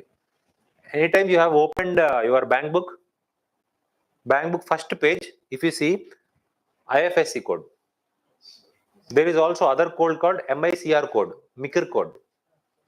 That code is for what? For checks, right? So MICR, magnetic ink character recognition. So what is this check truncation system? This is also very easy concept, nothing to invest more here. For example, X bank is there. There is an X1 bank and X2 bank. You belong to this bank. You issue a check to some guy. I have given you check. You can collect the money from this bank also, right? By giving this check over there. You no need to go to the home bank only, right? You can go to this bank also, can redeem your value from this check, right? How this bank knows? Through this MICR code. What is this? Then the system is called as what? Check truncation system. Under whom? National Payment Corporation of India. You know it, right? BBPS, Bharat Bill Payment Services, RuPay cards, you know it, right? National Common Mobility Card, NCMC, you know it? NCMC, it comes under Ministry of Urban. Ministry of Urban linked with NPCI, nothing much. A single card used for multiple transactions. For example, if you are traveling in a metro, this card will be used for your ATM transactions and also for be used as metro transactions. There's a tap will be there, right? Anybody traveled in the metro? There's a tap will be there, right? Metro card. Generally, tap also there in your petrol bunks, right? If you whatever, if you go to the shop, in the machine you can tap, right? Pay wave mechanism. Same ATM card can be used for tapping in your metro payments or your petrol bunk payments or withdrawal cash. That card is called what? National Common Mobility Card. Which ministry? Ministry of Urban. Connecting with whom? NPCI. Got it? And very easy thing, you know it, right? National Electronic Toll Collection. Fast tags. Right? Important or not? Fast tags. It has reduced the time. So there are color labels also in fast tag. Pink, purple color, green color. No need of quoting that much deep. But remember, fast tag technology. What is the technology? RF. Done. Radio frequency identification. RFID. What about QR?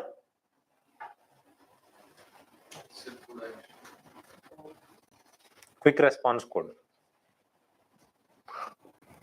What about barcode? So if I want to ask a difference between RFID versus barcode, what is the difference?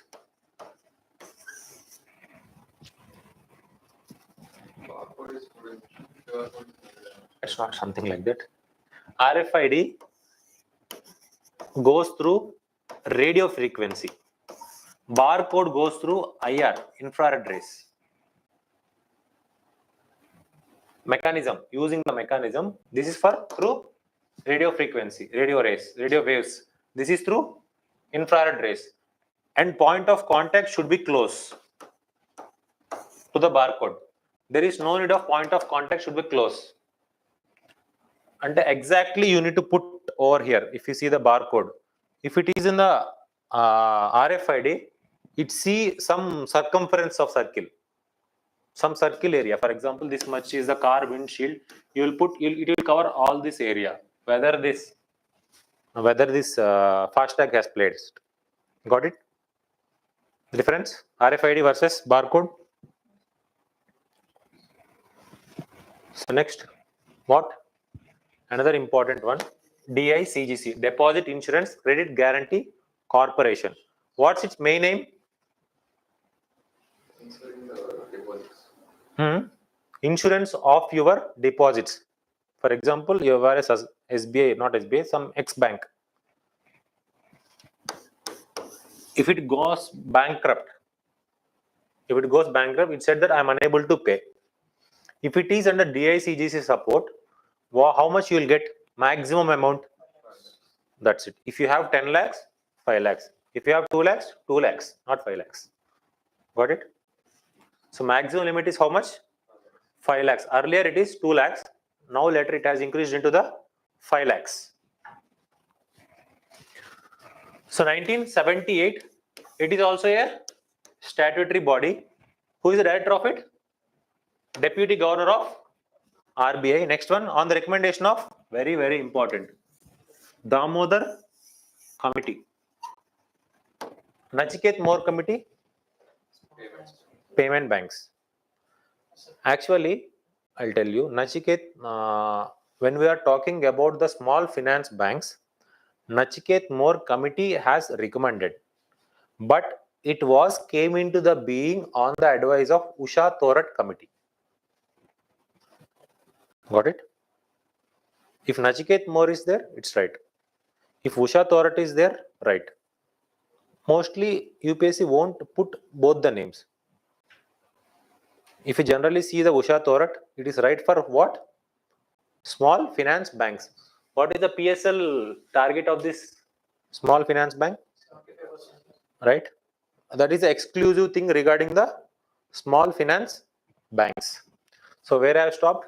Damodar Committee. Regarding what? DICGC. What about Shivaraman Committee? NABARD. Okay. It serves as a deposit insurance and credit guarantee corporation, fully owned by whom? RBI. Maximum limit up to 5 lakhs. Charges 12 paise per rupee per rupees 100. 12 paise per 100 rupees. On investors. Who? Mike, అందుకే ఆపాను ఇక్కడ. From On banks. companies. Who will need to pay the 12 paise? Bank will. Exactly. Bank will pay. That is not responsibility of the citizen to pay, because who is going to bankrupt? Bank itself, right? Why I need to pay then? I am depositing my money. Again, I am also investing my interest, my, what you can say, insurance on my money. Got it? So bank, this is the logical thing you need to, even though you didn't find who may be, you need to get a thought that who should be do, bank should be do. That is the logical thing you need to work on the paper. అక్కడ రాకపోవచ్చు, ఒకవేళ నేను mention చేయకపోవచ్చు, but ఏమై ఉండొచ్చు అన్న thought నీకు రావాలి. సో నా డబ్బులు నేను ఎందుకు ఇన్సూరెన్స్ కూడా? బ్యాంక్ బ్యాంక్రప్ట్ అయితే నా తప్ప అది. It's banks mistake, right?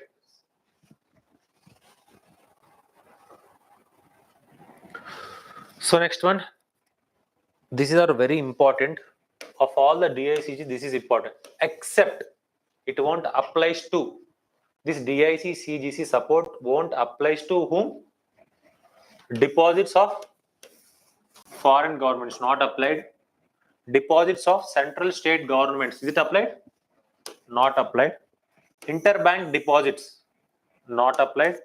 Deposits of state development banks with state cooperative banks, not applied. Any amount due on the account of on deposits received outside India, not. Next one, any amount which has been specifically exempted by corporation with the previous approval of whom? RBI. But remember 3 things: foreign governments, state deposits of state and central, interbanks. Mostly these 3 points, if they want to confuse, they'll confuse in these 3 points. So these are not applicable for DICGC support.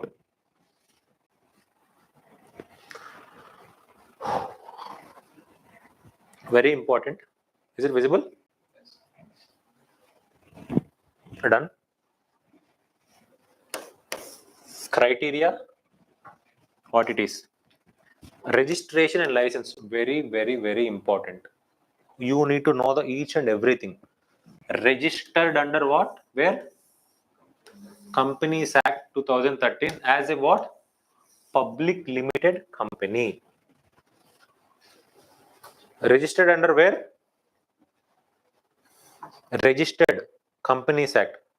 Whatever the company, నీ company ఉంటే registration చేసుకోవాలి లేదా? ఎక్కడ registration చేసుకుంటావు? Company registration act. Then next licence to move. For example, I need to give you the license. For example, I am a government agency to conduct some operations. Who will give the license? Got it? So I'll tell you a simple example. Car registration, driving license. Got it? Registration is different. License is different. License means you are able to do that activity. Registration means what? This is able to go into the market. ఎవరి ద్వారా వెళ్తుంది? మనిషి ద్వారా వెళ్తుంది. దాని అంతా నడుపుకొని వెళ్ళదు కదా generally. Not about this Tesla cars or something. In general. Got it? Registered under Companies Act. Licensed under Banking Regulation Act. Not RBI Act. License. Mostly the company should be licensed under what? Banking Regulation Act 1949. Eligibility. Prepaid payment instrument providers, resident individuals, NBFCs, telecom companies, supermarket chains, public sector entities, etc. This is important. What is the minimum capital requirement? 100 crores. FDI allowed? Yes. Up to how much? So that is the reason why Paytm has huge investment FDIs from the Chinese bank. Accept deposits. Very, very important. Only demand deposits.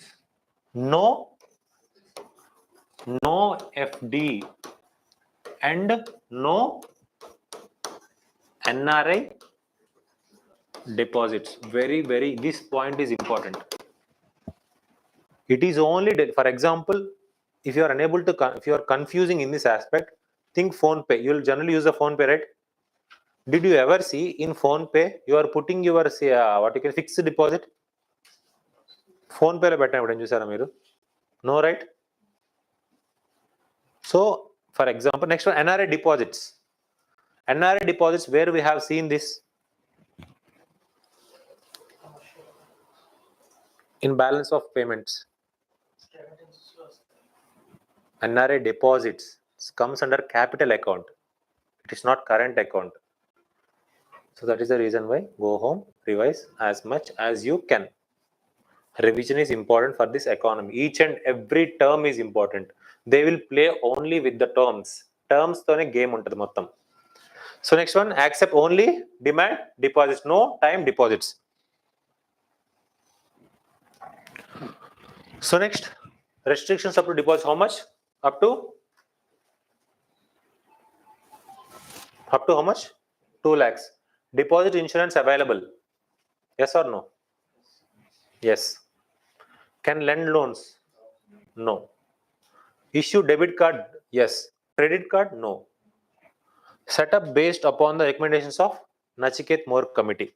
SLR, very, very important. This provision is important. SLR and CRR requirements are applicable? Yes. CRR applicable. SLR how much?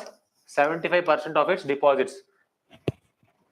So you know that 75% of the deposit should be invested in there. Next one, Basel norms. How much? 15% of risk weight means what? CRAR. How much is the CRAR for general public sector banks? 11.5%, including capital conversion buffer. What about this payment banks? How much? 15%. Here the important point is, it is not able to issue what? Credit cards. So no lending facility, no loan facility is there. So it means these two provisions will be linked to Payment Settlement Act. If a body, if a bank, if a financial organization subscribed to this Payment Settlement Act, then only it has an eligibility to deal with checks, and other one is what? Lending loans and credit card things. Got it? Which act guides this checks and lending loans? Payments and Security Act. So Payments and Settlement Act. Important act. So that is the reason why. So the question can be framed. How the question can be framed? Licensed under Banking Regulation Act, or else licensed under Payment Settlement Act. Is it licensed under Payment Settlement Act? No. If it is settled, if it is had given provisions under the Payments and Settlement Act, it has an ability to issue checks. It has an ability to issue what? Credit cards. It can lend loans. These three factors will happen. Credit card itself a loan, right? That's it. They can use simple financial services like mutual fund and, got it? Mutual fund and insurance. They can receive remittances. See, deposits are different, remittances are different. Remittances come under which bracket? Capital or current? Current, sir. Remittances one way, current. Deposits నేను తర్వాత మళ్ళీ తీసుకుంటాను. So long term ఉంటాయి deposits. Comes under where? Deposits comes under? Not this. Read this, guys. Previous page. Fine. They maintain 75% of the government bonds and maintain 25% deposits with other commercial banks. Voting rights are regulated by which act? Banking Regulation Act 1949. How much? Yeah, I'll leave 5 minutes. I'll wind up the session. So payment infrastructure development fund, this is an recent one and important one. What it means? Payment infrastructure development fund. Now what was happening prior to this? We'll have some background, very half-minute background. Now there is an increase in what? Digital payments. So digital payments need what? Some digital infrastructure. Example, internet connectivity next, mobile phones next, power, electricity next, that machines. What are the point of sales machines? These are all infrastructure, right? For what? For doing payment. So to increase formalization, this PIDF will work. To increase digital payments, will this PIDF will work? So this is the overall concept. If you know the base of it, everything seems very easy, nothing much here. Launched by whom? RBI in 2021. It promotes the deployment and acceptance of digital payment infrastructure in underserved areas of the country.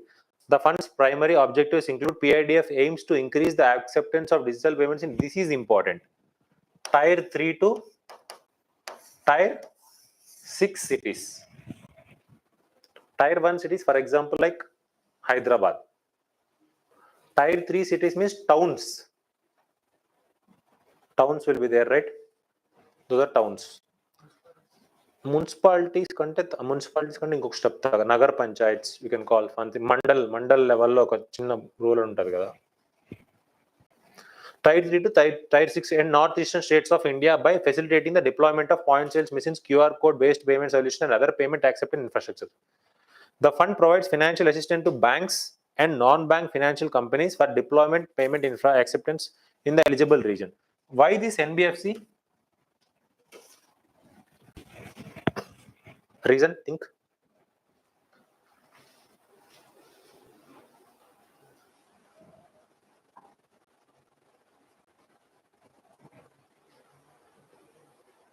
NBFCs are what? It's a private agency itself, right? You can outsource your task to them, right? For example, if you want to buy this point of sales terminals, public sector banks is not making them, right? They'll be made by some private organization, right? So instead of banks concentrating on acquiring these terminals, it can outsource to some NBFC, right? That is the reason they have involved this NBFC. Got it? Payment infrastructure development, who? RBI. For what? Digital payments. For where? Where? Tier 3 to Tier 6 cities. Very, very, very important. Year on year growth of digital payments in India. 2017-18, it is earned how much? 2000 crore. Now how much? 1200 crores. See how much? 1200, right? 12,000. Yeah, 12, whatever, I have round figured it. So UPI transactions now account for how much? 80% of digital payments in India. India accounts for 46% of all digital payments in the world. Got it? These two facts are very important facts. UPI is the how much? 80%. So next one, very famous. I am expecting a question from the cooperative banks this time. Sure, short topic, I'm feeling it. I don't know, from maybe in the polity perspective, maybe in economy perspective, I don't know. There will be a chance of cooperative question on the. So which Constitutional Amendment Act, any idea? 97th Constitutional Amendment Act 2003, which has given these cooperative banks a constitutional status. Done? It has included its provisions in where? Fundamental rights, DPSP, and another is where? Panchayats. Done? Okay. So history from 1904. అక్కడ start అయింది cooperative banks రావడం అనేది. Any idea who's that Governor General at that time? Exactly, Lord Curzon. He has done a great things. What I felt after the 1900 only, he has revamped the education system also, higher education, defense. So many things has done during the time of Curzon. Curzon is one of the culprit for this 1906. What is that? Partition of Bengal. He's the mastermind behind it. Cooperative Society Act 1912. It's the origin of it. Urban cooperatives. See, prompt corrective action, right? PCA norms. PCA norms applies to where? Urban cooperative, not for rural cooperatives. Next one, liquidity adjustment facility means what? Repo, reverse repo is applicable to cooperative banks. RBI can supersede the board of directors that belong to each member. So, okay, this is general thing. What are these cooperative banks? Its members or its owners. Members say owners. Its members or its owners. Regarding what? So if you want, if there will be a confusion between cooperative banks and regional rural banks. Generally, if you get any confusion, there will be in three things. One is small finance bank. Next one is regional rural banks. Third one is what? Cooperative banks. In the cooperate means cooperation between one another. Got it? Here in the cooperative banks, its members are its owners. Generally, these cooperative banks in the low level for a small transactions kosam vaadayi, for the SHGs vaati kosam vaadukuntaru. In the high level, these cooperative banks for a community, for example, merchant community will be there. Do you know merchants? Trades chestuntaru. So they have huge volume of transactions between them. They act like a mediator, right? So they need some organization to deal with such kind of things. We'll earn some profit, right? The huge volume of transaction. So they have devised this concept of, what is this? Cooperative banks. Its owners or its members. What about small finance bank? It is promoted by an investor, right? What about regional rural banks? Three parts are involved in regional rural banks: private, state, center. Huge contribution to the center, then next private, then next to the state. So there is a ratio for what? So don't confuse in these three things: small finance bank, regional rural banks, and cooperative banks. Cooperative banks means what? Members are the owners. If three people comes: regional rural banks, state, private, and center. Done? Where I've stopped. They belongs to each members who are both owners and of it. Usually often created by people belong to the same local or professional community. Gives loan in where? Low interest rate. 3 pillars. Mostly I think 4 pillars. They have included third pillar in this one. State cooperatives, district cooperatives, PACs. This is a very game changing. PACs, primary agricultural cooperative. This is a low level, lowest rung. Village lo oka chinna cooperative society, 10 members. If we gather 10 members, we'll exchange our money between us, right? For our development, for others, something like cheaty part karle, something like development. It is not cheat funds. Not under GICG support because a very low level. unable to deal with this DICGC. LAF, nothing applicable to this PACS, primary agricultural cooperative. One example is SHG, self-help groups. They pooled, right? They'll pool some money, right? SHG pool some money, right? So next one is what? Rural. So if you see the collections, if you see the amount of transactions, rural cooperative banks are greater than urban cooperative banks in terms of volume and value. Where? Who is the highest? Rural cooperative. In the rural cooperative banks, what is the highest? PACS is the highest. Primary agricultural cooperative society. So no restrictions, అంటే కింద ground లెవెల్లో ఉంది కదా, దీని కొంచెం deal చేయడం కష్టం. So if generally if some organization want to fund, so deal with this PACS, what is that organization? They are under state government control. Even though it's under state government control, some body, if they want to control, not if we want to do something extra efforts to develop or to help these PACS, what is that body? NABARD. Remember, okay? So agriculture, right? Its target is to uplift the rural. NABARD itself, the main thing is, but the financial transactions are involved over here, right? Got it? So RBI has assumed the power of all. This is the recent current affair, 2020 or 2021. See, this has came in the paper. Next year, same question was asked on the paper. I will see when we are discussing the PYQs tomorrow. RBI has assumed the power of whom? All urban cooperatives and multi-state cooperative banks. Again, see here, regulated by RBI Act 1934 and Banking Regulation Act. Next, Banking, it's not Banking Cooperative Act. Multi-State Cooperatives Act are also part of it. So 3-4 different dimensions based on this. State or district or primary ani. District is dual control.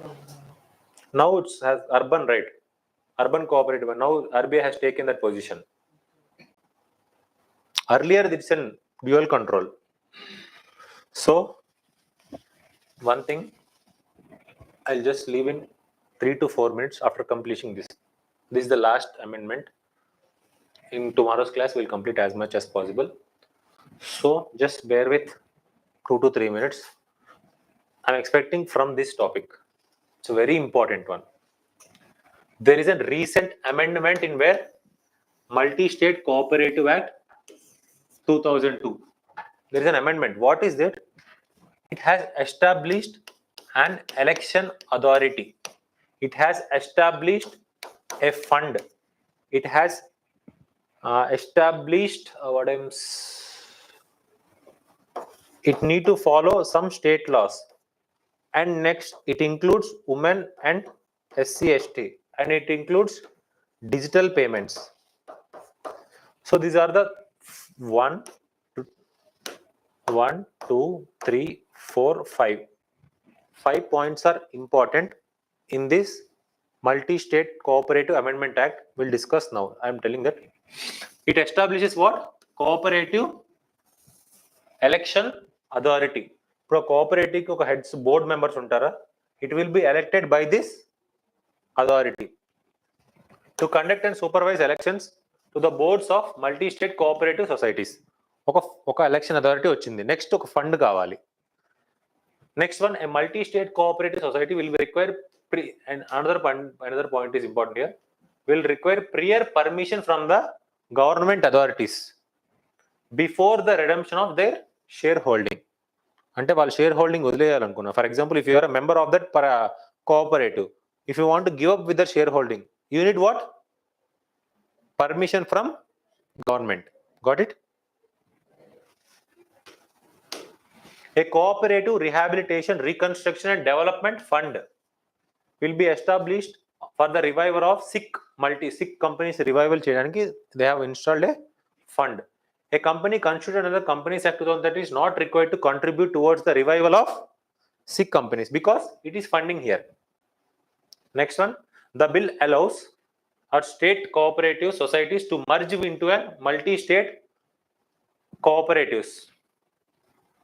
I think it has missed multi-state cooperatives. So Kerala is opposing this one.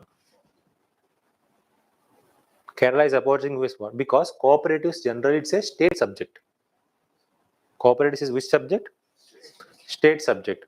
So that's what center is trying to do is through the multi-state cooperative act, it was trying to grab as many cooperatives under its being.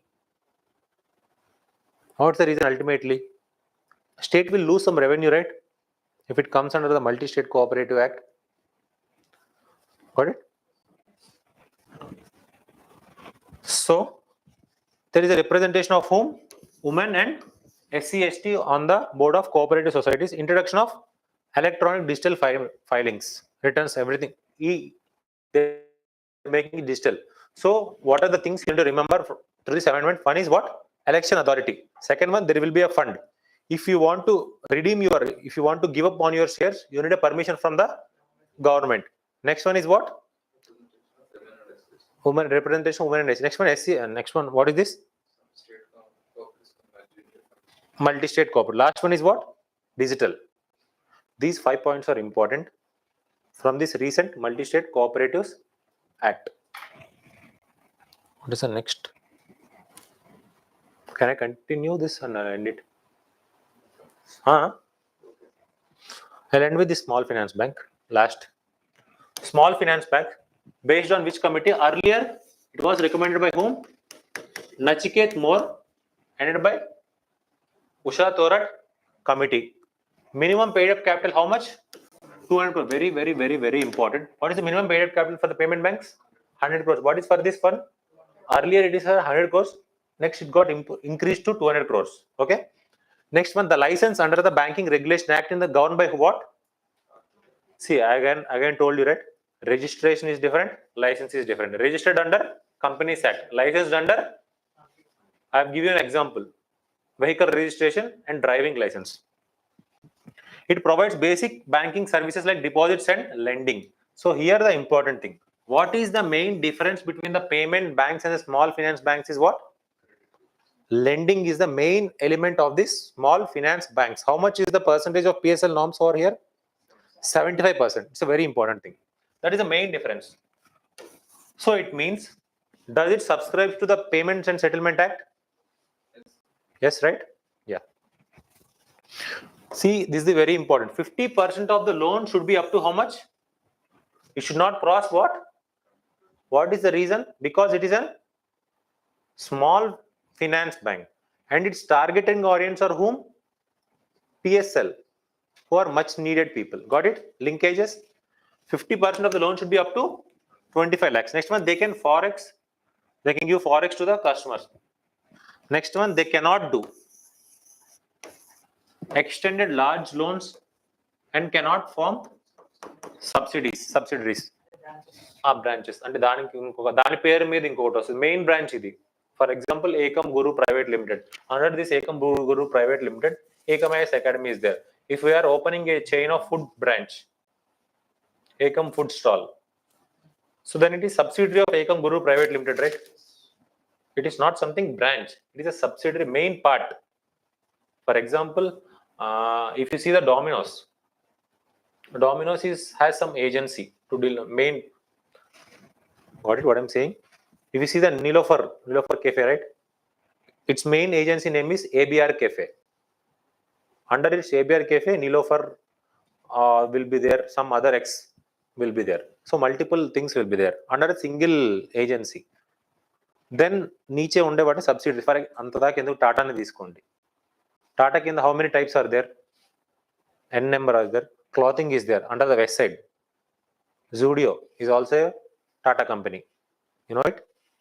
Next one, Tata IPL. Tanishq. Tata Cars. Right? These are all called what? Subsidiaries. But main body is Tata. Something like same. Got it? Central bank said if SBF SFB wanting convert into a universal bank, it can do. 5 years. Yeah. Should be listed on a recognized stock exchange among 10 SFBs, only Northeast. Not okay. Next one, have a minimum net worth of how much? 1,000 crores. If it want to become a normal bank, SFB want to become, there are some guidelines over here. So remember these guidelines. So scheduled status with status, nothing much. Just go through these guidelines. Even like 5 years more can become this thing. Yes, yes. Fine. I'll discuss tomorrow. Wait, what is there next?